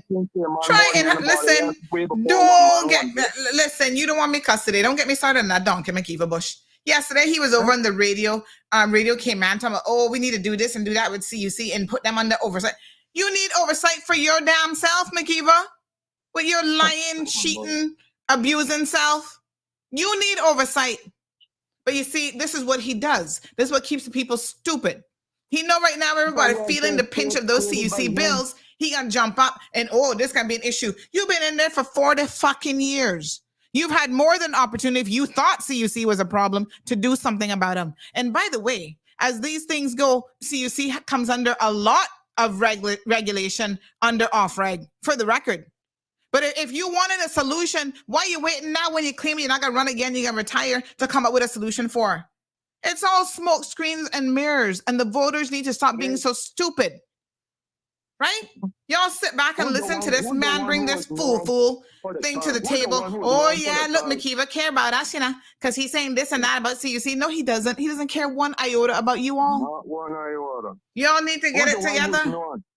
Who the one who is known for the term, keep them dumb and under your thumb? Right. Huh? Who's the one? Who's the one who's known for that terminology? What you call being a predator of your own people. Exactly. Your own people in but the problem is our people are so stupid. Chemically and psychologically addicted to a welfare state created not for them, but for one's own selfish interests. That's right. See what one person says, I say it all the time. We elect them, but they don't represent us. Boom, kaboom. There we go. So we need to find better way forward here in Cayman, and it's going to require, in my humble yet vociferous opinion, changing the structure so that it is fit for purpose for us here in the Cayman Islands moving forward. And I don't think that it is fit for purpose what we have here today. All right. Appreciate it. All right. What a hot mess. No, sir. Well, my dear, I must say that we can have a lot of time between now and the next election to put them under some fire, and it coming. Every single one of them. If they're not worried, they should be worried, because their performance, not everyone, I'm gonna say probably 90%, their performance has been a little bit too lackluster for me, especially what they're getting paid out of the public purse. We the people paying them to do nothing. Anyway, honey child, who's left on the line? That's you, Noel? Yeah. My dear, we has to go because we got to work. Nobody not paying our bills. Nope. So, but thanks again for having me on. All right, my dear. All right. Have a good one. All right, folks. So all kind of rumors swirling around. I just got a list of people who claim that they're running for politics. 99% of them shouldn't even be running around the block, much less for politics. Please go sit down. You're not going nowhere. You're not going to get elected. And like I said, election time coming, CMR will be taking no prisoners. Zero. Zilch. Nada. You understand? We're not taking no prisoners. We're going to speak the truth and let it free whoever the hell it got free. Y'all not going to continue to hoodwink the people in this country. You disappear every 4 years, then you jump out more and run again? Tracy, don't bother. And don't message me about advertising on CMR because it's not going to happen. Can we get a hallelujah up in here? Where's the hallelujah button? Oh, God has been so good. Praise the Lord. Nobody on this side of the tracks even need your money. We're not going to need it. And we're going to pick, choose, and refuse who's going to come on here and have access to the people. Y'all don't want access to the people the 4 years that you're in. You're scared of people. You don't want to talk to the people that are paying your bills and paying your salary every single month. And then election time, you all of a sudden have solutions and you want to talk? You better go sit your ass down. No, sir. Jose say we need another kaboom. Yep, there it is, folks. There it is. Somebody saying I'm running happy as my campaign manager. What a hot mess. I'm not looking for that job either, honey child. All right, beautiful people. It's been another good show. Thank you, Sharon. She says hallelujah. Jose says hey, amen. Alejandro says we're doing without it anyways. Leroy says, Sandy, you got their report card. Ooh, they're going to be failing left, right, and center. Thank you, Mr. Ransford. Was that Alejandro saying the show hot today? Or was that Cameron? Yes, it was a little bit hot, but that's how we like it sometimes. Oh, Leroy said, Bumbaclot. They get Sandy hot like radiator. What a mess. Anyway, it ultimately comes down to accountability, folks. We have to hold everybody accountable. We have to hold ourselves accountable first and foremost, right? I do my best. I look in the mirror, Sandy. Are you doing the right thing in this situation? Right? And if I'm not, then you know what I'm saying? Shape up. So you start with yourself. You hold yourself accountable. You hold your family members accountable. You have expectations in place for these people, and it fans out from there. Yes, we have to hold the electorate accountable. We have to hold our politicians accountable, the premier of the country accountable. But to be quite honest, we need to start with ourselves. If we see this man pick up $2,000, a wallet with $2,000, and we're not going to hold him accountable, we're going to put our finger down on the victim, tell me what sense does that make? We live in a society where you can't drop your wallet and expect the person to do the right thing. Wow. Have we gone downhill and fast too? And I want to be very, very fair here because there's a lot of people every single day who find stuff and they actually do the right thing. He just wasn't one of them. And now when I found out that he's an imported one, even worse, I'm like, get him the fuck out of here, straight up. How is he contributing to this community in any meaningful way? He's not. Shape up or ship out. He's already proven that he needs to be shipped out. No more chances for him. Get him out of here. Simple as that.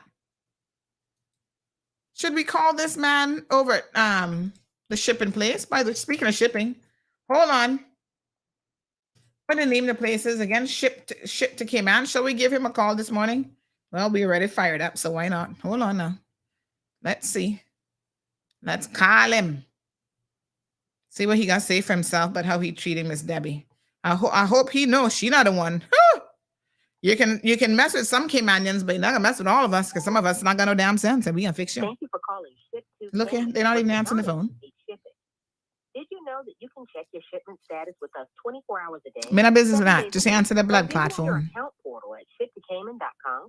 Here, you can view information about your shipment, send direct messages, or use Can our you just live answer the chat. phone? To speak with a logistics specialist, Oh yes, press 1. logistics specialist. They say. Mm-hmm.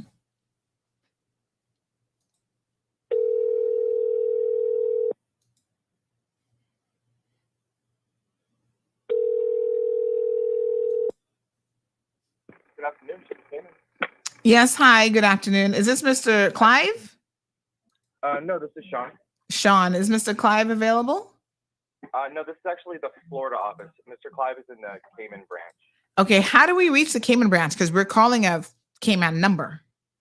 Oh, if you, it automatically gets directed to this. If you go to the website, there's actually 2 numbers, and one of them is for the Cayman branch. Do you happen to know that number? I don't off the top of my head. If you go to shiptocayman.com, I think it's at the bottom. Mm-hmm. I'm in receiving in the Florida warehouse.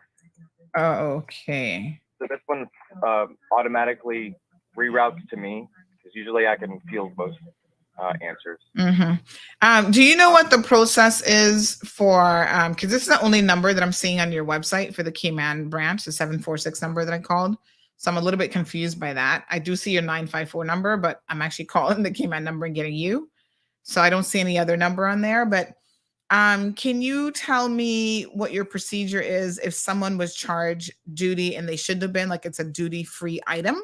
What's the procedure to have that corrected and have a refund issued? Give me 1 second, okay? I'm going to transfer you to my manager, and he'll Okay. take that one. All right. No problem. Thanks so much. My pleasure.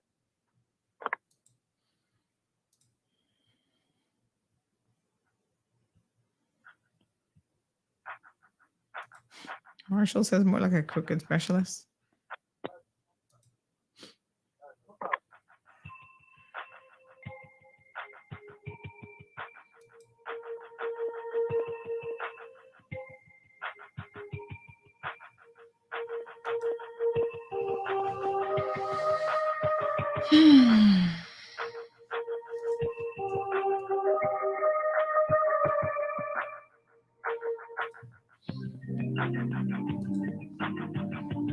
I don't know what kind of thing this is. A company came in, they don't even have a local number. What a hot mess. Now you can hear some shit.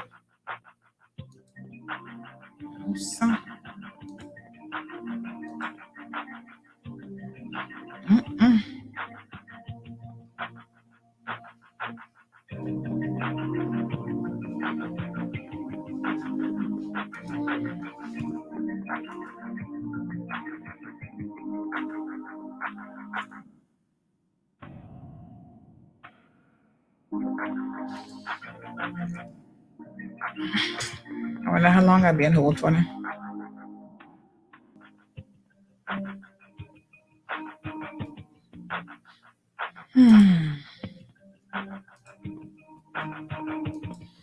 Don't have all day. I'm just saying. Got things to do. People to see. Mm-hmm.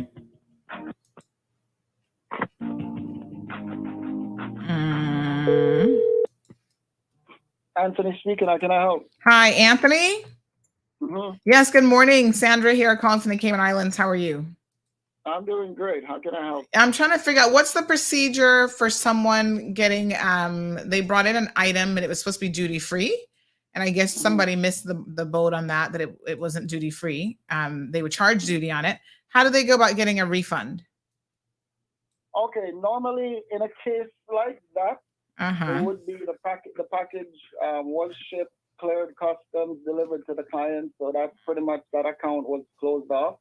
The account was closed off? Account, meaning that shipment, because it's already delivered to the client. So in a case like that, we would resubmit the documents for the client at a cost of $75. Why are you guys charging to resubmit the documents? Because it's already, the shipment has already been closed off. Yeah, but shouldn't your team have caught that it was actually a duty-free item if you know the codes in the Cayman Islands? Yes, to an extent, but we encourage our clients to send us emails or give us any Yes, to an documentation, extent. It's kind of a anything. yes or no question, to be honest. I mean, there's probably not much of Can you your repeat the area. question? It's either duty-free or it isn't, right? The item? Yeah. I mean, an item can't be, I mean, it's either yes, it's duty-free or no, it's not. So if your team missed that it What's was, stated on the invoice. I don't have the invoice in front of me, but it depends on what's stated on the invoice. okay. So would it make a difference what was stated in the invoice for that $75 fee that you're now charging? So in other words, if it's clearly stated that it was a medical item and you guys should know that those items are duty free, and you guys somehow miss that, are you still going to charge the person $75? That's what I'm asking. No. Our staff really don't miss anything like that. They go through the invoices and they submit it as such. Are you sure about that, Anthony? Yes, I am. Really? Uh-huh. Because it depends on the description on the invoice. Okay. So if I get the invoice and it's clear, and I'm going to ask for the invoice and it's clear that you should have caught it, you'll submit the documents without charging the $75 fee. That's my question for you. Well, I'll pass it on to the Cayman crew who handles the declarations, but based on my experience, whenever there's a case where certain documents have to be submitted to prove that an item is duty-free, the client has to produce that first before we submit the declarations. And we submit all the paperwork, and then customs makes the decision on whether or not it's duty-free. All right, let me ask you another question. How does somebody actually reach the Cayman office? Because we call the Cayman number, and that rings to you guys there. And I mean, he has a very pleasant sounding voice, but obviously that's not the Cayman office. Handles our customer service, and it is a local number. All calls are routed to whichever office they wish to speak to. Say that again for me. I didn't quite understand that. Heather handles customer service. All calls go to Heather. And who's Heather? Heather is a manager. So where's she located, in Cayman or overseas? Heather is located in Florida. Well, I didn't get Heather just now. I got a young man, so that's why I was confused. Like, who the hell's Heather? Okay. So there's nobody in Cayman that answers the phone? Yes. Yes, there is no one. The phone. Heather, or agent Heather, she handles all customer service calls, just like any company has customer service. But you don't have, it's a Cayman company. I mean, the name of the company is shipped to Cayman, but you're saying that the 746 number is going to be picked up by people overseas. You dial in a Cayman number. Yeah. Regardless. But that's not the point. The point is I would actually like to speak to someone in the Cayman Islands. I don't want to speak to Heather or anybody else overseas. When our clients call, we try to have full transparency. We have one company, 2 warehouses, one in Florida, one in Cayman. So we pretty much have our clients, wherever you want to be directed to, we'll transfer the call. Okay, I would like to be directed to somebody in Cayman. So how do I do that? Can you please hold so I can Yes, transfer you? absolutely. Thank you.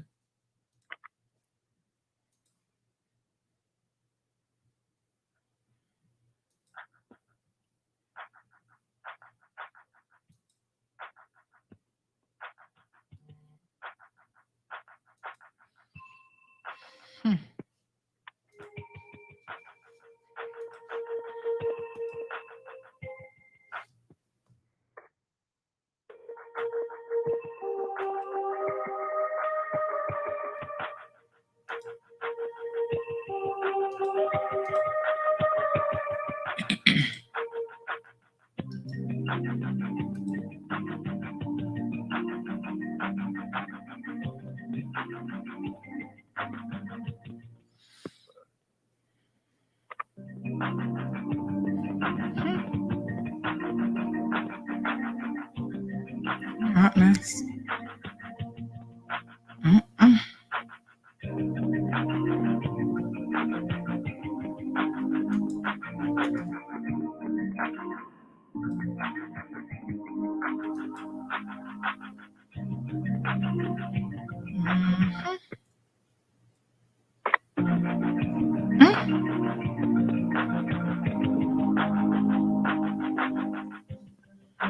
Nobody's answering the phone.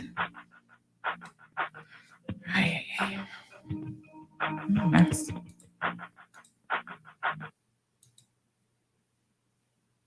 Hello? Hello, good morning. Hi, good morning. With whom am I speaking with today? So you're speaking to the Ship to Cayman Islands office. Okay, what's your name, ma'am? Who am I speaking to? It's Sandra. And who am I speaking to? Okay, this is Giselle. Giselle? Yes, ma'am. Okay, Giselle. And you're physically located in the Cayman Islands? Yes, I am. Okay. Do you know how we can get a hold of Mr. Clive? I believe he's the one who owns the company. I'd have to try transferring you to here. Okay. Okay. Is he in office? Like he shows up to work there at the Cayman office? No, he's not in office. He's not in office. So you're going to transfer me to his mobile number then? Yes, I'll transfer you. All right. Thanks very much, Giselle.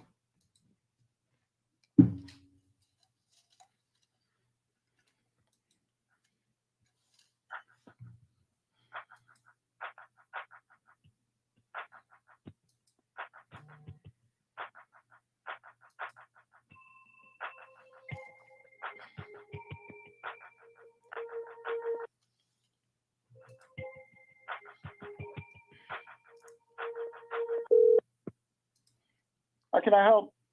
Hi, Mr. Clive? No, this is not Clive. This is Anthony. Anthony, I feel like I'm playing merry-go-round this morning with your company. So I got through to... I can assist. How can I help you? You can assist with the situation in Cayman? How can you assist with that? Can assist. How can I help you? You can assist. Are you familiar with... Are you familiar with what has transpired with Miss Debbie Pennington and her order? Debbie, let me pull up that account.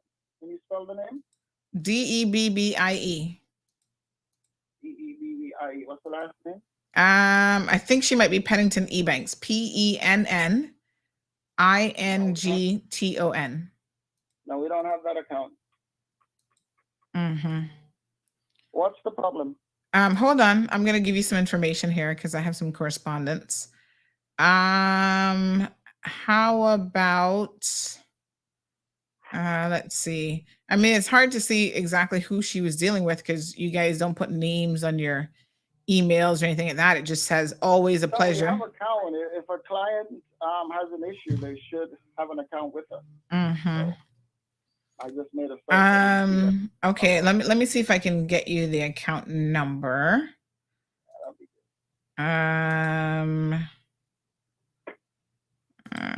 Let's see here. Try looking up under she's been dealing with your Anthony Chin. That's you? Yes. Yeah, she's been dealing with you, so I don't know how you're not aware of the situation. You were copied on it, but try her daughter's information, Aquina Ebanks. Can you spell that? Aquinnah.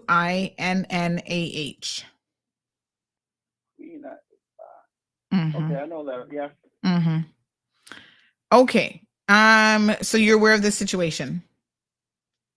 Yeah, but I cannot discuss the account unless I'm discussing it with Aquina.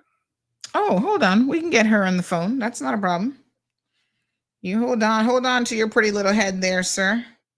I'll get her on the other line. Where are you calling from? I'm calling from the Cayman Islands.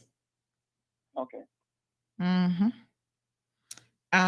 She's asked us to intervene and to assist in the situation, so that's why I'm calling. I was hoping to be able to reach someone actually. Her approval on that. I cannot discuss the account with. No, I'm gonna call her on the phone. I just told you that. You just hold on. That won't be a problem here this morning. What I was saying to you though is that we were actually trying to reach someone in the Cayman Islands. Tell them you're busy now. You can't answer that call, but hold on. Pennington. Mm-hmm. Please hold. Mm-hmm. That's somebody calling from Cayman now saying, don't talk to her. How much y'all want to bet?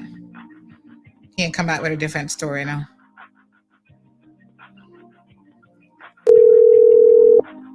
Mm-hmm.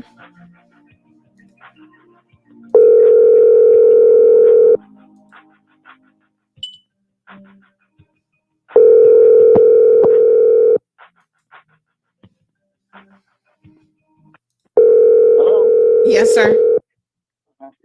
Sorry about that. Mm-hmm. Just a second. I called the other line. I just realized I'm live on air. You're live on Facebook. Someone just called me and told me that I'm live. Yeah, we figured as much. Yeah, but the customer's perfectly happy with that, so I'm not sure. Ship to Cayman is not. This is not professional. This isn't professional? Do you want to know what the client thinks isn't professional? The way in which you guys are handling her situation? That's what she said is not professional.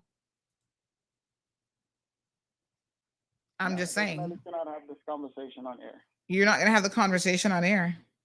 No, we cannot have a conversation with customers' information out there like this. Yeah, sir, that clearly is not your concern because the customer has contacted us on air and put it all out there. And I'm calling the customer right now who's going to tell you they want to have it discussed. They want full transparency. So, I mean, that part of it, if the customer says it's okay, that's not for you to worry about.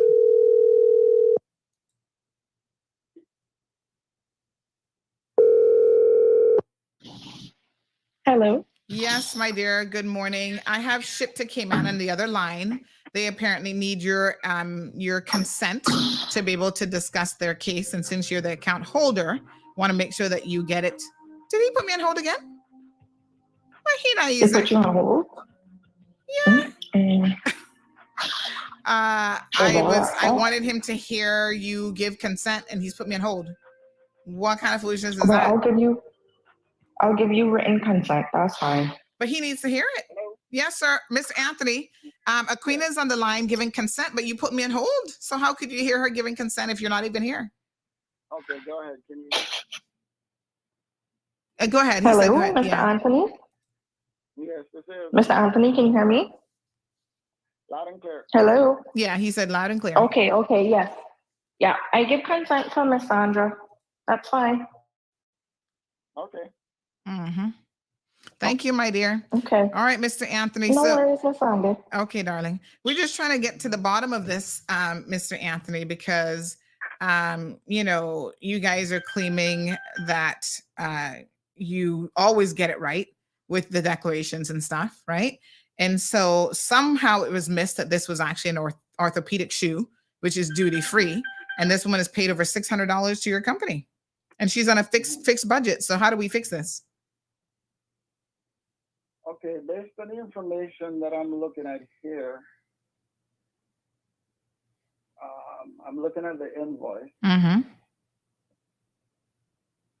What does the invoice say? The invoice does not state that these shoes were needed for any medical purposes. Okay, what description is on the invoice? I'm pretty much looking at just Marina key strap sandals, Freedom slip-on sandals, Freedom slip-on sandals, and I think there's quite a few pairs of shoes here. There's about on this specific shipment? 15 pairs of shoes. Mm-hmm. So I guess this declaration was submitted as shoes because there's nothing on it stating that it's needed for medical purposes. However, information that I've received, there was a letter provided by a doctor after the fact, after the declarations were submitted and approved by customs, paid for by the client, and picked up. Mm-hmm. So on our side, everything was done in the order it was supposed to be done. Declaration submitted under the correct tariff code based on what was under the invoice.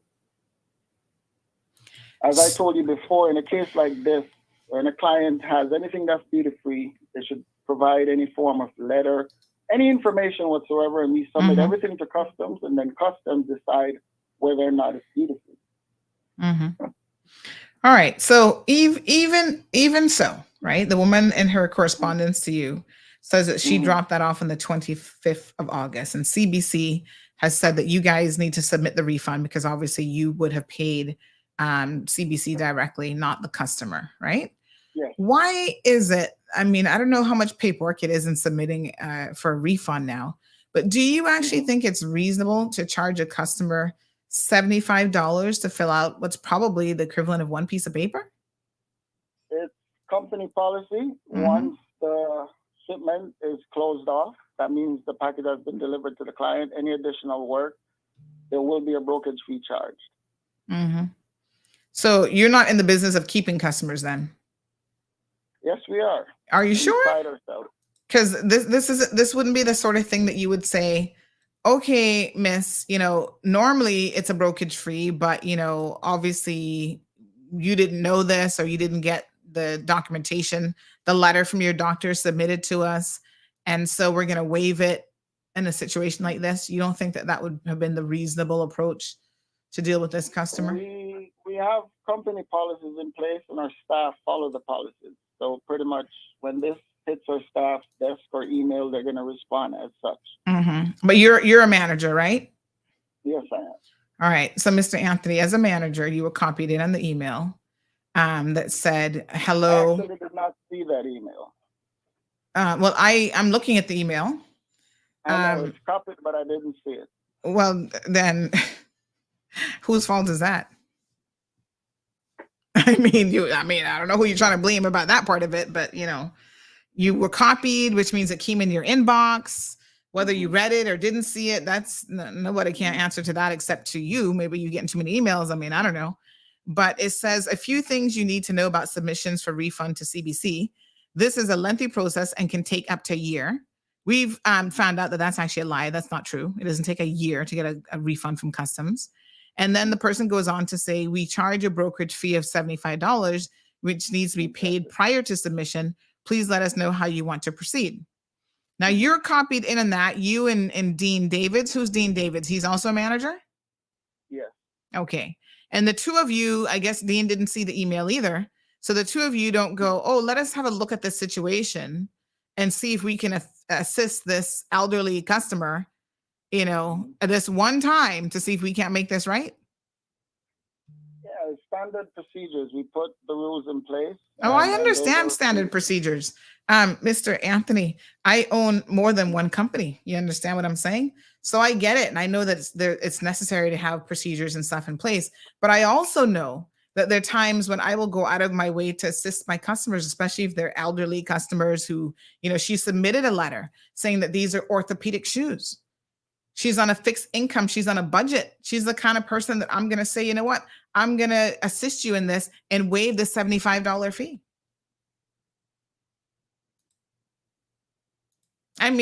If you really want to keep customers, to me, sometimes that's what you do. You make exception. The rules are there. I totally get it.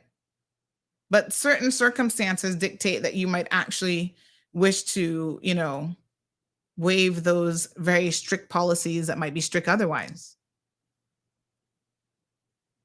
Understood. So what you think here, Mr. Anthony? Here's the situation. As it stands, you guys are the only ones who can apply for the refund because you've actually paid it. I am pretty sure the documentation that you need to fill out, like I said, is probably all of one page and it's not particularly complicated. I myself have filled out stuff for customs. Like, when I'm taking something out for repair and I'm sending it, it was a one-page document. It wasn't complicated. I think you could get this done today if you wanted to do so. So I'm going to ask you on behalf of this client, if you couldn't just do the morally right thing. Let's put aside the business rules for a second, right? Sometimes we just have to do the right thing because it's the right thing to do. You couldn't dig deep in your heart, Mr. Anthony, to actually do the right thing by this customer. $600 is a lot of money to spend on shoes coming in. Trust and believe. Things are tight in this day and age. What you say?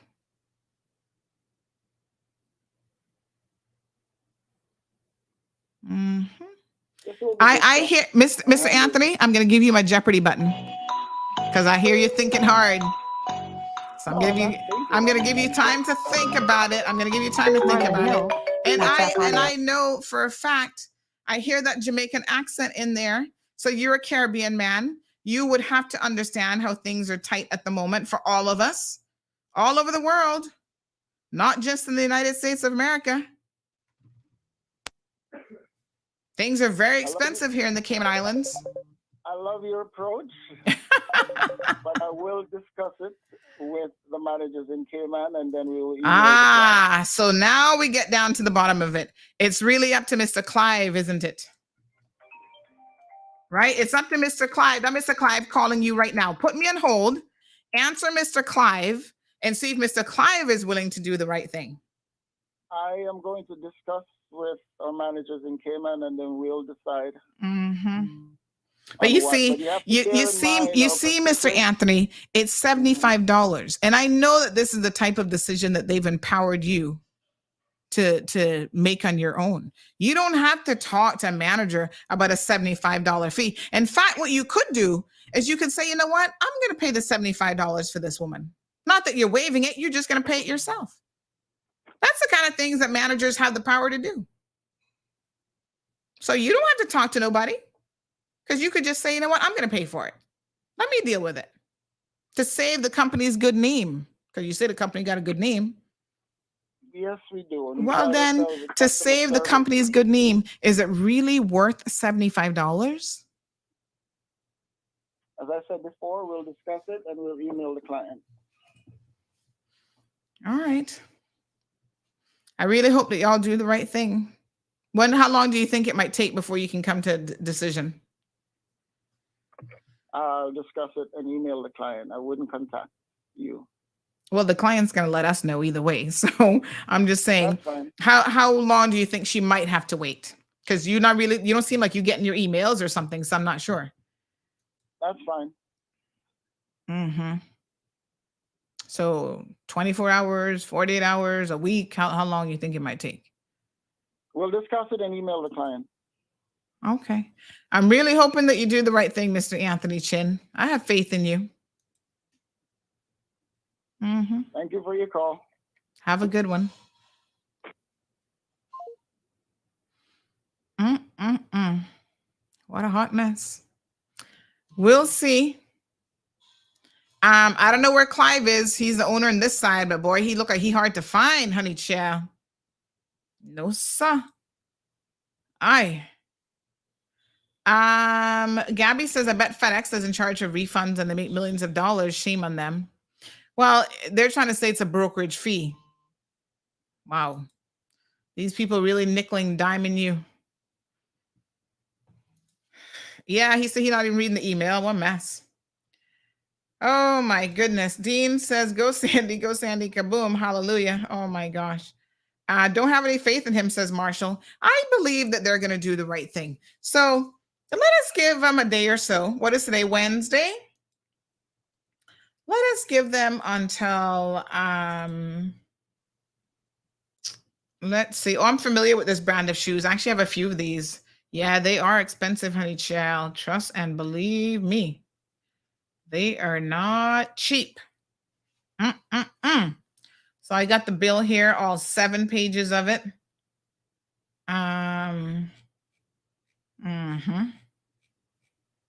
Yeah.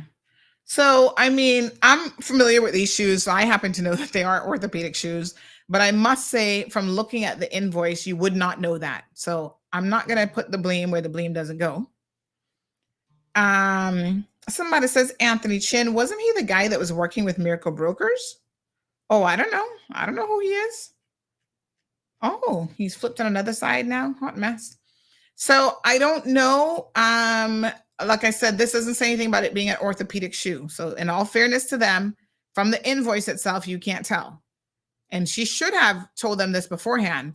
But now that she's told them this afterwards, I do feel it's a little bit peculiar that someone who's getting a refund at a medical order, you know, like I said, I filled out customs paperwork where I do in advance so that I don't get charge duty. It's a one little page piece of paper.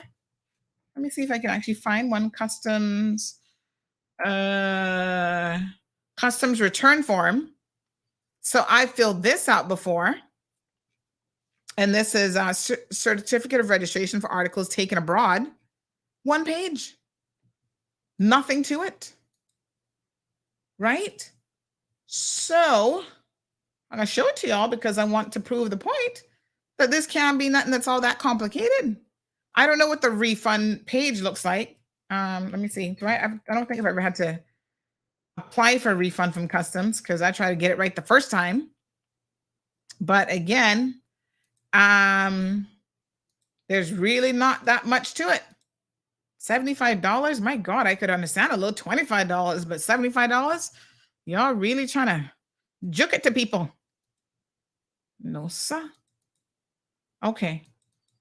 So here's the customs return form. So again, if you're taking something out of the country for repairs or whatever, and they're going to send you back parts and that sort of thing, this is the form that you fill out to let customs know. 1 page.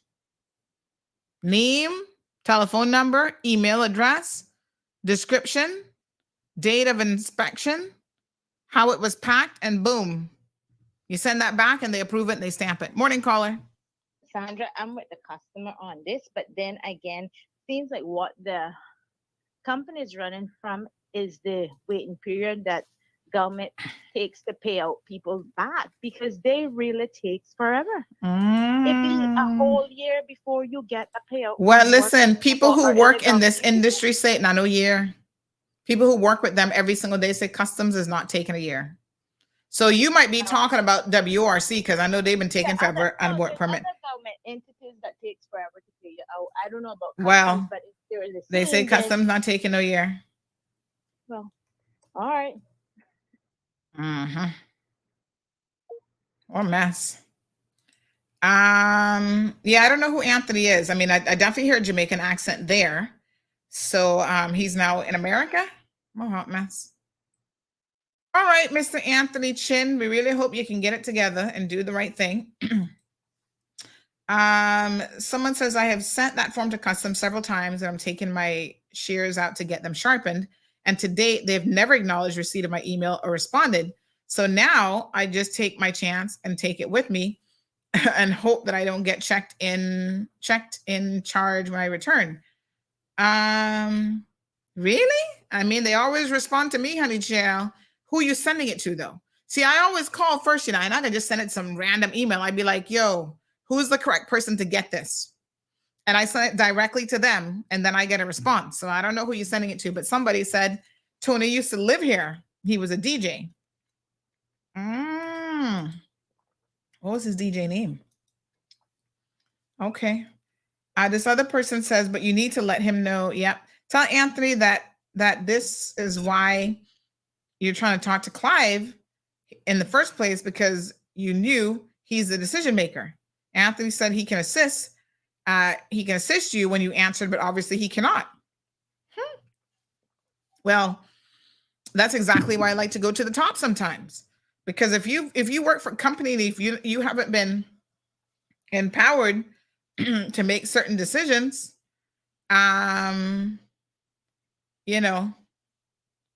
then it is what it is. You don't have the power. So make the owner make the decision.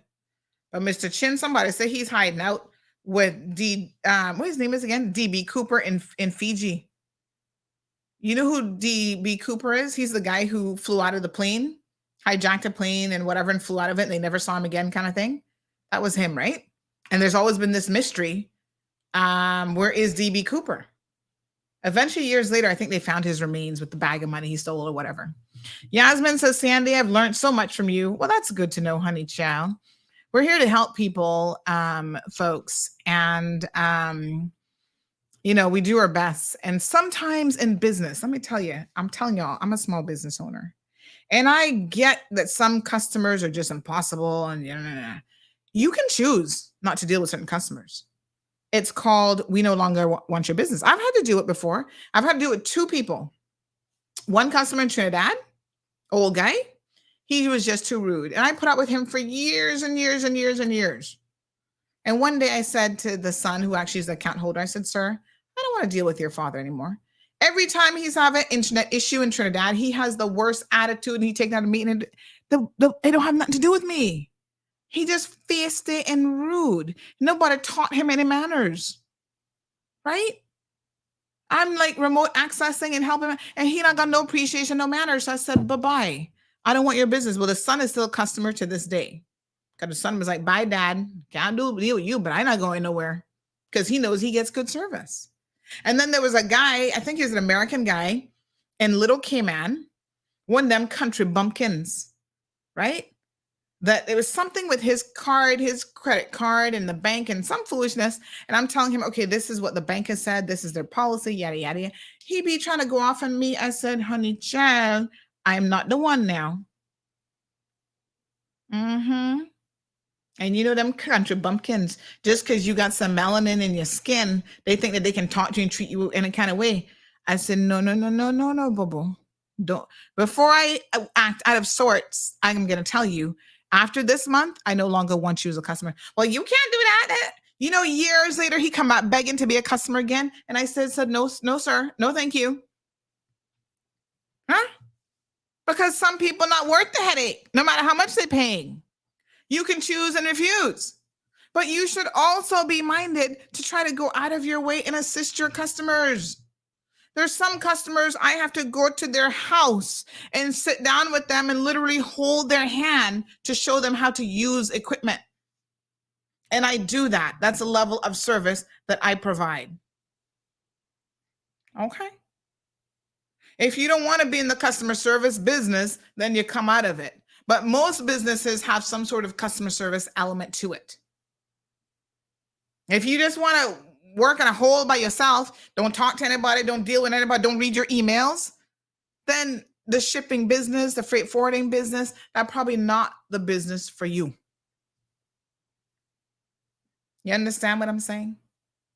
Sometimes you got to deal with a little situation.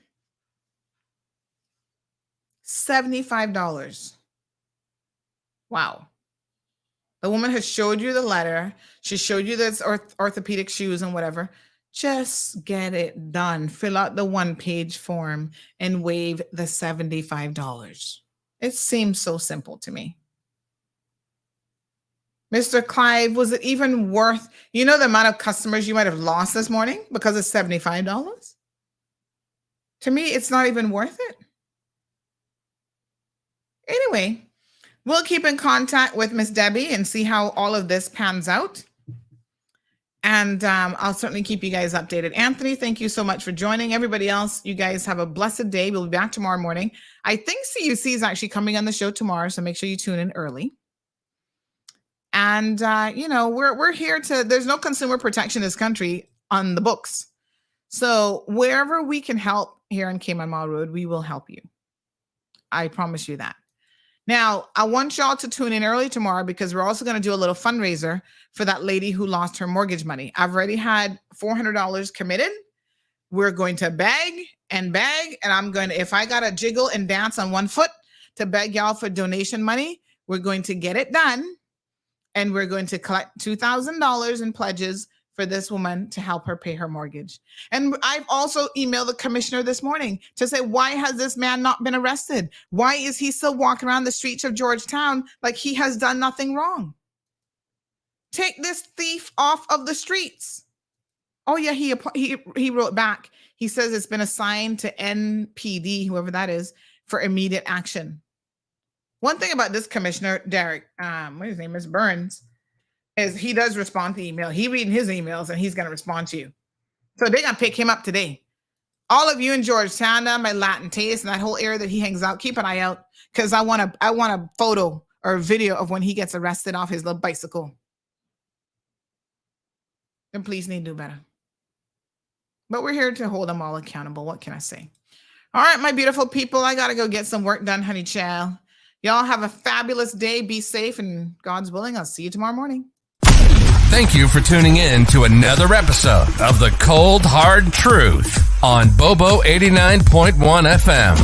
Cayman's #1 talk show is live weekdays from 7:30 a.m. Never miss an episode again. Watch anytime on CMR's Facebook and YouTube channels for the latest show episodes. Don't forget to follow us online on our social media channels and visit CaymanMarlRoad.com for all the latest news and community happenings.